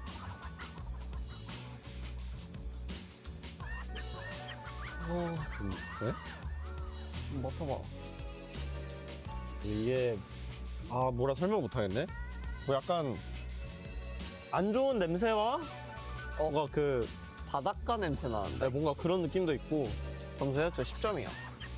왜요? 너무 맛있을 것 같은데 못 먹어서 너무 아쉽고요. 10점이라고요? 네, 저 한번 트라이 해보고 싶은데 너무 아쉬워요. 저도 10점 드릴게요. 저는 프랑스 하면 또 생각나는 게 에스카로그이기 때문에. 안 좋아하실 것 같은데. 이게 제가 너무 먹고 싶었는데 또 괜히 대회에 지장이 생길까봐. 그렇죠. 나중에 한번 트라이 해보는 걸로 하겠습니다. 이렇게 한번 프랑스 요리 다양하게 한번 먹어봤는데요. 되게 맛있었던 것도 많아서 되게 재밌었던 시간이고 앞으로 EWC에서 좋은 모습 보여드리도록 하겠습니다. 감사합니다. 감사합니다.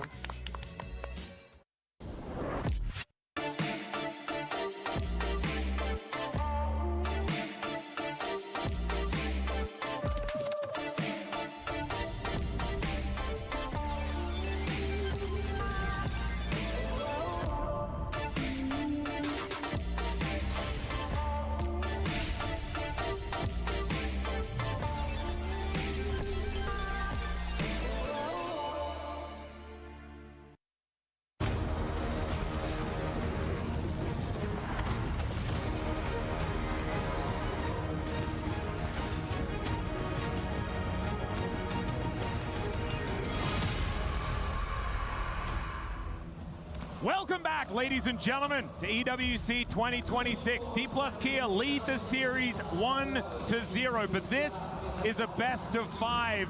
They're going to have to lock in for at least another 2 games if they want to come away with that trophy. Hopefully another 4, but we'll have to see what KC, how much of a fight they can put up. As game number 1, the draft was difficult to execute. They tried their hardest, but they weren't able to find the picks that the draft needed to be able to find that win. And DK were really disciplined, not giving KC that angle, showing a much higher, more consistent DK than we've seen in, what, years? I mean, it's been so long. Yeah, it really has been. Honestly, since Canyon left this roster, the team has changed a lot. It's been a revolving door of players outside of Lucid, and this is the most consistent they've looked since their 2020-2021 days. It's just only in the microcosm of this tournament. You know, LCK fans are praying that they'll win this and they'll take it to the LCK, but there's still a lot more EWC left to play. This is the ridiculous thing, because DK also managed to clinch Legend Group. They were celebrating out of their minds that they made top 5 in the LCK, and they got very, very close to not getting there as well. I mean, the stars had to align to make sure that that happened, and from that point, they have now made it all the way here to the grand final of EWC for 2026. And yeah, I mean, Ian Chambers was talking about Cinderella stories and how one of them has to end.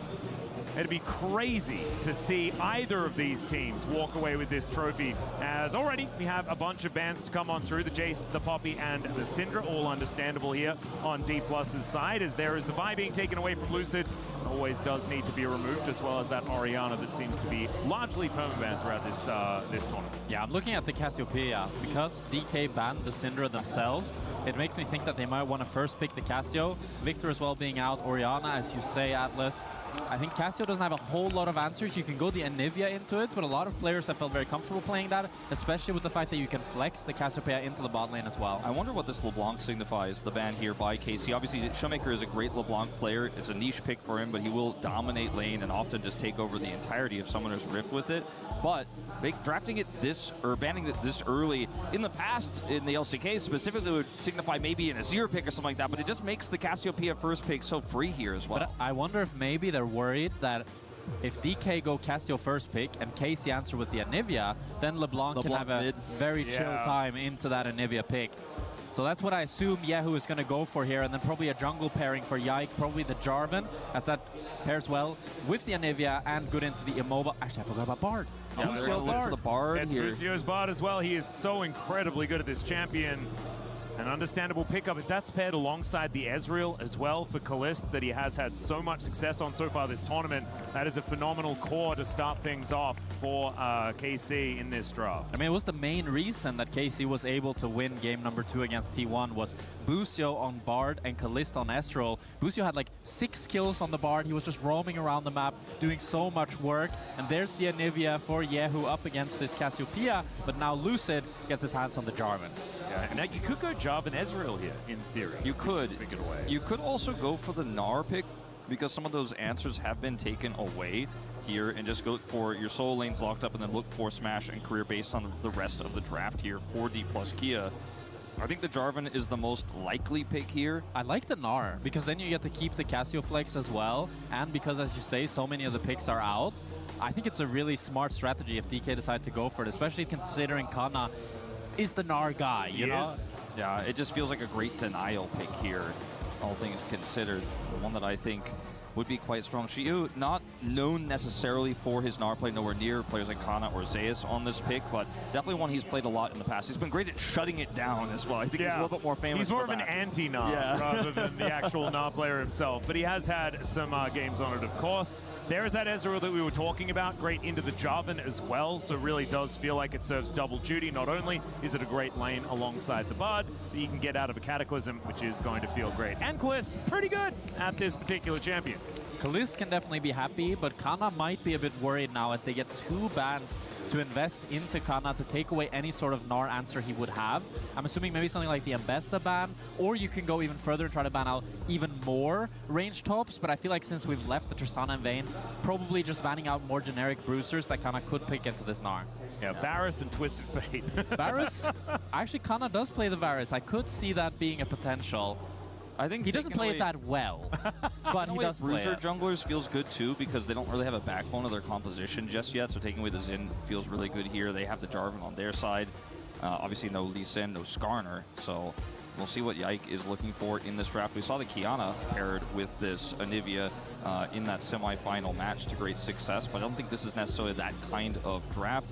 Nautilus is gone. I think that's a great ban here because it's one of the best ways to lock an Ezreal down guaranteed in a team fight. It was an incredibly similar draft that Yike played the Kiana, though. It was literally these first 3 picks, and KC decided, we're not going to have a front line. We're just going to play this like a pick comp and just put up the Anivia wall, put the Kiana ult, put the Tempered Fate from Bard, and poke you out from range and never give you that normal standard team fight. And they were able to execute it against T1, so I feel like doubling down on it, I would like it. And they ban it, so we're all on the same page here, I think. I guess. As we'll see what KC decide to do now, as they really do need something explosive here for setup. And is it just the Varus? I actually really wouldn't mind it for Kana towards that top side of the map, and you can pick it away. Otherwise, Smash might be able to take that himself. Obviously, locking in a jungler does give you the ability to understand exactly what you're up against and then pick accordingly for the top side. That is what they're looking at. Fulfills a similar role as the Kiana. Your goal is to just one-shot whatever target you first come across. I like the fact that they're delaying top until 5, because that way Kana can see all 5 champions here and lock in something that's good. The worry I have about Varus is I feel like if Kana makes one mistake, Lucid can just cap top and make him completely irrelevant in the game, especially if DK decides to look at a strong bot lane. I think there were 3 strong options here. One of the third one might raise some eyebrows when I say it, but there's the Caitlyn, there's the Varus that you could have played into the Ezreal, and there's also the Kalista. I feel like when you have this Cassiopeia, you could have looked for a winning Kalista push, but instead, Caitlyn lucks to come out here. For career, we've seen this before, and Smash is an amazing Caitlyn player. Picked up the slack in the Challengers squad. It was swapping between Guma, obviously, as well, and learned from the best, right? Yeah. Back on T1. Very, very strong on this pick, and it is going to be a risky mid-game with this, but when we get to the late game with 3 scaling options here, including the Gnar, D+ have a lot of late game power. I imagine a lot of the EU fans understand just how good Smash is. This is the new Gnar counter pick. It's kind of coming up. It's a thing. Yeah, this is going to be very exciting to see whether KC can play through Kana towards that top side, but we do have Ian standing alongside, who's managed to find an absolute prophet in the audience. Absolutely, of course there's an overwhelming amount of KC support in here. That's obvious, we're in Paris. But DK has its fans too. DK fans, how we doing? They're feeling good. They're feeling good. Wow, this is loud down here. So Helen, listen, you've got an amazing story because you downloaded the EWC app and you made a prediction a while ago. What did you predict? So basically, there's an EWC app, which is super awesome, and they closed their entry for the Pick'em tournament winner this Tuesday. And who I picked, of course, is D+ Kia with 0% selection. I can show you. So you knew right from the start you had so much belief in this team. Now, you are in a very hostile environment. The French are loud and proud. How intimidating are they? Well, I don't really hear anything, to be honest, isn't it?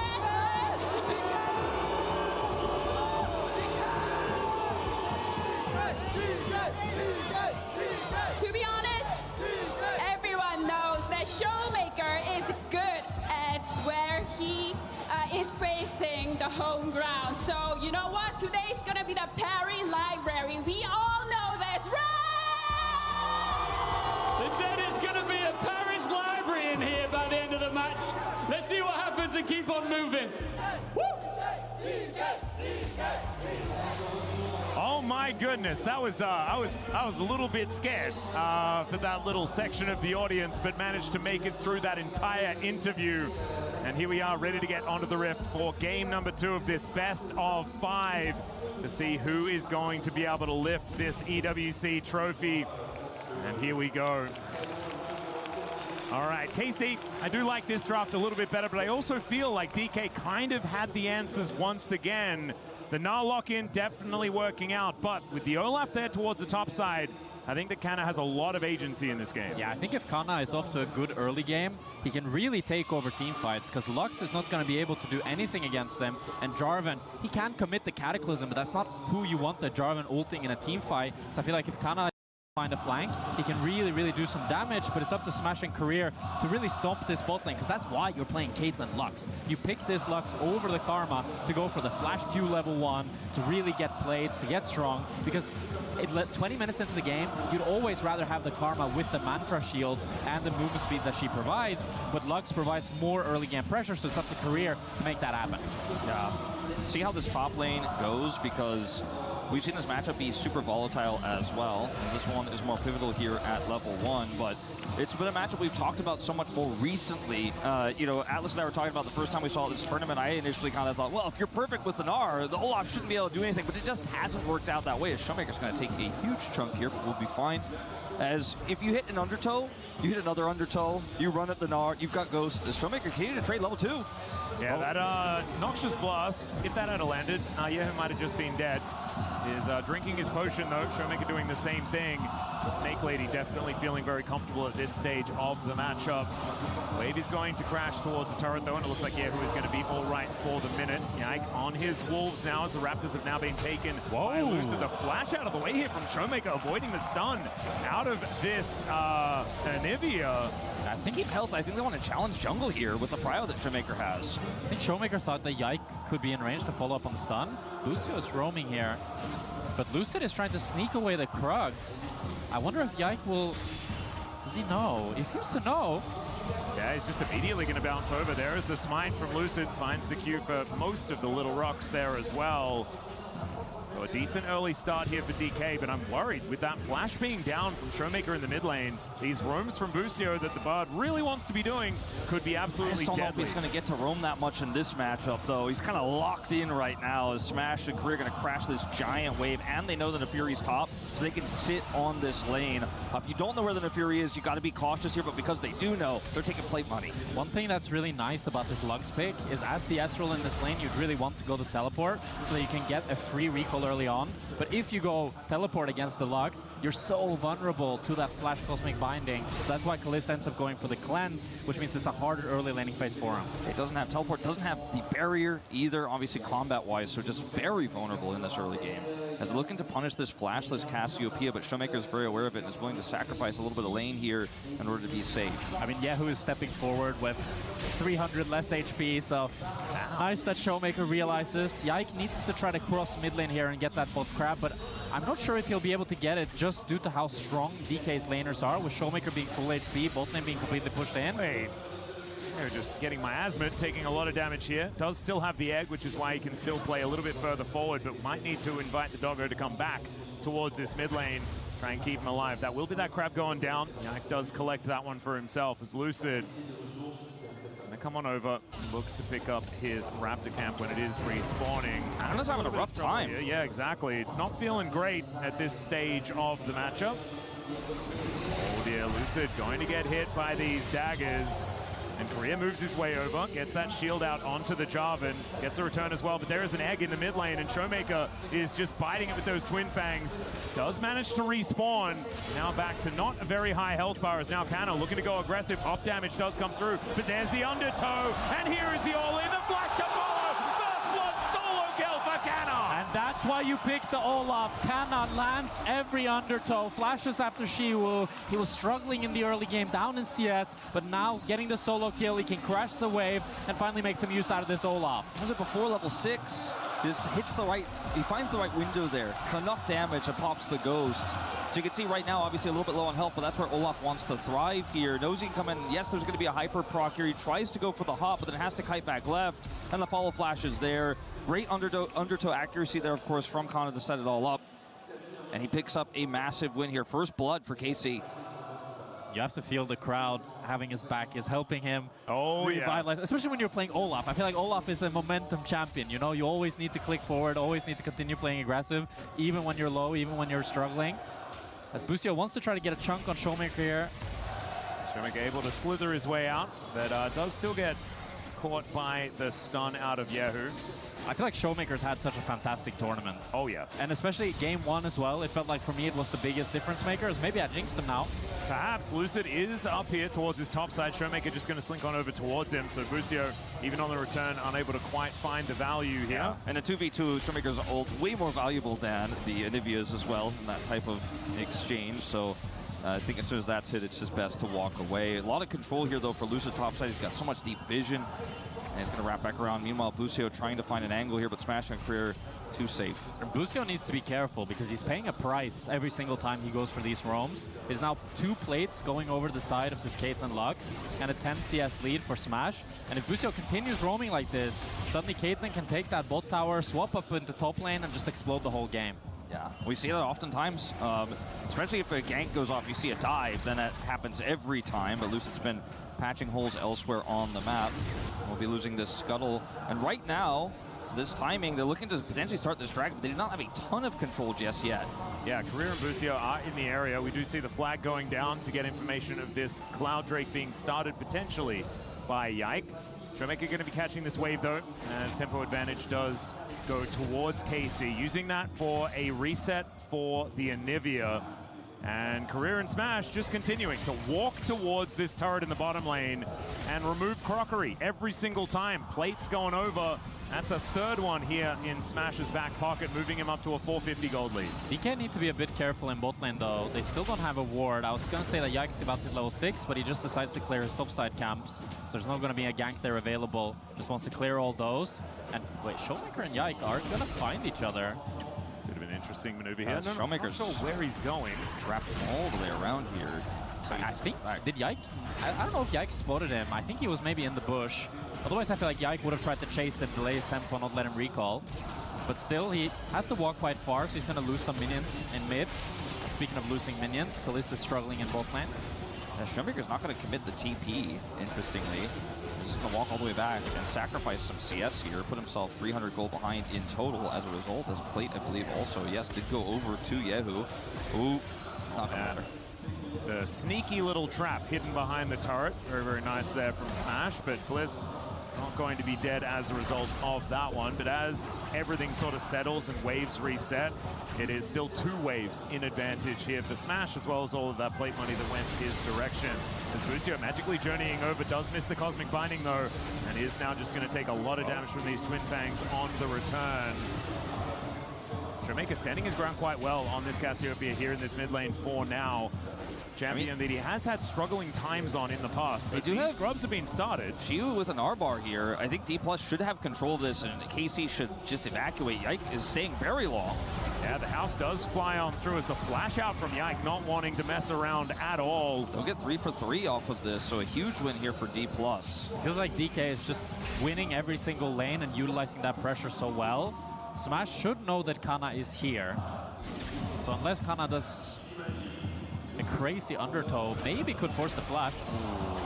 Just going to quite find that one, as the Ragnarok not going to be invested either. Shorts the undertow there. Career going to be able to come on over and help. There is a Lucent Singularity in the air. Peacemaker goes wide. Very, very tightrope walk there from a lot of things just barely not hitting. Yeah, very, very scary moment there, but he will be fine. No punish. Dragon still in the mix here, and finally it looks like Yike is going to have enough control to start this one up with the control they have in mid with Yehu. Career's going to try to go suss it out. Stopping this Drake stacking from the Caitlyn Lux would be really good for KC, but oh, the double stun from that light binding Smash. Finding the combo is Kalista. Is he getting soloed by Sheer? The flash and slaps him down. There is the solo kill for the Gnar. Showmaker going to get walled away, but you can see Yike down to sub 100. Kana is basically dead as he's going back to base. Very brave, as Yike is going to let his top laner live and somehow survive that ace in the hole. It's an absolute disaster for KC. They get solo killed on top. They're not having the damage to deal the Drake. As we see how Shiu was able to pick up this solo kill. He dodges the Qs from Kalist. He has the damage, gets on the edge with the Mega Gnar ultimate. Yeah, and I'm not sure if that thumbs up was to signify you got me or I got away, but it was on the edge. And either way, it's a thumbs down from KC fans. The result, that is to say, as she picks up the solo kill there. And in the moment, in the bottom lane there, the double root was just the cherry on top. It meant guaranteed there was no way KC could win the fight, but at least they were able to get out with everyone's lives as Kana was so incredibly low that he wasn't taking an ace in the hole, that's for sure. Yeah, and I love that Xiu is 100% everything contribution as far as kills and deaths. A solo that went his way and against him. So this Nara in a decent spot, but kind of out of lane, not quite finding the value that Xiu has had, just chilling out here towards this top side and keeping on pushing. We'll have that Trinity Force completed relatively soon. As chasing down Kana, I mean, this is the thing, it's the all-in that Xiu needs to be very, very careful of, but otherwise should be in a good spot in the lane. I feel like Busio hasn't been able to find any roams. He's mostly just going to mid lane trying to help Yehu out, but the fact that they haven't been able to get anything off of Showmaker flashing early game, get any sort of lead for Yehu despite it, feels really bad for KC. They're bleeding on bot lane. The top matchup, while Kana got the solo kill, he's still getting pushed in. There's no lane for Yike to play through. And it just feels like KC's outclassed across the board as Kalist gets chunked once again. Opportunity here for Yike, potentially. He is here faster. They have the magical journey. Smash may get punished. Yeah, Arcane Shift forward. There's the ulti from Yike to close the distance, and down goes the Caitlyn. No response. Tempered Fate and a whole career in place. Loosen Singularity is down. The Cosmic Binding somehow missing. That Light Binding just gorgeous from this Lux player. As the hop comes in, she was dead again, ladies and gentlemen. Ellie follows suit on the bottom side of the map. Still, KC come out on top with that extra kill, but there is the flag and drag bringing Lucid over. Yike gets the doggos back though, and these Darkened Daggers do a lot of work. Lucid trying to at least keep this fight going until Korea makes its way over. But it looks like Yehu not going to be helping us. Showmaker making his life annoying. What is it? Man, this one is so much closer than game one. Yeah, Busio, great Bard portal there to finally break the formation of DK and actually open up this game. KC getting a lead now. Kana getting the solo kill back to back, showing the power of this Olaf, and hopefully he can then use that to transition into a bigger lead and get push in top. Because I feel like looking at Yike's game plan, you can see how far down in CS he is on Lucid. Lucid is playing so well around these prio lanes, consistently invading Yike, full clearing his jungle, so Yike needs his teammates to actually help him out in this game. I don't want to say it's a drop in the bucket, it's a significant pick, but doesn't overall change the game state here on the bottom side. Smash is still going to pick up first brick here. Got this massive push, so you slowed it down, but it's not going to actually ultimately be a massive game changer in the early parts of this one. I was going to see exactly what went down here is you hit an undertow, you got the ghost available, pressing R, this time he's got it, Xiu just cannot escape, it's getting run down. The more significant play though I think was that kill in the bottom, and like I said, finally Yike is able to get a punish on this pushing Caitlyn. The follow-up though from Career trying to catch him backfired in a big way, so it's one step forward, one step back for KC on the bottom side of the map. At least this Olaf is huge because someone's going to have to get backline access, and he's going to be the one. He's going to want running towards Smash and Showmaker with impunity in these late game team fights if they can get there. And someone needs to kill the backline because Kalist is down 1,500 gold. If this is a fight where Smash and Kalist are both just able to do their damage, Smash is going to do way more, especially with Career landing the Cosmic Bindings. He's ahead as well, got that Shurelius. Showmaker, while he's completely equal, he should be able to start getting ahead now with the pressure from Lucid, with how strong this Jarvan is into the Anivia. Yeah, and these undertows really do need to land. With Shurelius done, it just gives you so much extra movement speed as Busio, snagged by the Light Binding. Man, Korea is having one heck of a day today as he lines up the angles, keeps himself safe in the previous fight, and executes Busio in this one. 0-2 now for the Bard, unfortunately, and more plates are in danger. These three grubs putting in work alongside the Caitlyn, just getting around the map. And I was going to say this before, this reminds me of Deft and the way he used to use Caitlyn, which is park it outside a turret the entire game long. And they are just playing this siege game so beautifully. Yike now going to take a bit of damage through the doggos. Going to need to press W to grab those ones back. But Showmaker and Yehu have just been fighting anywhere on the map right now. D+ are going to group for this, and KC just don't have any EVO has TP, but he doesn't have Cryo on the top side. Showmaker gets here first. If they are going to commit those, I don't think they will. I think this one is just a done deal with all the mid Cryo right now. D+ are in such a good spot. If KC hard force and lose this fight, it might be the end of the game for them. KC just don't have a lane to play through. List Arcane shift forward, but he's still losing the 1v1 Honest against flanking Smash. a little bit, but he's found here by Xiu. If they can stall out the Mega Gnar from Xiu, could be a big deal.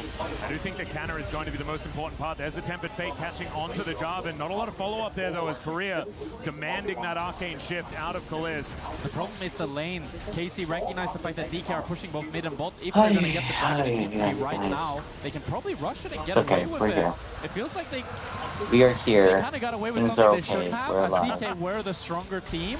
But due to the fact that DK decided to push both mid and bot at the same time, small window. Thanks, Abby, for still being here. And John, I appreciate you guys a lot. And KC also get another gift. And that I is, see Grohl. it's a Chemtech Soul this game. Oh. Olaf with Chemtech Soul? Broken. That is absolutely ludicrous. I think when you look at that last fight, it was a sign to me that first Sorry, of all, I liked guys. Kana's flank I've been there, here the kept entire the time. Gnar I've just honest, been, prevented Xiu from looking for an watching over-the-wall some stuff, engage there. catching up But on it also things. meant that D+ realized there's a level know, of volatility in this fight, which gives a potential if KC I love outplay there, co-streaming for them to esports. get I back in do. the game. I They're just love willing my to give one display. elemental I to really not do toss this love one away, the way I especially set with it the up Narbar too. fading It away. looks Speaking great. of I Narbar fading know away, it Kana looks a is little just bit messy taken from the over chat the side side, lane. He's got a especially on the Strikebreaker. right. He's I gonna could use move this. it a We little have bit bit of a up, Herald fight on the but top side. Yeah, I being able to think fight it's away from the okay Olaf could the be a way good it thing is here for for D+ here, as now now. Showmaker slithering his way down from that top Like, side of the map. definitely, Lucid half his health bar. There's a maybe great next knockoff time from I'll Lucid. move it And up. now where are they going to look? Because Showmaker when I'm bearing also down, watching gets the DOTA, flash ulti, but if no I stuns moved to it come up, in. But he's just sidestepping the rest of KC. or I Kana could've now just making moved his it way into the fight, though. side by And you side can see differently. immediately DK like, nope,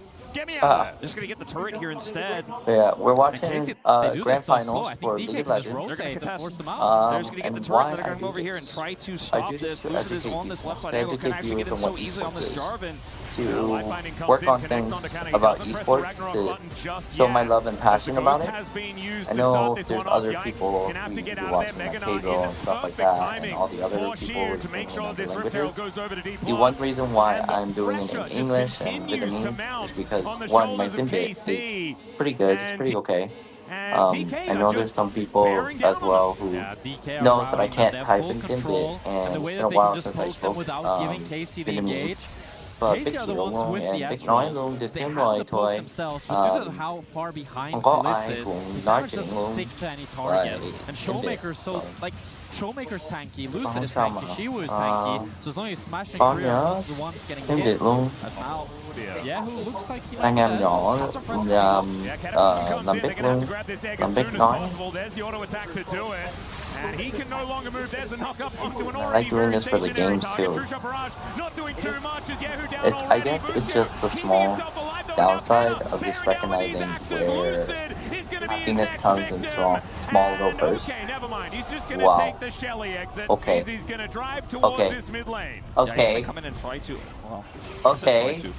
Get into the mid lane there. What a swipe. To actually push that towards that inner turret. Let's go, all the KC. while, there's going to be a full turret taken here on the top side. I think that was the right play from KC, though. You got to look for stuff like this. You cannot just sit back and go, oh, we lost control. We're just going to play it slow and safe here because this composition isn't going to scale up. You see Yahoo get caught here, you got to just full send on defending. Like, you got to play through the things I do and the so things I'm learning to do. Even though Kalist can't get I'm here, always trying to grow, and I'm always trying to learn how to do it better. But they got to go off in here. They get a kill. This Olaf is going to be their late game win con. It's going to be a really hard path to get there, but at least they get something back. It comes at a heavy cost, though, as that top turret has wiped out. Once again, Korea is just incredible, by the way. The Ragnarok wears off and instantly he's tagged by a light binding. Like, I can't hit the light binding on a stationary target, let alone timing it perfectly through a wall. I just feel like KC are so weak, apart from Kana. Like, you see that fight, and there's like no damage on Showmaker until Kana gets involved. And the problem is if Kana wants to continue evolving himself in these plays, Shiwu is going to take those towers so incredibly fast. He has 3 grubs, has the Trinity Force, and a fed Gnar is going to be even more difficult for KC to eventually have to deal with. It's so weird that you say fed Gnar when he's been solo killed twice. But he is just getting so much time. You know, you're absolutely right. And that's why what makes it so weird. Because it's pseudo 3-carry comp. It's not quite the 3-carry we saw with the Tristana in game 1, but he's going to be a side lane threat. He's going to be difficult to answer, and so a lot of resources will have to be spent if D+ continue controlling this map, which right now they're doing such a great job of. Lucid here is starting to challenge the camps of Yike directly in his face. He's a full level up.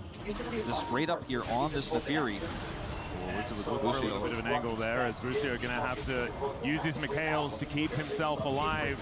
The magnetized life bindings always connecting here from Korea. And it just feels like every part of KC is outmatched by DK. You see Lucid forcing Yike out. You see Career forcing Busio out.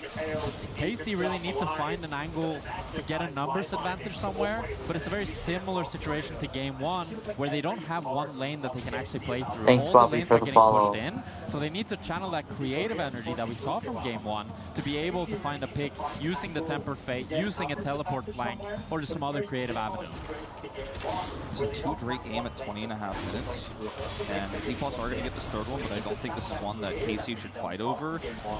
Another potential angle here for KC, and their Ezreal is, at 21 minutes here, not even on that second item spike. I think you just have to play slow. I think you have to play through Kana being the raid boss. You have to play through Kana being the one and follow up on that, try to zone with your Anivia wall, and not try to play a traditional team fight, but just play an Olaf team fight later on in this game.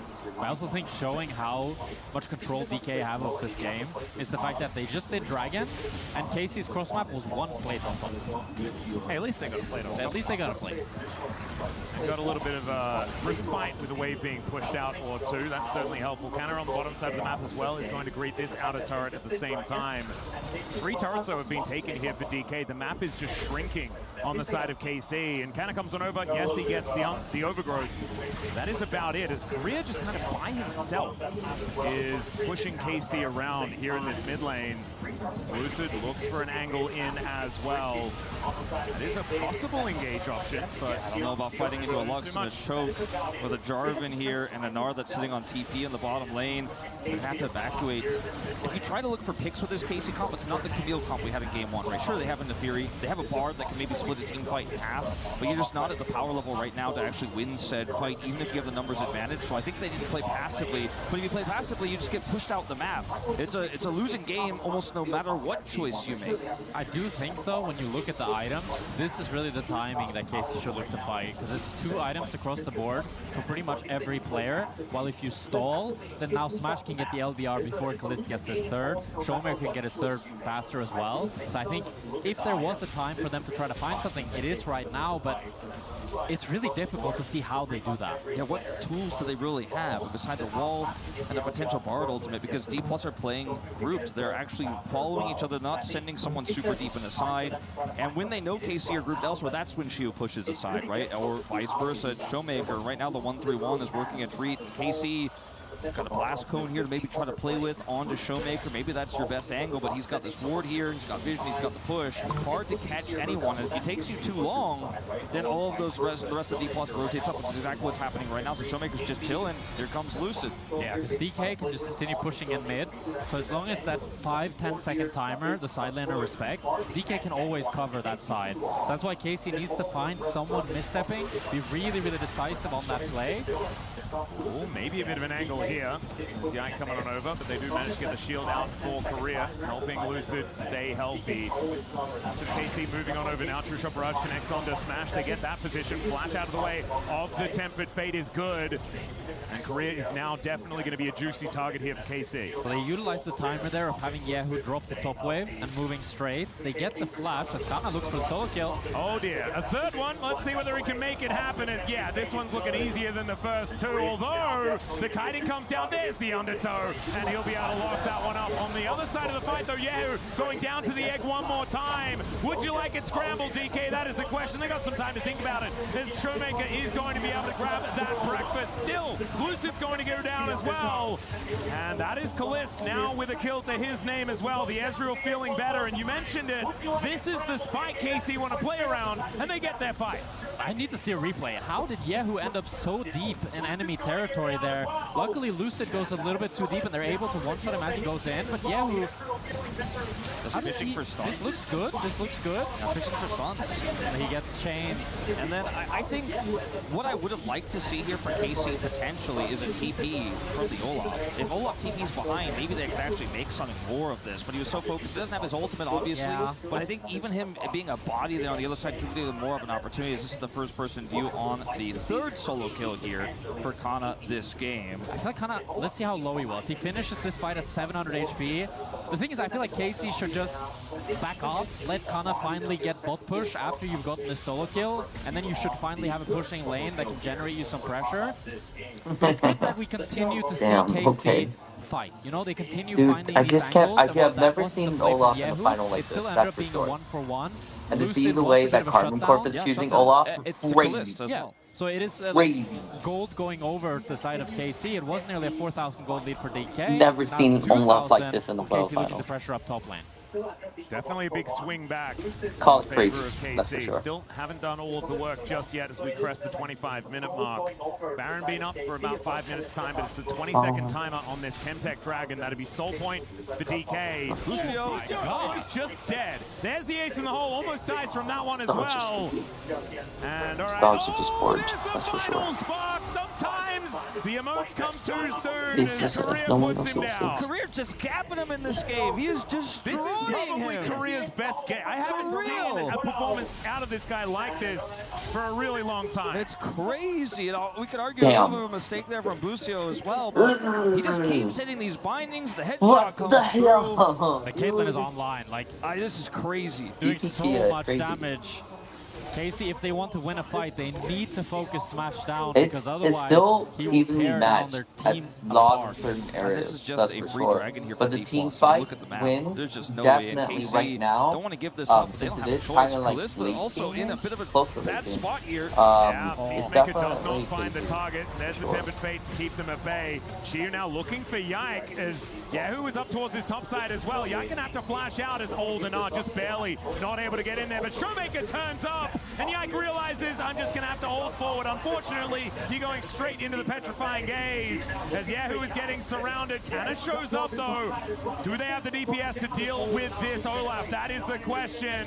He does put the chicken in a cage, and Showmaker is gonna come over and sink those fangs in. And now, with the Ragnarok running, he's looking for one kill, but Shiyu's gonna survive because he has his friends here this time. And DK, they find 3 in the topside play. And I mean, this is the moment where D+ proved that grouping like this and reading the plays from KC, having these fast rotations, having the support of anyone who's trying to get hinged is always going to work when you're this far ahead and you have this much map control. As Busio hung around for a moment here, but likes being alive, and we'll just let this Baron go. Plus, if they take Baron for now, then that means they can just run it over and end any lane that they want. But right now, they just need to end him. This initial setup here. Take the gold, take the Baron, take the buff. Yike wants to try to dive Shiyu, but no way. He's just so weak. He can't actually fight him 1v1. Shiyu recognizes the bluff. Showmaker knows that Yike needs to go onto him, lands the petrifying gaze, and now Kana's TPing in, but what can an Olaf do here? He can't do anything because his DPS is crazy. gone, right? You try to initiate something and then his backfire so badly. And the Ezreal is in the mid lane, can't get access, has no cryo into the Caitlyn, and is just pushing. It makes me want to play League of Legends, honestly. In the mid lane, well, there's nothing he can do. He drops a true shot to try to snipe you, but he's unsuccessful. And D+, by the way, instead of letting their top laner get caught there and avoiding the fight and getting a dragon, they win the fight, then they get the dragon. So now they have soul point. They got wins on both sides of the map. See if Shiyu can escape here. Oh, well, I think this one's going to be a difficulty because just one Olaf has been a problem so far. Does have Meganar coming up, though, as Busio finds the Cosmic Binding. Still, the pressure here from D+, just a little bit too much. Now is able to get away. The dragon is taken, soul point is claimed, and they're going to look to take down this turret as well, because I feel like that whole last section of play had nothing to do with Smash, who is now like 3.5 items. This Caitlyn is ludicrously strong. Yeah, that was pretty much a team fight without Smash. That was all Showmaker and Shiyu. So now, if Smash gets involved, it's going to be so much more difficult for KC. Oh, Lucid just going to put them into the Cataclysm. Final spot comes down, but Lucid's in a bit of trouble. And now it's Smash's point of view. Takes down Busio first. There's the second. As Yank goes down. He is put behind the wall, but the rest of DK are getting on in there. Shu, possibly a bit of an overextension, but Smash goes back to his favorite thing, and that is dismantling the house of KC. Damn. Inhibitor turret goes down in the mid lane. This is where, chasing out Kalist on this top side, and there's the knockout from Lucid. And that's The what the 1-2 Baron buff punch of the does. mid jungle So looking if you good. guys haven't played League of Legends, the Baron buff really gives you a boost not only to your attack damage, your ability power, and your health regeneration. It also gives you a boost to your minions. So when your minions are trying to actually go to attack things, they get a buff in damage. They do get a small buff in health, but that's just not that big. But they do have more range, they do more damage, like all and whatnot. And if you're paired up with a champion, that makes it a lot easier for you guys to push. And if you're doing it as a team, like it all it does is take one team member to buff it. It doesn't get multiple stacks, but yeah. They are so incredibly low. What KC gotta do though, they gotta start killing them.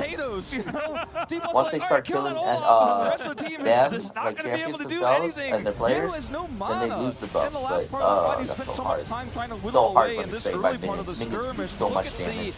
They already lost one because someone was trying to go try for someone. Lucid's able to flash away, and then once again, you just can't deal with all of this damage coming out of Smash. I feel like DK can play the fight however they want because Lucid can tank the backline for 5 seconds, while it only takes 2 auto attacks for Smash to kill the backline and front line of KC.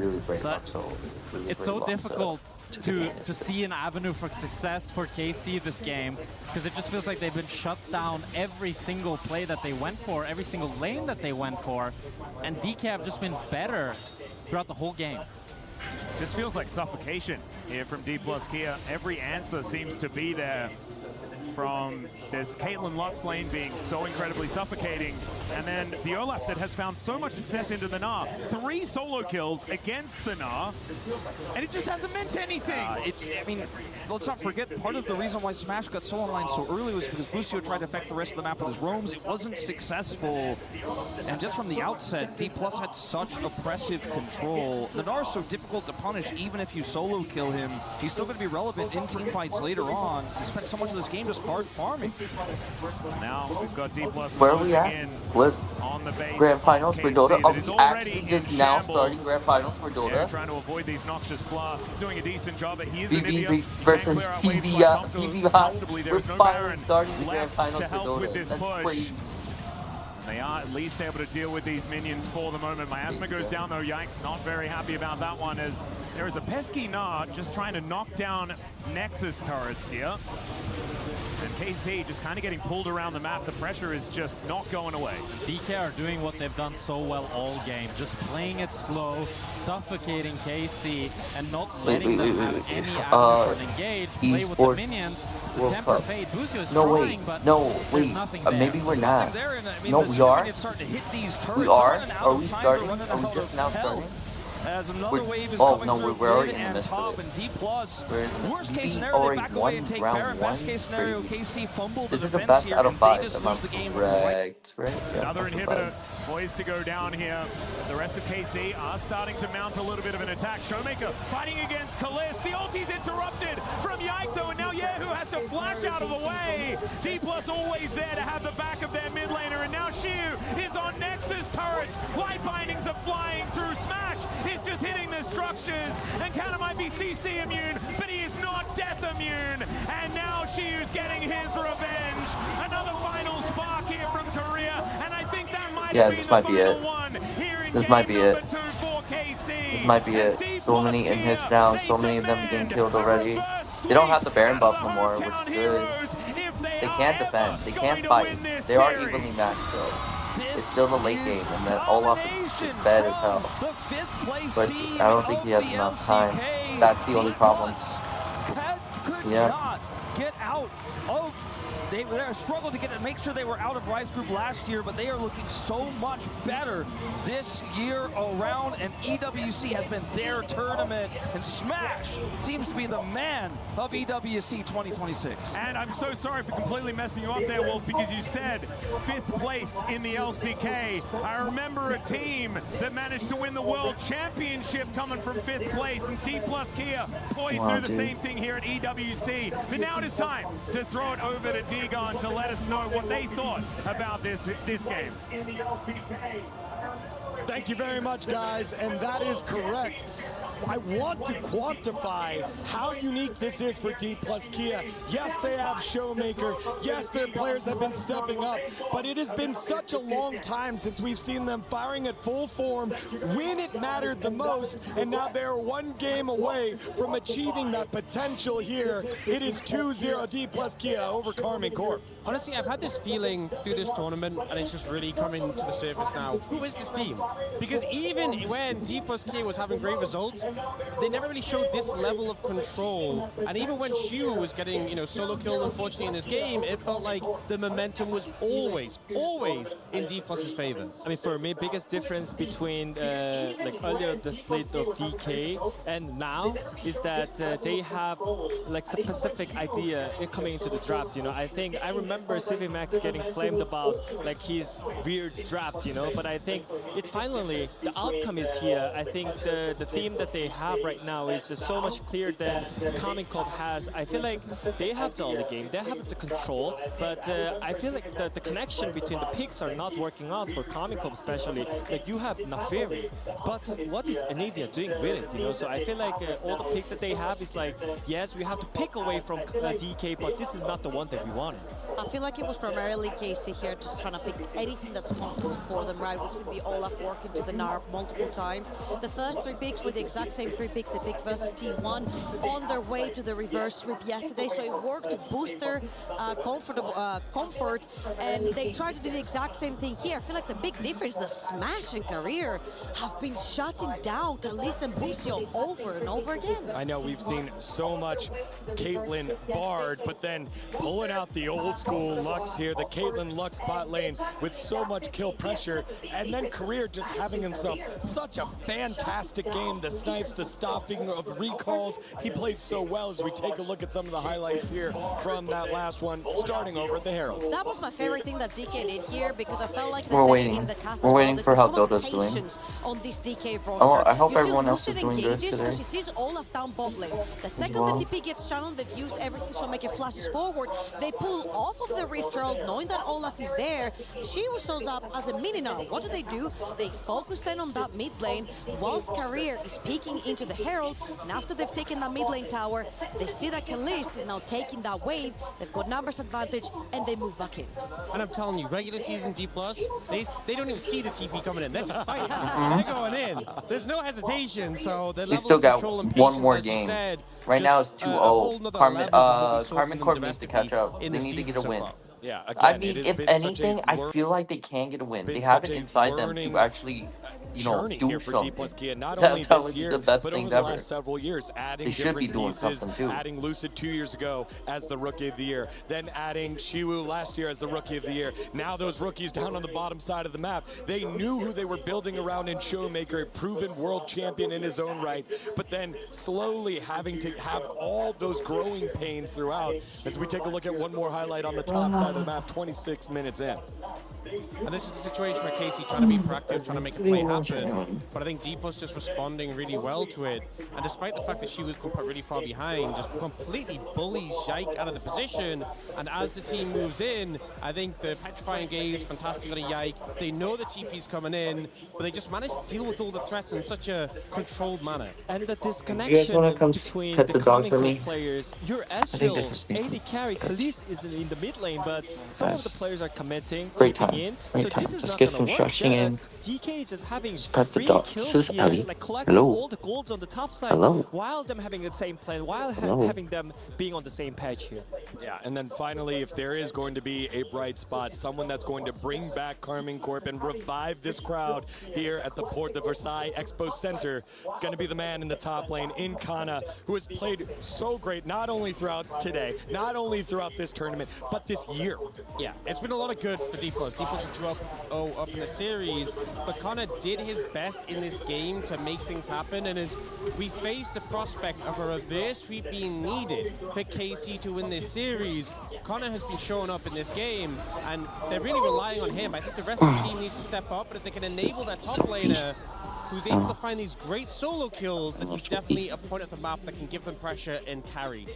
I feel like when we're talking about enabling, there has been a guy who's unfortunately been kind of invisible on the Rift so far, and one of my favorite players on KC, and that has been Yannick. I feel like he found an incredible 3-man knockup on the Wukong versus T1, constantly with a goal deficit to turn the game around and win it for them. I feel like I'm looking at the Wukong, I'm looking at the Shinzo, I'm looking even at the Kha'Zix, which is his signature pick, to try and get that confidence back, to try and turn it around for KC. Wadid, you're the one that called out the KC upset over T1. Didn't he say 3-0? He did say 3-0, so he might be correct, just for the wrong team here. Who do you need to step up here for KC? I think it's Yahoo, because I feel like Showmaker is just having so much free time in the mid lane, having so much momentum. I think Yahoo having pressure into that matchup is going to help KC into the game 3. There is always a fantastic environment here at the Esports World Cup, and we have cosplayers standing by right now with Jimmy. Right after this, you're watching EWC 2026. This one doesn't shed so much. It's Piper. Okay, you're an attention whore. You're an attention whore. Oh, whoa. Play is in our DNA.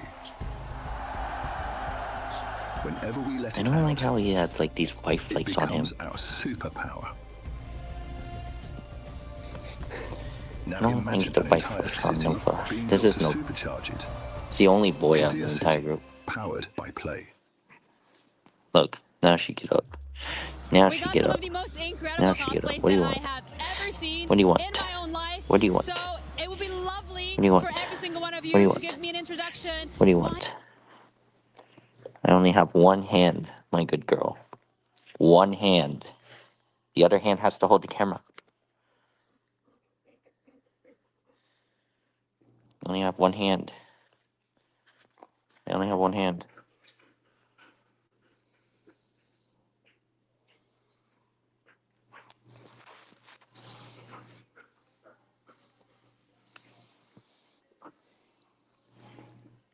Why are you looking at me? Why are you looking at me? What's up? You died? You did? You did? You playing these? Wake up. Right. Your knee. Is your elbow okay? Your elbow okay? Don't lick the elbow. I never told you to lick the elbow. Why'd you lick the elbow? You've been weird. Yeah, so your elbow is okay. I cosplay Yone from League of Legends because I love the champ, I love his design, and to play him Look at her. Look at her. Hi, I'm Baku and I cosplay Seraphine. It took me 1 month to create the costume, and then I had a crush on this character. Wow, dude, it's it's so sick just to see people that love their games and their video games. I'm Kiana, ruler of the land. You can't really copy perfection, but I guess I can manage. 1 month. Hello, my name is Lynn, and I choose Iris Star Guardian because it's a character I'm from also Ionia, and I'm checking Chinese. out my Also, screen. this skin in particular was gifted to me Checking by on one the of my friends, so it was screen. very dear to me. I can get chat. About our cosplay, so basically we love way too much Jinx and Echo, and that's the motivation of our cosplay, and also the love of LoL, the love of Arcane. That's very important. All right, thank you guys so much for all of that. That's it from us over here. I Jinx hope you and guys enjoyed the Echo, cosplay wow. just as much as I did. They love Arcane. Oh. Thank you guys so much for all of that. That's it from us. So we hope you can enjoy past match just as much as I did. I'm here with Da Vinci, Delici. Da Vinci, whatever that The best that suits you. Yeah. Most important thing is you have a fantasy team on the app. Yes, exactly. I did my fantasy team. Can you run me through that? Yeah. Let us start with the AD carrying. I went with Ruler as a classic one. Ruler never disappoints. That's fair. Yeah. And then I went for Kyle for support. It was a bit of a budget pick. Yeah, I tried to save some money, you know. I tried to save money for my goat. But I will tell you who is it. I give it a surprise. Okay. All right. Now I went for top lane Kana. Strong pick, as always. He did a great tournament. Yike. A bit of... let's change it. So I'm going to do this. Just do some team viewer stuff. Chovy the goat. I'll just see if I can do this. Okay, you're trolling. You were completely broke. I can You had do no some funds stuff. left. That would obviously be Faker, but that's Let's fine. change those Faker, teams. yeah, Faker is too expensive, to be honest, because he's truly the goat. Let's keep it on Chovy, you know? Yeah, and now, most important thing, you probably had a blast doing this. Yeah, that was super fun, to be honest. I never expected that. Oh, I had the to be PS5 this remote good play. team Dude, for my that's team, not worth it. But I think that I Remote play managed is to do not quite worth good it at in all. this tournament. And yeah, being a KC fanboy was good too, you know, since we are in the final, and hopefully we're gonna win today too. So yeah. Yeah, what a blast. Yeah.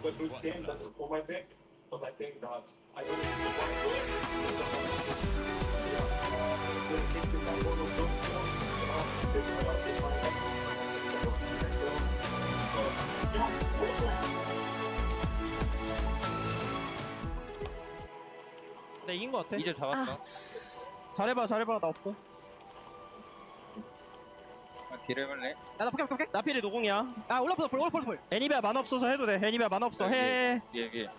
아, 나 줘. 해도 돼. 나필이 노공이야. 애니비아 만화 없어. 올라프. 야, 끝. 나이스. 이렇게 I like how the ones of the drink of water is like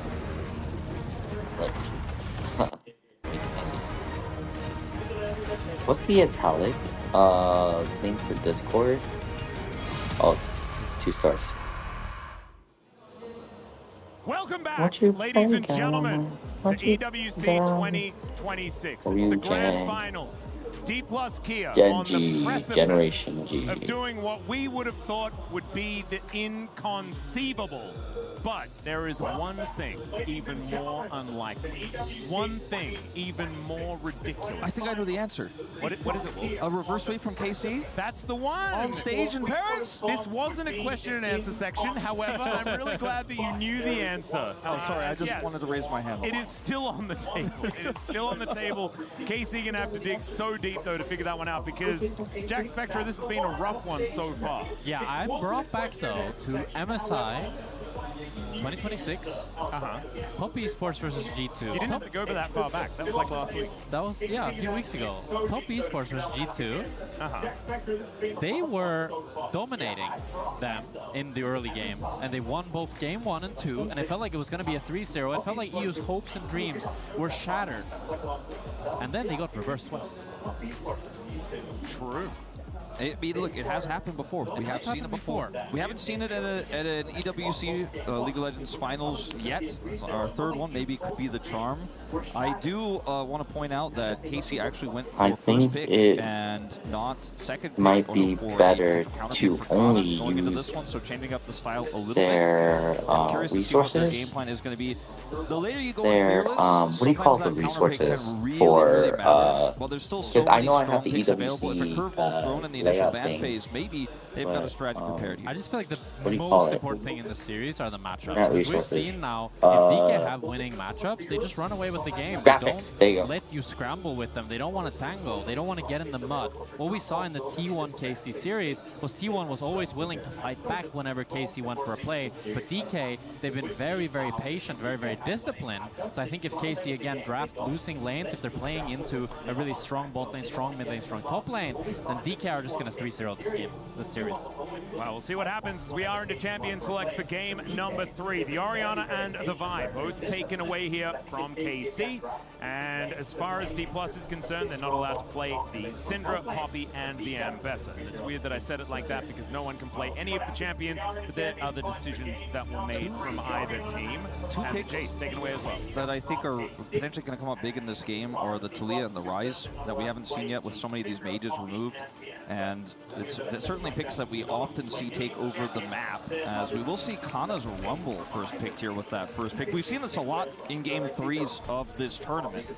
Yeah, I think if you can force Shiwu now onto a tank and having Kana on the Rumble, being able to constantly push that tank in and just be stronger in the skirmishes, it speaks really nicely for KC's early game, which seems they've kind of caught on. We need to have strong winning lanes if we are to come back in this series and make it a reverse sweep. But there's not many things that beat this Ryze now with how many mid laners are outside of the pool.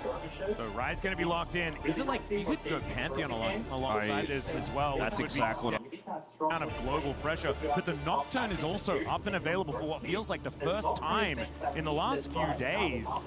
Still, it's going to be K'Sante. This has been an answer in the LCK, especially into the Rumble, but like you were saying, doesn't necessarily have push in the lane. Oh, they're finally putting events in the Discord. That's crazy. But definitely setting up a front to back and a late game composition. So the answer is, like, I don't know if you necessarily want Pantheon here as Yike in this draft. I think maybe you want the Wukong instead. The only thing is Wukong's early game clear and early game skirmishing power isn't the best. But we saw Yike on this Wukong yesterday was so key in their victory. I mean, this was their exact comp in last game, or the last game yesterday against T1, where they had the Wukong and the Annie that found some clutch engages to be able to come back against T1. The scariest thing is the lack of power in the early game. It means that Kalista and Busio really need a stable bottom lane, otherwise they may just simply find themselves dove, and Yike might be stuck down there trying to patch that hole. I think Lucian is a big pick for Kalista's game. Kalista could be another one. Or Kalista.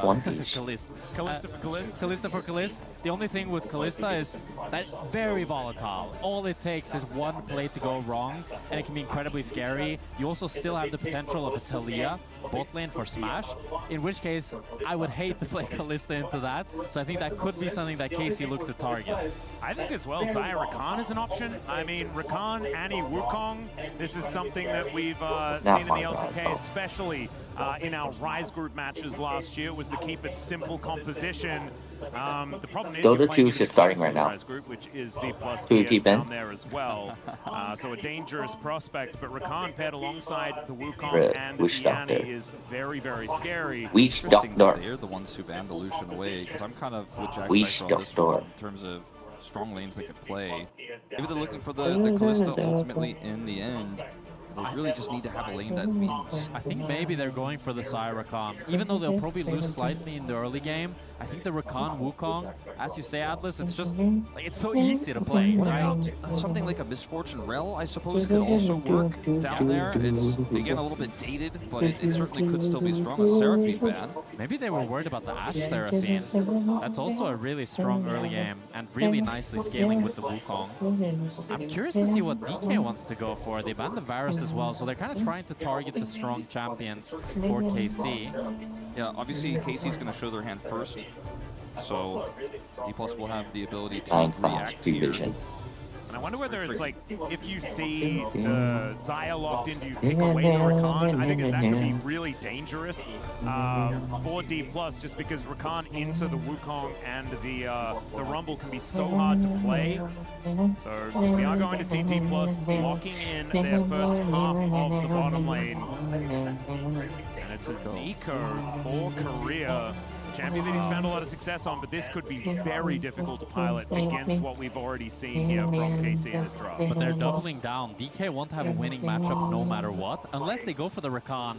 Seems like a last-minute pivot. Rakan is so good with the. I don't know. Is this the right login? Am I doing the right? Super good, but now it feels like denial rather than anything else, though, right? Exactly. Nah, the only thing now is Casey should, on paper, be pretty easily able to find a winning lane because Rakan, he can survive the lane quite easily with the healing on his Q and how safe he is with all the mobility, but he's not going to be winning into most matchups.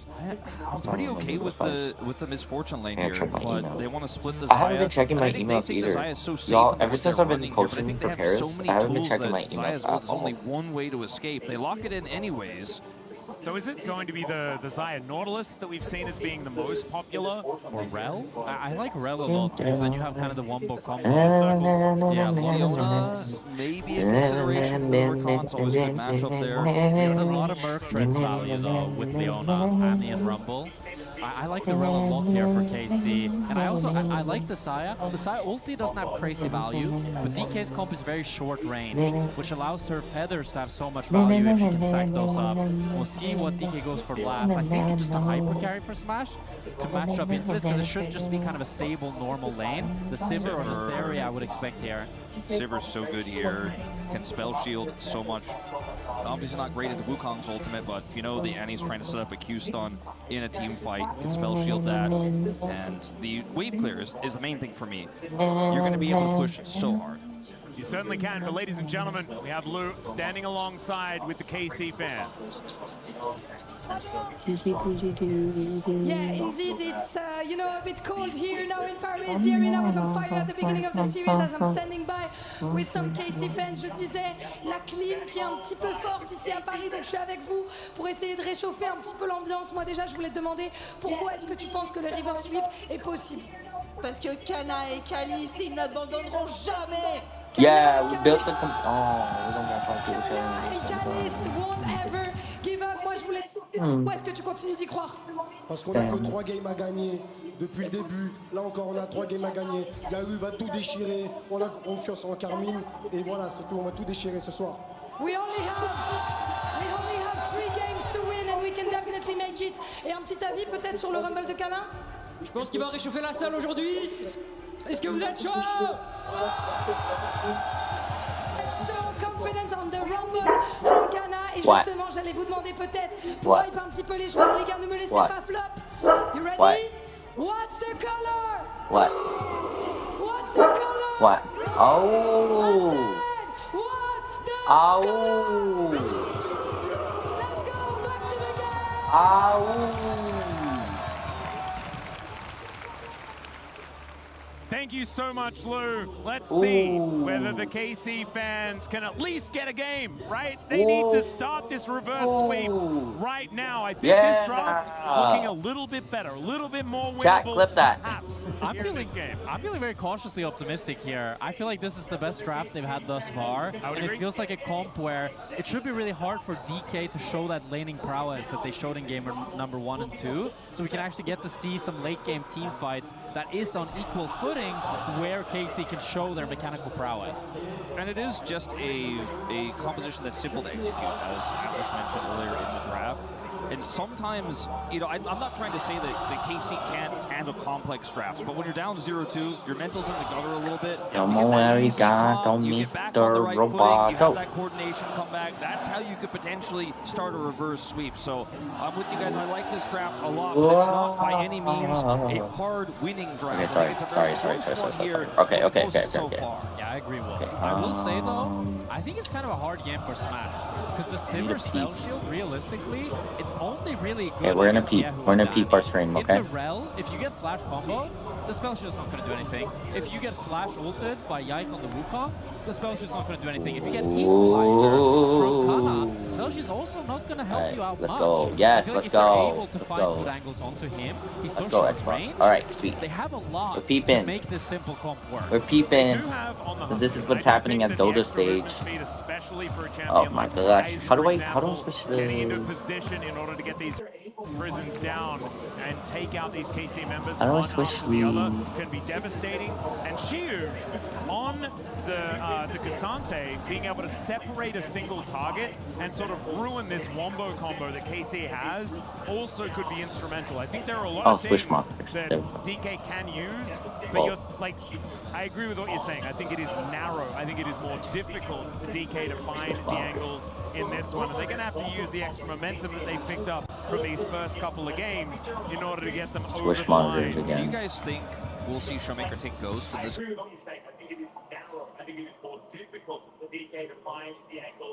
Yeah, like I could have like switched this over to my right side, which the chat and the YouTube chat could be on, right? But I was actually trying to implement like a new like extension for it, but then I'll have to like it was so hard. I didn't see any of my audio mixers, and like I was like, what? Like I wanted my audio mixers. I like my profiles, like all of this stuff. Like I didn't know how to bring my audio mixer out. Right? But yeah, I was just like no, not a fan.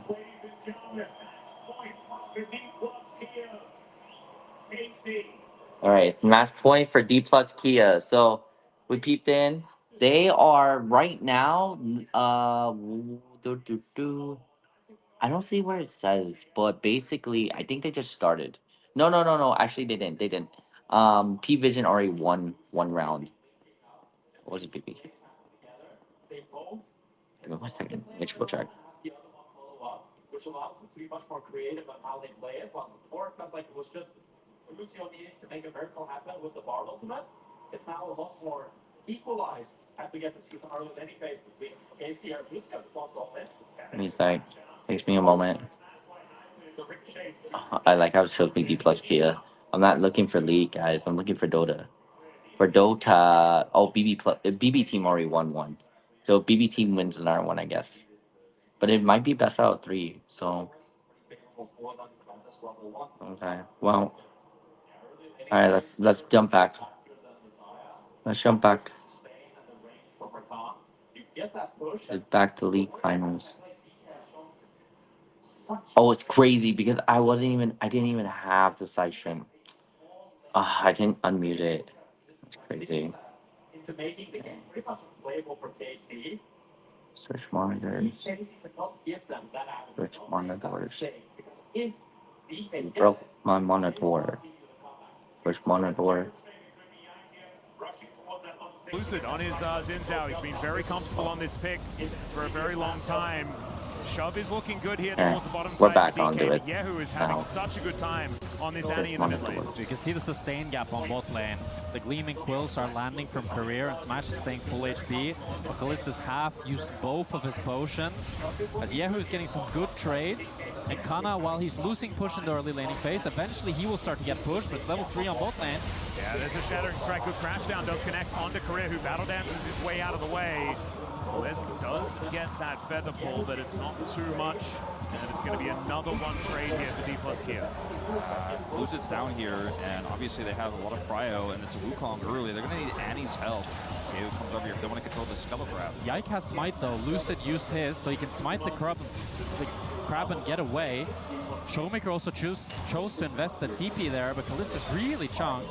Yeah, this is a lot of damage. Grand Entrance gets the flash out from this Xayah. Not a lot of value of that pullback as well as now Lucid wants to get on in here. There is the thumbs up once again. It hasn't exactly been a good luck charm here for the Xayah. As he throws down the feathers and just dies. First blood over to Lucid here in the bottom lane. And DK's laning has just been superior Yeah, in this best of 5. up All they need is a slight lead, stream? and they will run away with the game. Bucio will be getting dove. Kallista's already So dead. you guys can It's a see all the disaster items for and stuff. KC. And this is not the start Bro. of the reverse sweep that you were looking No. for. It's a disaster in the bottom lane. 2 kills early on over to Lucid. He's up 600 gold. Sure, Showmaker's TP wasn't the greatest, wasn't super high value, but they didn't even need him. And all they walked away with was the Scuttle Crab. They at least got the Scuttle Crab, though. That's pretty cool. On the top side of the map as well, Canner is getting a little bit of a shove in, but you can see Xiu is still actually ahead in farm by just a little bit. Not too bad for this Cassante, who was looking a little worse for wear otherwise. In the mid lane, though, it is still Yehu with a bit of a shove advantage, but the CS has not really what we've been seeing in that laning phase. And so 1,000 gold is going to be the resulting advantage. Surprisingly, so after my aim was like up to And credit where credit is due. I mean, Smash has been so damn good all this tournament, and he's showing the laning prowess alongside Career. They have a slight winning lane, and that's all they need. No, I to think take Naps, down probably Kalist not. and No, now I build did. up such I a think I big probably gold did like lead. Ashiwu now 30 getting some minutes really in good total. trades on Kana here. Yeah, 5 minutes at a time, like a lot of 5 minutes. The wave's in a but yeah. terrible spot. He can't After teleport like anywhere else, 20 really, every but 20 Shiu's on minutes, top you of get his like 5 teleport minutes or ward, and something. he just loses all of his health, and because he doesn't have TP, if he's forced to back here, Oh, it's after his Yehu. Rune Prison goes down. Lucid does get the win, becomes lightning, but does not manage to catch out the Annie before she gets underneath the turret. And this No way, Rise, just isn't able to do a whole lot. Yike's getting pushed out of his own jungle now. Here's the realm that's ward. so Yeah, sneaky. Showmaker getting himself into position. Dragon's Yike gonna up, I have to believe. get out. That is a little bit of a cute play, but it does not catch Lucid out. Showmaker going to pick up the 3rd kill for D+ Kia. DK have full control of the map. They utilize Showmaker's cryo. Yike wants to try to bait them a little bit. Is not willing to flash immediately, and he ends up dying for it. Lucid trades the flash. And Casey, it just feels suffocating. It feels like they're not able to find any angle as DK shuts the door again and again and again. It's just understanding of pressure and control, right? You know, they push the Annie out, and they're like, well, guess there's Wukong in here, doesn't have Cyclone. And he avoids the knockup. Where's he going to go? Showmaker gets the root. He is just locked up, forced to flash the wall. And Lucid is there. Showmaker picks up the kill. So you got 2 kills on this end. Now the Rise is starting to get online. I also think they saw the Warrior Trickster go on cooldown, so they were never actually tricked out of position. You could see like there was no hesitation. Like Lucid was in there with that audacious charge, and as soon as the Wukong was in range, it's a little bit unfortunate that Yike was on vision when he did press that button. Now Shiu pushing Kana away, does have that Negatron cloak now. It's only going to get worse as he builds towards that Koenig Rooker as item number 1 for this Cassante. Yeah, who does find the stun. Tibbers is out here being annoying as Busio spotting Korea. Now Smash with the on the hunt, looking to chase down Kalist, moving back towards his turret, but these feathers do go down. Oh, the boomerang comes back, and Kalist is just dead. Korea also able to battle dance his way out of danger. Oh my goodness, DK is just kind of messing with him now. And Kalist was so close to level 6. He needed 1 more minion. But that was all Smash needed to all in. Doesn't get hit by nearly enough feathers. And he just takes down Kalist, and the game is starting to feel over. Kalist doesn't have any way to get out of here either. You know, he doesn't have flash, so he's just stuck. All he can do is try to kite back, but he just doesn't have the numbers, just frankly. It's just simply 2 AD carries hitting each other, and Smash is the stronger one. Yeah, and also, he just kites to the side, right? All of these feathers that were landing on the ground, nothing that Kalist could do. And what you need in that moment is the flash, right? And he didn't have that flash up and available to reposition those feathers with the outplay. It's feeling dire for KC. There's no other way to put it. I feel like we're starting to see the fight go out in them. They're not able to play the matchups how they would want to. This bot lane, it should be stable. It should be a chill matchup. Once again, it's only Kana who's got the control. It's only Kana is the lead. It's a 14 goal lead. it's but the Plus are just in so much control of the map, and they have been able to keep. I mean, all 3 games look like this. When they get a little bit of control, they turn it into a ton of control. Now Yike pushed away again on this Gromp. It's rinse and repeat. This is where Lucid started his career, with Prio in challengers. Yeah, in the enemy jungle. That's where he started his career, Wolf. You're exactly right. Like the Elise in the past, he would just say, all right, I'm in your jungle, and I'm going to kill you, and I'm going to dive you. This is his bread and butter. And he was already stealing away the blue buff. He didn't need to also take the Gromp. What about taking the bot duo? Well, that's what they're looking for now. Let's see whether Lucid can find the angle. And Busio, he's going to be his first target. Showmaker comes in. There is the Realm Warp that you were talking about. Connects the cube. It doesn't get too much more, but the Ghost has to be invested from Kalist. And this entire time, minions are just dying underneath turrets. There's just not a whole lot that can be gained here from this bottom lane. The grubs, I guess, on the cross map. What else can you really get? What else can you really do in this game? A little bit of a push here for Yehu as well. Trying to get some plate gold back while Showmaker Realm Warp's over. He has a little bit of extra free time here. It is a dominant early game for D+ Kia. Yeah, Kalist is bleeding. At least they get the 3 grubs, but it's not the cross map that you were looking for. 4 kills for DK, full control of every lane. Dude.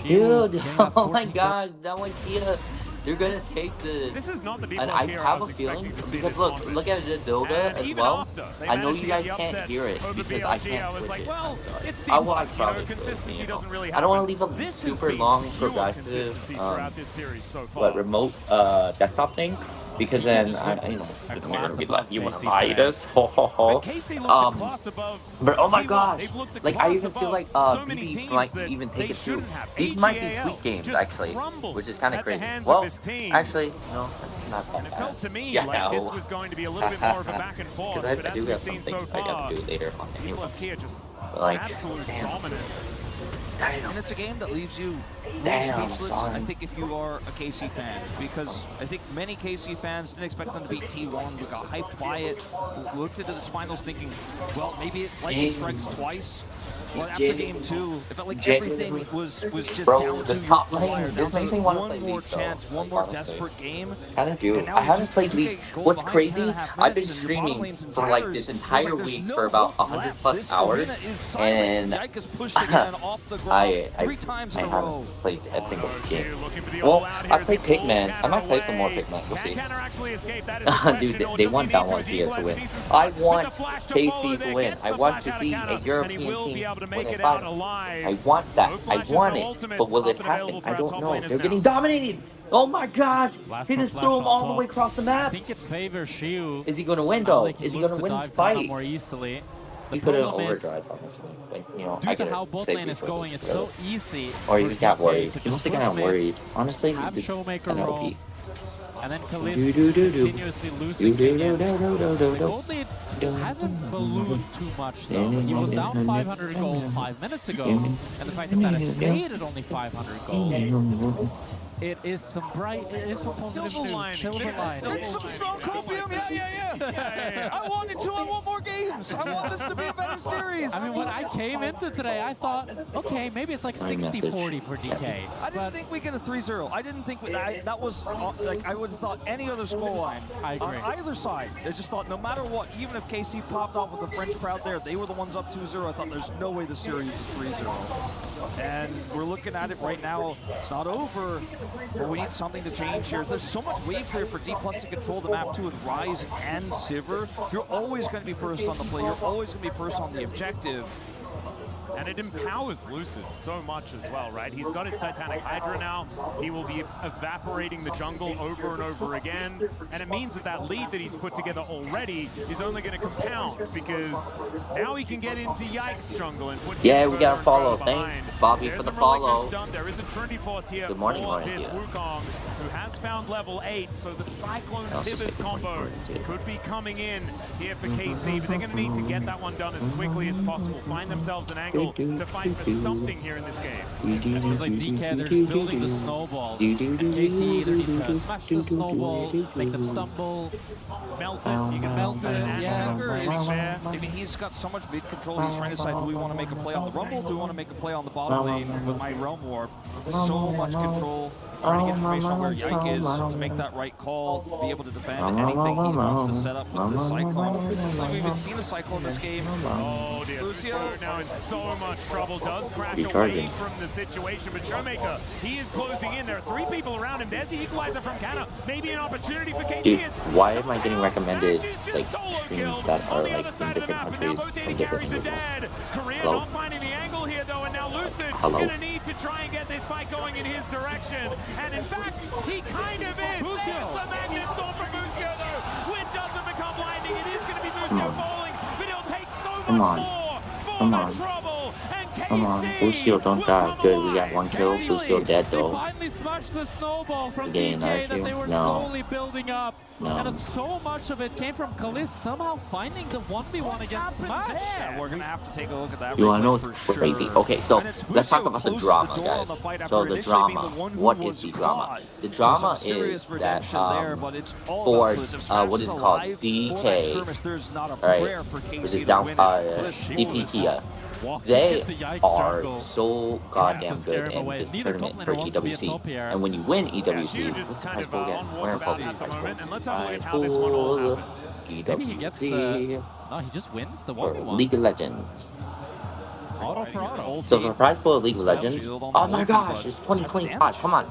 Homie 26. Thank you. Thank you. So prize pool is about $600,000 for first place. Of course, if you get points for your club, but I don't think Delmore here has any clubs in EWC. I don't think so, because they didn't have enough players or games or running. At the end of the day, what's crazy is that if they do get $600,000, because they're selling the team, they probably can keep all the money for themselves. That's the biggest part, right? So they probably are trying to win it, not just for prize. They're trying to win it because they want to keep the stuff. They don't want anyone to buy them out or like take a proceeds, like a bunch of proceeds from them. And I mess with it, honestly.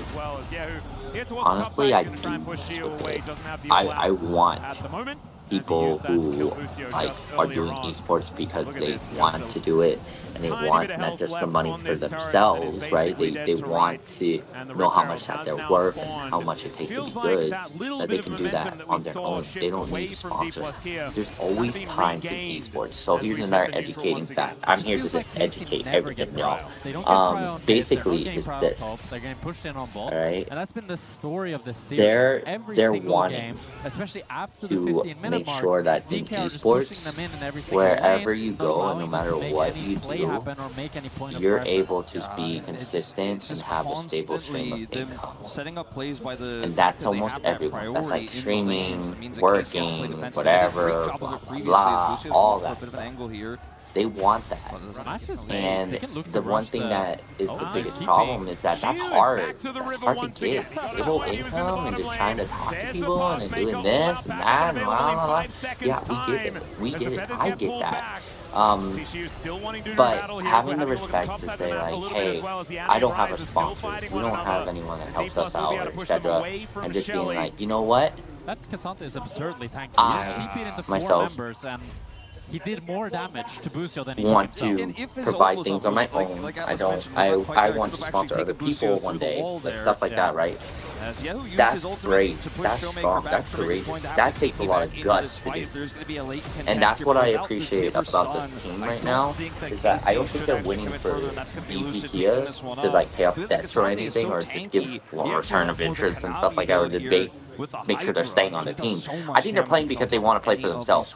They want to make sure that they get an opportunity for themselves and that they can take care of themselves together. And that's the biggest part. The early double he picked up. Yeah, such a good win war build from the Xin Zhao, who's clear of the jungle, has never been really the fastest. Who needs help? This one. And that is the focus on this turret as the teleport is coming through. It's a little bit of a slow one here as Kanna will show up. Gets the big old shield though, Shu just tanking this one up. Yehu is just dead before he can really do anything, and Shelly takes down the turret. And now Shu's flashing forward, looking to get on top of Kalist. That is going to be the realm warp in, and the quickness picks him up. Smash takes him down, and now KC's bodies are littering the floor of this top lane. Shelly gets another charge. Busio and Kanna trying to get out of there, but Lucid will not let them escape. Oh no! That's another kill going over to the Xin Zhao. And D+ here, yes, there might have been a little fight there, the little hiccup earlier on, but now it's looking all business for them here on the Rift. And what do?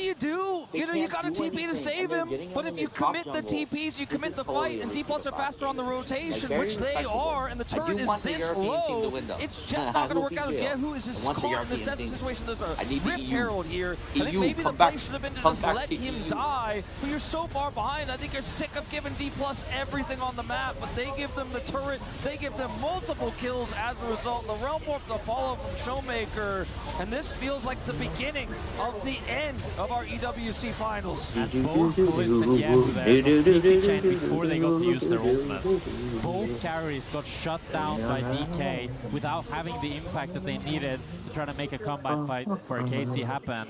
I'm almost to my 170 follower goal. Share this stream. It's almost like you know, what am I supposed to do here, you know? Yeah. And with Featherstorm not really having an angle of all that effective use anyway. This org, Man, lost that's crazy. The finals last year to Crazy. the LCK at first stand. They were one of the underdog stories there. Yeah. And here coming in, a lot of momentum. Not even getting the game they got over Honolulu Esports last year. Oh, Korea looks for an angle here. Does just get on top of Yahoo. Once again, down without the bear. And Yike trying to do some work here. Bear will fall. And, a little bit of a lie there. The tip is released out as now Equalizer goes down. But look at this. Canner is just limping towards this inner turret. Lucid making his way over. And at least KC will not lose any more than that. But the bounties are up. It's an 8,000 gold lead as we crest the 20-minute mark. D+ are looking for a clean Once they take sweep mid, here in this final, as they'll grab Soul Point as well. As Mountain Soul comes up, and man, if Mountain Soul is ever picked up by this team, I mean, it's already looking pretty over. That's really over as they get the next break in 5 minutes time. DK shut down all the hopes of KC, and especially now with the Nash respawning as well. It's so easy for them to just... They can kind of do whatever they want, to be honest. They can go into KC's jungle, they can take all of Yike's caps, they can stop KC from ever entering, they can start the Nash if they want, or they can just stall for the soul. There's really no wrong play for them. And KC needs to be the one to try to make some proactive play, but with no vision, with no control. D+ basically have map hacks, so they can see everything you're doing. Look at the wards they have. And Career can just walk up like this with no threat on him. From the bottom lane to the top, there's just a line of wards halfway from Baron to the base of KC. No flanks, there's nothing allowed. D+ can put their eyes on the Baron here at 21 minutes. They have so much damage. This Rise doesn't have third item just yet. His rod isn't even completed, but they do just have enough, I think, at this point to start considering that Baron take. Yahoo here trying to stay and look for a pick. Yeah, he does throw the man down, but Lucid just ignores it. There's the Crescent Guard, as now Yike feels like he's a little bit too far forward. The Realm Warp is Showmaker is going to join the fight as the Feathers get pulled back, and KC will be able to hold them at bay at least for the moment. Teleport up here from Yahoo, but you can see Shu, he's on this bottom side of the map. KC going to have to go back and deal with this Kasante as well. And it feels like KC just needs to be too many places at once. Are we going to win, though? It's just really frustrating to play this one out. Baron can't find anything. Dude, the fuck? They can just take Baron if they wanted to. They've shown their... They can do anything they want. They have so much control of the map already. When you have this much map control, chat, it's like... We've barely even had a real... You can do anything. This game is your game, honestly. Over the course of this series, because it's just been DK dominating. It's never been a fair fight. Yeah. Never, ever a fair fight. Apart from that weird moment where Kalist solo killed Smash. That's true. That was the best fight they got. And even that wasn't a huge win. And now Smash is 2 levels up, or at least was a few moments ago, has his 3 items completed. And D+, I think it's Baron time. That's what they're considering, and Smash's Sivir just does so much damage. The rest of DK, they can just play defense. Shiwa has TP advantage. Kana can't even TP to this Baron if he wanted to. This is going to have to back normally. Here's the Kasante to hold the line and keep Yike out with Career and Showmaker on this flank. It's just It's going to have to be perfect, but it doesn't even matter. The Baron is going to be taken. See, I told you, they were going to do Baron. They just had to do Baron no matter what. Like, they could. They had all the advantage to. And what's going on in DOTA right now? We're losing in DOTA? Is BB actually winning? BB's red, by the way. Oh no, not the mid fight, not the mid lock again. Yeah, and they had Baron stuff. Oh wait, he's locked out. His Zinyao's locked. Oh no, no way. Okay. What a turnaround. What a turnaround. yesterday, after getting the upset win over T1, KC's players were on the floor with joy, but in this series, DK is putting their bodies on the floor in these team fights. It's not close. They can only look with their binoculars at the Baron pit. They're not able to get into touching distance. Nowhere near in this fight. It's an amazing equalizer. And in a closer game state, maybe that could have been the difference maker, but not in this game 3 of the Grand Finals. But the fact that Lucid 1v3s this with the Sunder Sky proc gets the triumph. I cry. What are you? Unreal. I cry. ESGA now. I'm crying right now. KC, they can defend this inner turret at least for the moment. You were talking about a Wolf, 1 minute until that Mountain Soul is on the Rift. We'll see whether this game even lasts. I don't think this guy DK do want to utilize this Baron. 3,500 gold already in that power play as they are ahead 12,000. Exactly right. We got a mod here now. Let's go. Let's go away. And so he can actually go down in this battle as Smash is going to solo out Yeo on the backside of the fight. Showmaker takes out Yike here as they're looking to break open the base. Bucio trying to cancel away. And Canner at least gets the dash cannon out, but Showmaker still going to be able to put him down. And D+ here on the precipice of sweeping the Grand Final here at EWC 2026. There's nothing left in the tank. Yeo's down for 25. Bucio's looking for a flank angle here to try to buy some space. He wants to pull the wave. Pull it. He's able to do so. 15 seconds on Yahoo, 10 on Yike. Yeah, sidesteps the grand entrance quite nicely here. At least D+ are forced to go back. The problem is they're forced to go back to a Mountain Soul, which is going to make this game even more impossible. Showmaker's just having fun. Look at him on the player cam. He already knows he can see the trophy that he's got. Oh, he can see it in his mind's He's got his library card out, man. He's like, oh, I'm ready to borrow some books. Everyone's staying quite quiet. Where'd they rise those to? Oh, they rise those to Dragon. An amazing tournament. A big front runner to pick up EWC MVP. What's going on in Dota? What's going on in Dota? What's going on in Dota? And Smash is level 16. He's so massive here that when Yehu shows up to try to look for the flank, he says thank you. Oh, what a team fight. Oh, what a team fight. What a team fight, Dota. And Casey, they want to abuse the fact that DK was playing on all 3 lanes, but Lucid lived so long. He has the GA and buys so much time with the Sinsa ultimate as well. And then as you say, Wolf, the fact that the Andy loses 1v1 to the Sivir. Yeah, Team BB won that fight. This is the most terrifying version of Showmaker, by the way, everyone. I don't know Dude, it's whether crazy anyone because everyone else's thinks memory Steve goes Vision was back going to 6 win. years to when he was the world champion, but that's what he was doing Yeah, then people, as well. Just people didn't cackling know. on the Well, stage I'm going to say while he's this. Let's just say breaking the people dreams of his opposition. didn't expect, you know, Now pushing in towards Steve this Vision top lane to, inhibitor turret. you know, dominate. But still, it's crazy that PP's going to win. And then for league for DK, dude, I think DK's just going to take it. Everyone wants Prime Court to win, but it's fine. Dude, 300,000 is fine too. Bucio, accept the 300,000. Yeah, Bucio going to get that Magnet Storm off. Yeah, who's still a little ways away. They lost. Bucio going to fall, but they're taken down Callisto. 2 more nexus. Oh, here's the jump. Here's the jump. Here's the jump. Kaihu! Kaihu, you came in late. You came in late. Throw Timber.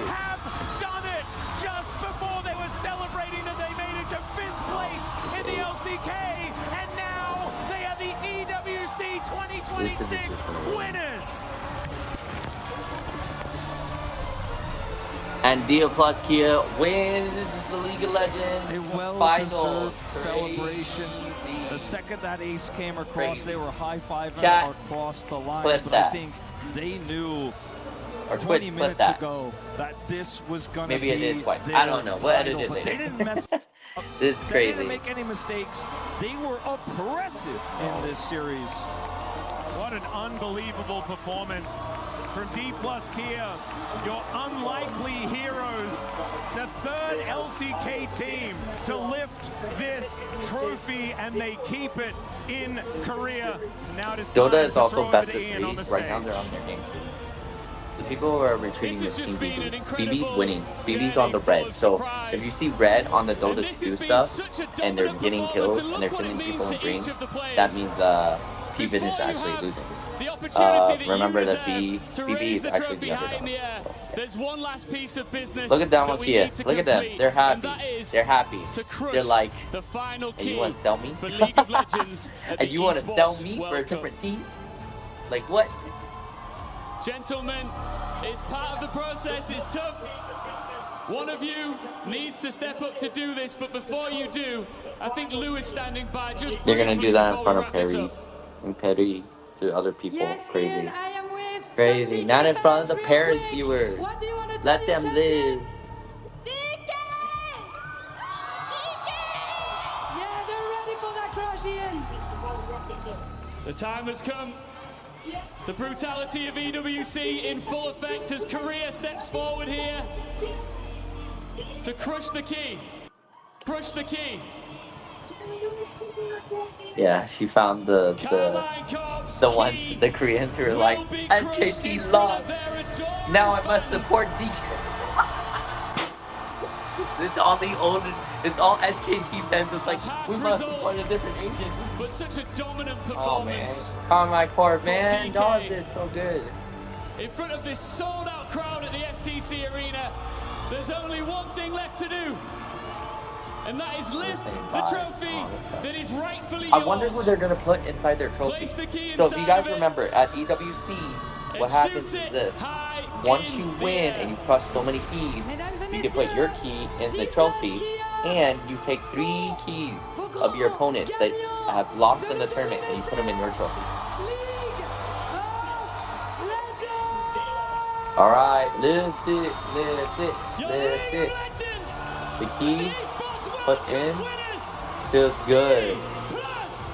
Feels great. League of Legends winner, Dan Wakia.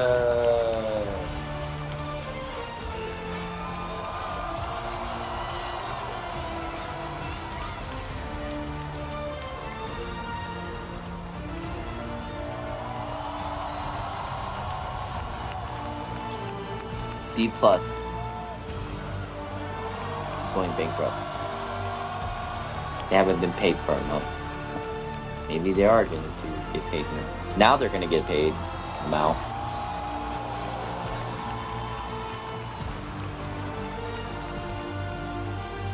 Congratulations, évidemment, encore un grand bravo à Diplaskia, qui sont vos grands gagnants de l'EWC. Showmaker, wow, Chukao, congratulations. Since 2021, you couldn't reach an international final. You come back here in Paris 5 years later, and you lift the trophy. So what does it mean to you, and what are you the proudest of in this journey? 일단 쇼메이커 선수 우승 정말 축하드리고요. 질문은 21년도 월즈 이후에 5년 만에 다시 결승에 올라와서 우승을 다시 한번 들어올리시게 됐습니다. 지금까지 정말 고생이 많으셨을 텐데 지금까지 왔던 순간 그 여정 중에서 정말 가장 자랑스러운 그 면모가 무엇인지 궁금하고요. 순간이 무엇인지 궁금하고요. 그리고 기분이 어떠신지 궁금합니다. 일단 네, 이렇게 5년 만에 국제전 결승에 왔는데 우승해서 너무 행복하고 또 네, 오늘 지금 이 순간이 제일 자랑스러운 것 같습니다. Yeah, I mean it's been 5 years since the international stage, and yeah, I mean I still feel so proud of myself. I'm just excited right now. Just excited, we can get a lot of emotions, effectivement. Ça fait 5 ans que Showmaker n'a pas joué une finale internationale. Il arrive à Paris, il la gagne, et ce qui nous répond, c'est qu'il est trop content, il est débordé évidemment par ses émotions. Et il est effectivement soulagé de gagner ce trophée. Maddox, come and join me over here just for a moment. Korea. Maybe not. Okay, yeah, maybe that's not the Listen to this crowd. Hey, make some noise for Korea. Here's the right other now. big thing, like, I just can't believe that they're trying to get them sold off to a different Described company as like a me. Cinderella run, a Or fairy sell tale, their but it was sponsors. such a dominant grand final. When did this dream feel like a reality for you? 정말 많은 사람들이 That's all the 정말 that's all the 신데렐라 스토리 같은 SKT 얘기를 fans. I was 하는데 like, oh, 결승에서 정말 we 압도적으로 like that 3대0으로 team. 이기시면서 정말 강력한 면모 보이셨습니다. 그럼 어느 순간에 우승이 가까워졌다라는 생각이 드셨는지 궁금합니다. 일단 초반 바텀 I won't get 라인전에서 too 너무 into 잘 the nitty gritty. 풀려가지고 그때 Maybe it might be after offline. 이렇게 잘 I 풀렸다 can't wait to see what the 해가지고 news says for 심지어 this though. 자신 있는 챔을 Because 잡았어가지고 honestly, like, 이거 이판 내가 캐리할 it 만하다 definitely 이겼다라고 make it paid 생각했던 것 out. 같습니다. Esports is a real career, In the guys. early phase of the bot lane, I initially realized that like our first kills came out there in the game 3. Yeah, we were up 2-0. We had a great start. I'm in a champion that I'm confident of. That's what the moment I felt I won. Phenomenal. Paris, question. Who do you think is MVP? It's time to announce our Sony MVP of the EWC League of Legends. Congratulations, Smash! You are the MVP! Showmaker. Showmaker. Showmaker. Showmaker. Showmaker MVP. Mod. Congratulations Wow. for such an incredible performance. I want to know, Wow, how do you feel right now? that's How did you so manage to reach that top level of the world in League of Legends? 지금 이렇게 정상에 서신 소감이 어떠신지 정말 궁금합니다. 일단 너무 행복하고요. 이렇게 제가 오늘 생일인데 이렇게 MVP까지 받고 너무 가장 기억에 남는 생일일 것 같습니다. Yeah, I'm so excited right now. I'm so happy. And this is my birthday today in Korea. Yeah, this is phenomenal birthday.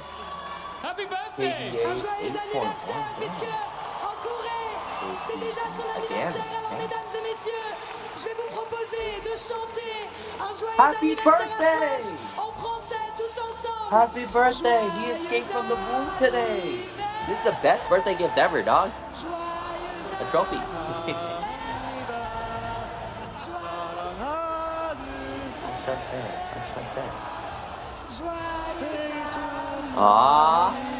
Congratulations! Wow, talk about a birthday gift. 20 years old. Congratulations, Smash, once again, our Sony MVP. Now we've crushed the key, we've raised the trophy. There's only one thing left to do, Lou. Gentlemen, you need to go to the totem. 이제 토템으로 가셔서 What a 이제 birthday 본인의 gift. Yeah, 이름을 dude, that's so 새길 crazy. 시간입니다. 앞으로 가시죠. Please take the trophy with you as well. You can bring the trophy with you as well. 트로피 To the 가져가시고요. totem. It's gonna be the moment that D+ Yep, Kia totem writes time. their name on the wall Totem in the time. history of the EWC, mesdames et messieurs. Encore une fois, faites The honors of an Esports World Cup trophy time. on the wall in the history of the EWC, mesdames et messieurs. Encore une fois. And finally, potential realized. 3-0 fashion. The players on the rift, the blue wall themselves, could not stop this young squad with their superstar veteran of getting it done and becoming the third ever winner at EWC of League of Legends. I think there was a lot of doubt for this team, this organization coming into this tournament, but today there was no doubt. A 3-0 victory, so decisive, and for this young squad alongside this veteran in the mid lane, this is I really wonder such a who huge he's going to achievement for put these players. in his It trophy. feels bad for That's French, the big question but to me. I gotta speak out. You This know, is the he moment could put when any other we team, but I waiting wonder. for DK, and now they're here to mark their words, mark their team name in the history. So what a perfect day for Smash. His birthday back in Korea, gets the win, puts DK back on the map for internationals, gets the MVP here. What an insane performance throughout the tournament, and also shutting down, going through some of the strongest bot lanes in the world. One from of the BLG managers to Gen G, tried to catch up. He's like, and oh, now in the finals as well versus KC and Kalisha have been doing so he's running well. up real quick. They've taken down Okay, what's going on in every Dota, single strong bot lane guys? in the world. We still got Team BB dominating P-Vision. Crazy. P-Vision was trying to win too. D+ Kia will pick their keys at the total. And they have arrived. As they choose the 3 teams, Can you go they over are that going show? to add Give me a to second, guys. their Let me trophy. set this down for fun. Hop down. Congratulations. Happy for you guys. Which 3 teams are you going to be adding to your trophy? All right, who would they add? Oh, Tyler 1's gonna be there doing it? Of course it would be Tyler 1. Oh, yeah. First team. First team? To the guy in the suit. All three. It's gonna be all three. BLG. BLG. BLG. And the next two. And who will be the next two? Gen G. BLG? Billy Gaming? Crazy. And finally, they got some beef over there. 마지막 팀을 골라주세요.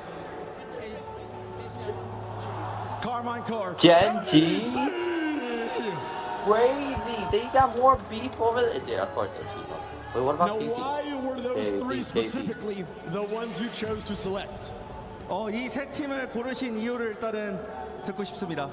저희가 토너먼트 8강전부터 만나왔던 팀들이었기 때문에 그래서 BLG, 젠지, KC 순으로 골랐습니다. Sometimes it's like an honor to Yeah, be those three were the opponents on the playoffs from the start. So yeah, we chose BLG, Gen G, and KC in a row. And he fans really showed up for you guys here. I know you were getting booed. There's a lot of KC fans. Your fans were almost as loud as they were. Little in numbers, loud in voice.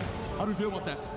사실 정말 많은 KC 응원단 앞에서도 사실 기죽지 않고 정말 D+ 기아를 응원해주신 많은 팬분들이 파리의 현장에 계셨거든요.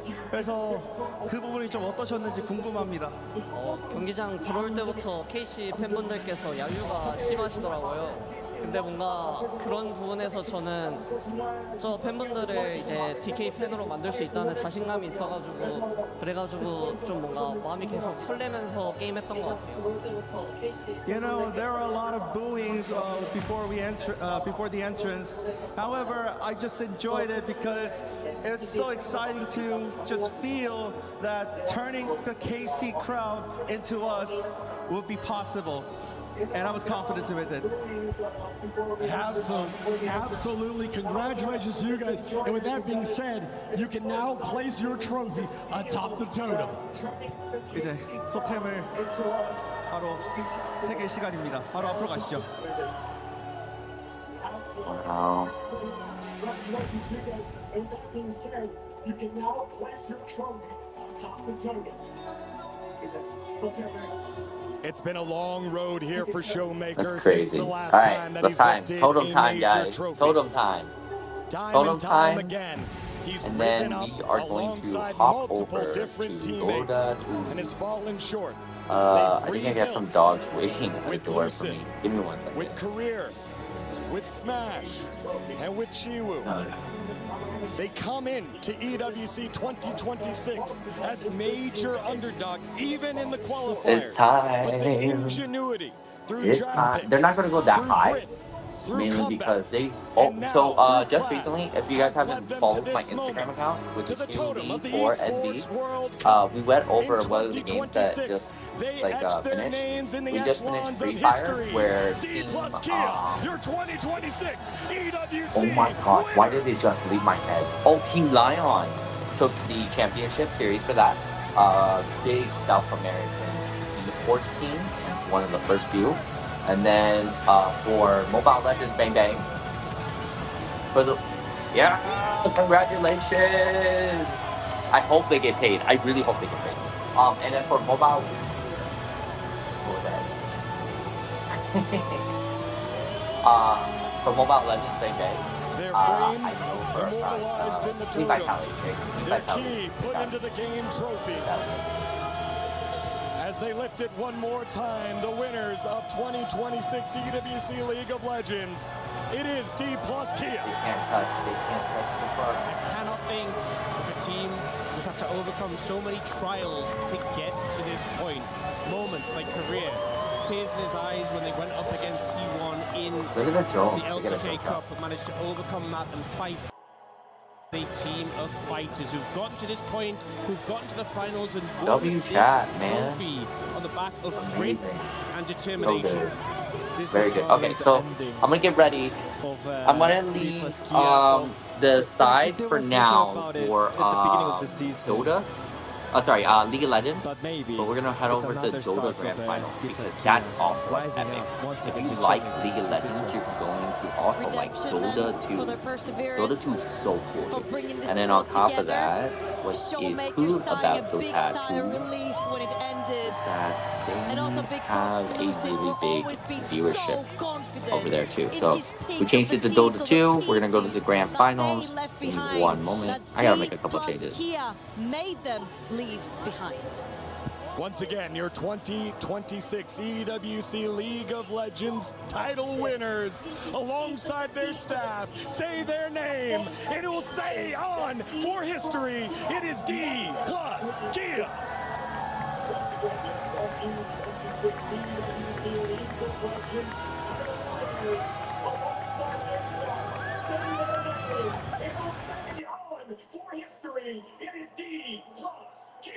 D plus Kia. Okay, so we're gonna move on to Dota 2 finals.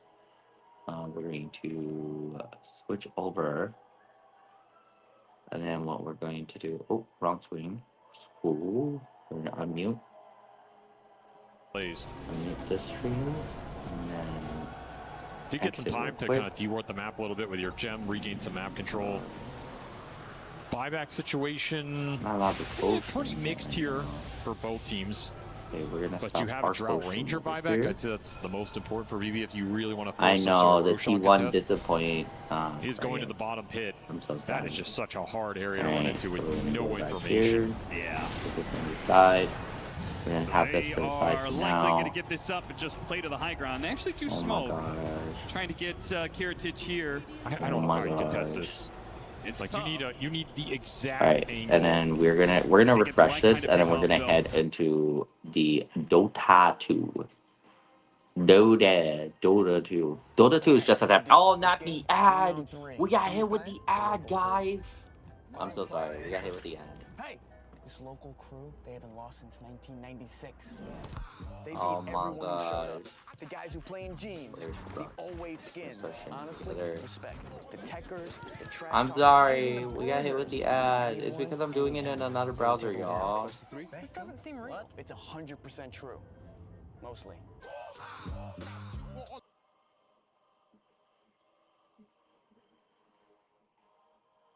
Carry this. Why? Is it done? This should not be done.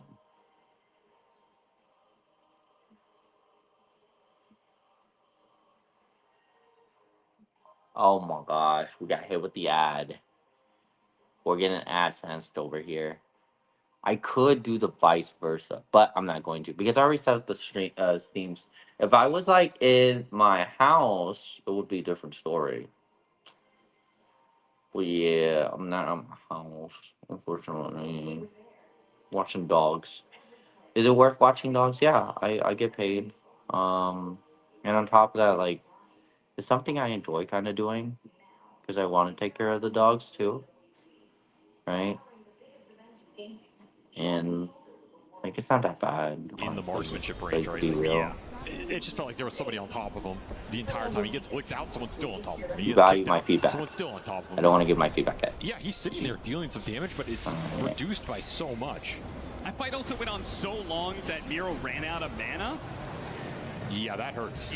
So you couldn't keep the Amphibian Rhapsody going for the bonus armor, for the extra movement speed to move these heroes around, for the catchy licks that he didn't have mana for. That's the fight that signals me. If I'm Kiritich, I'm just buying Divine. Like, I don't think this Daedalus is enough. Yep. We're going to try and hunt Satanic here off another good ward. Stayed on the map for a long time, just can't get the jump. And of course, it's the information game. You see no one pinging bottom. He's like, hey, if I'm pushing this wave in, no one's showing. They're up to something. These smokes are way too easy to read right now. And if you don't succeed with the move, the Forge Spirits start taking buildings. I have a feeling this Invoker might not get seen again in this series. Like, win or lose. First show. It always happens. This hero, he comes back in these clutch situations. He gets dude, everyone's like really complaining it into the as well as you usually do because there's a lot more pressure fantasy on you. for the Esports World Cup stuff. Oh my god, Nightglass with his own courier. Scouts Miro, who's trying to get a sight device off the enemy secret shop, and then chased the courier all the way, and then used his hero to hunt it down, even telekinesising himself into position. It's 2.5 minutes without that Hex here. It's a big deal.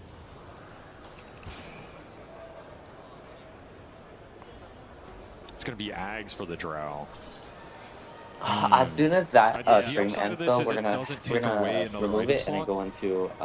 Does add some significant damage. You go can build up some stacks. Like in theory, this just item one is stream, good in back this type into of our game, co-streaming where they have a lot of classic sustain, stuff. and they have some big beefy targets. You can get the hypothermia on guaranteed. If you can pop one guy, it's pretty massive. He still does need to buy out the Sin. That's true. He did not have the full set. He doesn't have the full set. It's a little so, awkward. if the high ground push does come without an Aegis, now P-Vision might just say, okay, this is a pretty tense game. We're down one game in a best of 5. Maybe it's better just ride it out for another Roche. And I wouldn't disagree with that. You still have plenty of heroes that can get some growth. I mean, no one doesn't even have an Aghanim Scepter yet. Oh, the Bane has an Aghanims. It's a little more for BB to play around. But I agree, I don't think you have to rush it here if you're P-Vision. I mean, maybe you're thinking about tier 5 neutrals, like who that helps a little bit more here if this game goes another 10 minutes, but I think you're also probably favored in that. That one's a little closer. I always view tier 5 items are going to help the team that's losing more.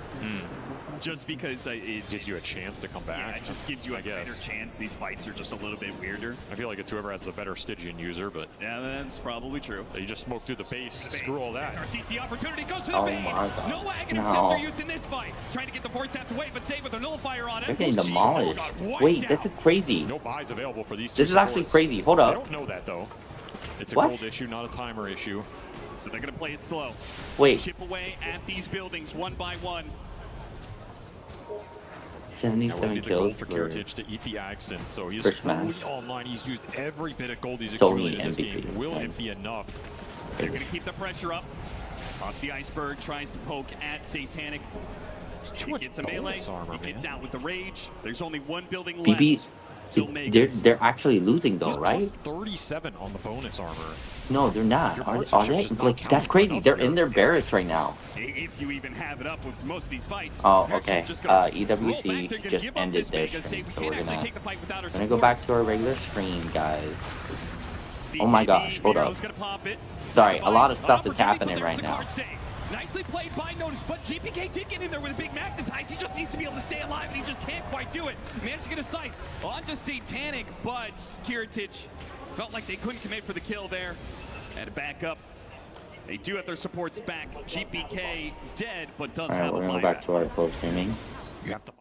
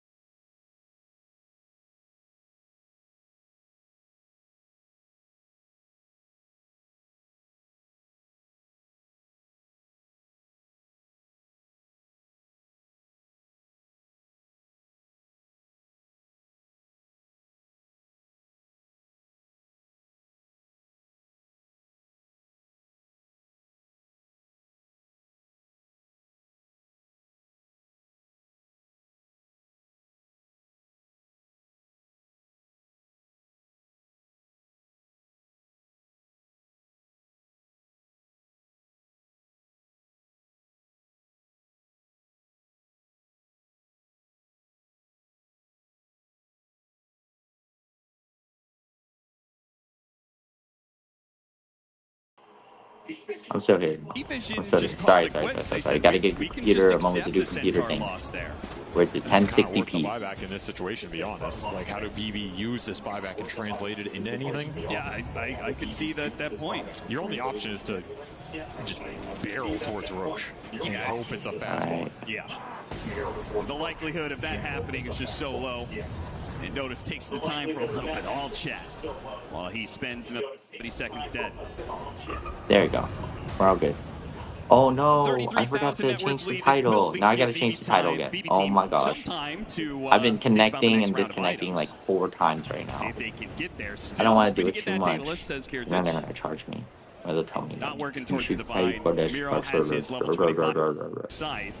I still think it has to be Divine Drop. Like, there's no other way to upgrade your damage in this item. You are the damage. Not League of Legends. I agree with that, but at the same time, like, Is it a Finals. usually a combo deal? You have the Daedalus, and then you go, okay, damage is still not enough. I gotta get a Divine. Well, then you need both. You gotta build one over the other. One at a time. Well, Satanic, he is going to be trying to pick up his 8th and 9th items here. Oh my Still gosh, has it a was shard so he's bad. going to purchase, I guess, and thinking about a Blink Dagger. We'll put it right Which here. I guess within Fest, if you wanted to put in a Blink, Alright. Centaur jumps in, and then he could pop out and Blink even further to the back line potentially, right? If you don't get the jump on Bane like you did Alright, the first chat. I hope time. this looks good. Blink is always nice against the Drow. You do have to be a little careful going super deep in the base. Like there is kick, there is lick, there are some spells that can put you in the fountain. Here you get grip super deep, it can't get canceled. We're here, That's your only real against the concern Drow. fighting into the Ancient here. Other than that, you're winning the fight still. You have 5 buybacks to play with in this I'm game. You're hungry. gonna get Roshan here. That is I something might else you have like to think eat about in terms of your item management. BB should be Who's gonna winning take this, what but if off BB this doesn't next win this, Roshan? then we have a long grand finals for Dota 2. You wanted to see an Aghanim Scepter on Miro. He might just finally get one. Hello. Hi, chat. Ha ha ha. Save Saying up some hi. buybacks I on like your their own. little Every P buyback there. is available outside of that P-Vision, PVK Air Spirit one that was P-Vision committed on logo. the last fight. Such a simple logo, Look too. at this ward bottom. Okay, yeah, you gotta kill that. Scouting your Invoker running up the side of the map, that is Hello. some bad potential right there. Another 50 seconds to Roche, so we're going to be chilling for a bit. Level 28, the Drow Ranger, start getting to some of those later talents. Get back to the multi-shots. Start eating some mag scepters here, maybe some moon shards, you know, get in that luxury item territory. Maximize the gold game. And Satanic doesn't have a consumed moon I shard am yet. 13 in my It area. feels like, you know, you see these heroes that Watch are y'all like 6 ET slotted, yet. 35 Watch y'all minutes, and ET yet yet. 20 minutes later, they still have more and more room for growth, whether it's consuming accents or moon shards. Well, in that other really long game we had this event, we saw the teams go for the extra helmet doms. That is also something you can spend your gold on. I think a lot of times that helmet overlord with the creep aura is more useful than a moon shard. I think if you're gonna, it's not the same gold obviously, but if you have infinite gold because you're at this point in the game, I could see some of these helms start to come out for P-Vision. I want to go check on the dogs. Do you guys want to come with me? Goes hard here, that's all I'm gonna say. We're going to do a dog check. HP So it's in like 2 hours. HP without the Infest. Alright, There's the first Midas dog planning go. for the tier 5 neutral items here. You Sophie. buy early so you get that charge tick up. Sophie. Gotta plan ahead with everything you're doing. Will they Are you be ready able for a to second make it doggo? to 60 minutes, though? That is the question, because I don't know. Oh. are you going to take this next Nova. Roshan? They expect to see a push. For sure, you just Oh, said where's it. the third one? So we're going to have one hold that is going to be hard as hell for BB team. They will not have every Right. single one of their buybacks. Good wag. GPK's down for 3.5 minutes. And You everything okay? else in the game past it. I think that's why you want to send it here. I think You in some okay? games you can Ow. argue our tier 5s are better. We also have all the map control. Like we Okay. can farm the tier 5s and then push. Stop. But I feel Oh like my that gosh. Earth Spear buyback is Look at way my more shirt. valuable. And I think you What just want to the send it here. flip? You have a potential buyback Oh double my bots in God. from I have so much. like a Lifestealer who Don't can buy tear out on the Death me. and the Invoker. Why do I wear black You have shirts? outpost control. Why did I wear You have the everything D2 to shirt? take a deep fight here. You just I have should've to worn my worry other about shirt, getting my fourth repositioned shirt. into the fountain. Man, I have other Do esports not shirts. want to end up there. What Yes. that? Level 25 for the Hoodwink. The sharpshooter does almost 2,000 damage. Yeah, like one shot's a Eh. support. Yeah. He can land it. We saw it Eh. earlier on Sam, Yeah. I believe it was. Just got popped. Here's the smoke. Waiting for the opportunity to present itself, seeing if any of BB team are going to push out just a Dude, bit all too far. BB's You're doing just is looking for like easy they're trying target to start the fight off with. You know there's going to be buybacks here. You know it's going to Banner's be a going to long be one. dropped. Tornado lands onto Kiritich. Will they jump on this? Heat Nope. Vision's probably Kills going to his end man this in the now. back there. They're Tier going 4. in. Now They're gone. going in. You have to hold the glyph. Go on, Barrett. They're waiting for He's minions. going to be the first point of contact here. The Wind Ranger already dead. They managed to get the Fiend's grip on him. Can they kill him? Nope, put him in the cards. And now driving him away. GPK, well, he wants to keep this going, but they're already out. P-Vision are away. They got a lick there on 9 class, though. You know, it's not going to last long enough, though. They do manage to kill at least one support out of this. So he did save by. P-Vision got killed? Heck yeah, BB. These Heck cores yeah. are just too tough to Heck deal with. They have the yeah. Fiend's Grip, but there's just Oh, too they're good dead? of an Oh, answer. did they die? They with the died. Aghanim Scepter on the Centaur. Yo, that's sick. Okay, that's really So good. somebody has That's to some good stop the stuff. Centaur That's from some going good in. defense I don't right know how there. You do that. You have to ignore him. You have to kill anybody else in this game. Oh, no. They just retreated. The thing with Dota 2, just to let you guys know, that it's hella cheatable. Honestly, there's a lot that I still have yet to learn about Dota 2. I'm still a novice and like a beginner. That's a great idea. I know some of the characters, I played some of it. I've learned some of the items a little bit, and there's a lot of items. It's like, you get the help in that game sometimes. And there's a lot. It's overwhelming. I actually have yet to still finish the tutorial, but I just jumped into online games. And the online game parts were super fun. It's just that I noticed, like, my last hit kind of don't. You feel like you can push out into. They, Oh wait, there's they're only not 2 good. creeps between the 2 Well, camps. let's say that. My last hits aren't that good, so I get behind in gold, and I get behind in items, and then the people I play against are not good. They're actually like during this Aegis, still have 2 minutes on the clock. and it kind of sucks. Rubik But it's definitely a bigger strategy game ever when you're playing these things, and the way that a team can function while playing Dota 2, I can't even imagine. So having a good defense like this, no, I just came from, what is it, group stages, where it was just swipes. It was just like 1W sweep. What was it, mouse, LGD, gaming sweep. And like at the end of the day, they're not here. They're not in the finals. Kind of crazy. Last year's champions of Falcons, they sweep. So they're not here. They're not in the finals. And then on top of that, Team Spirit was actually. Oh, sorry, Team Secret. Team Secret was actually one of the top contenders for this year. Saying that they would be doing great, especially like coming up to the next Dota 2 international. But they're not here either. So it's kind of crazy. Their prize pool is about $2 million. Push them away. Now the Centaur jumps in. A little bit of nightmare. They get the Fiend's Grip onto him. Kirtan's getting lucky. Just the BKB. And they did Dota 2 for 2 weeks, which is crazy. Kind of technically 3, because they had preliminary qualifiers. But dang, like 2 weeks for the Dota 2, and we are here at the final day of Dota 2. That's amazing. No, defend your ancient. Defend the ancient. Defend it. Defend it. Oh my gosh. They got 2 kills. Wait. Oh my god.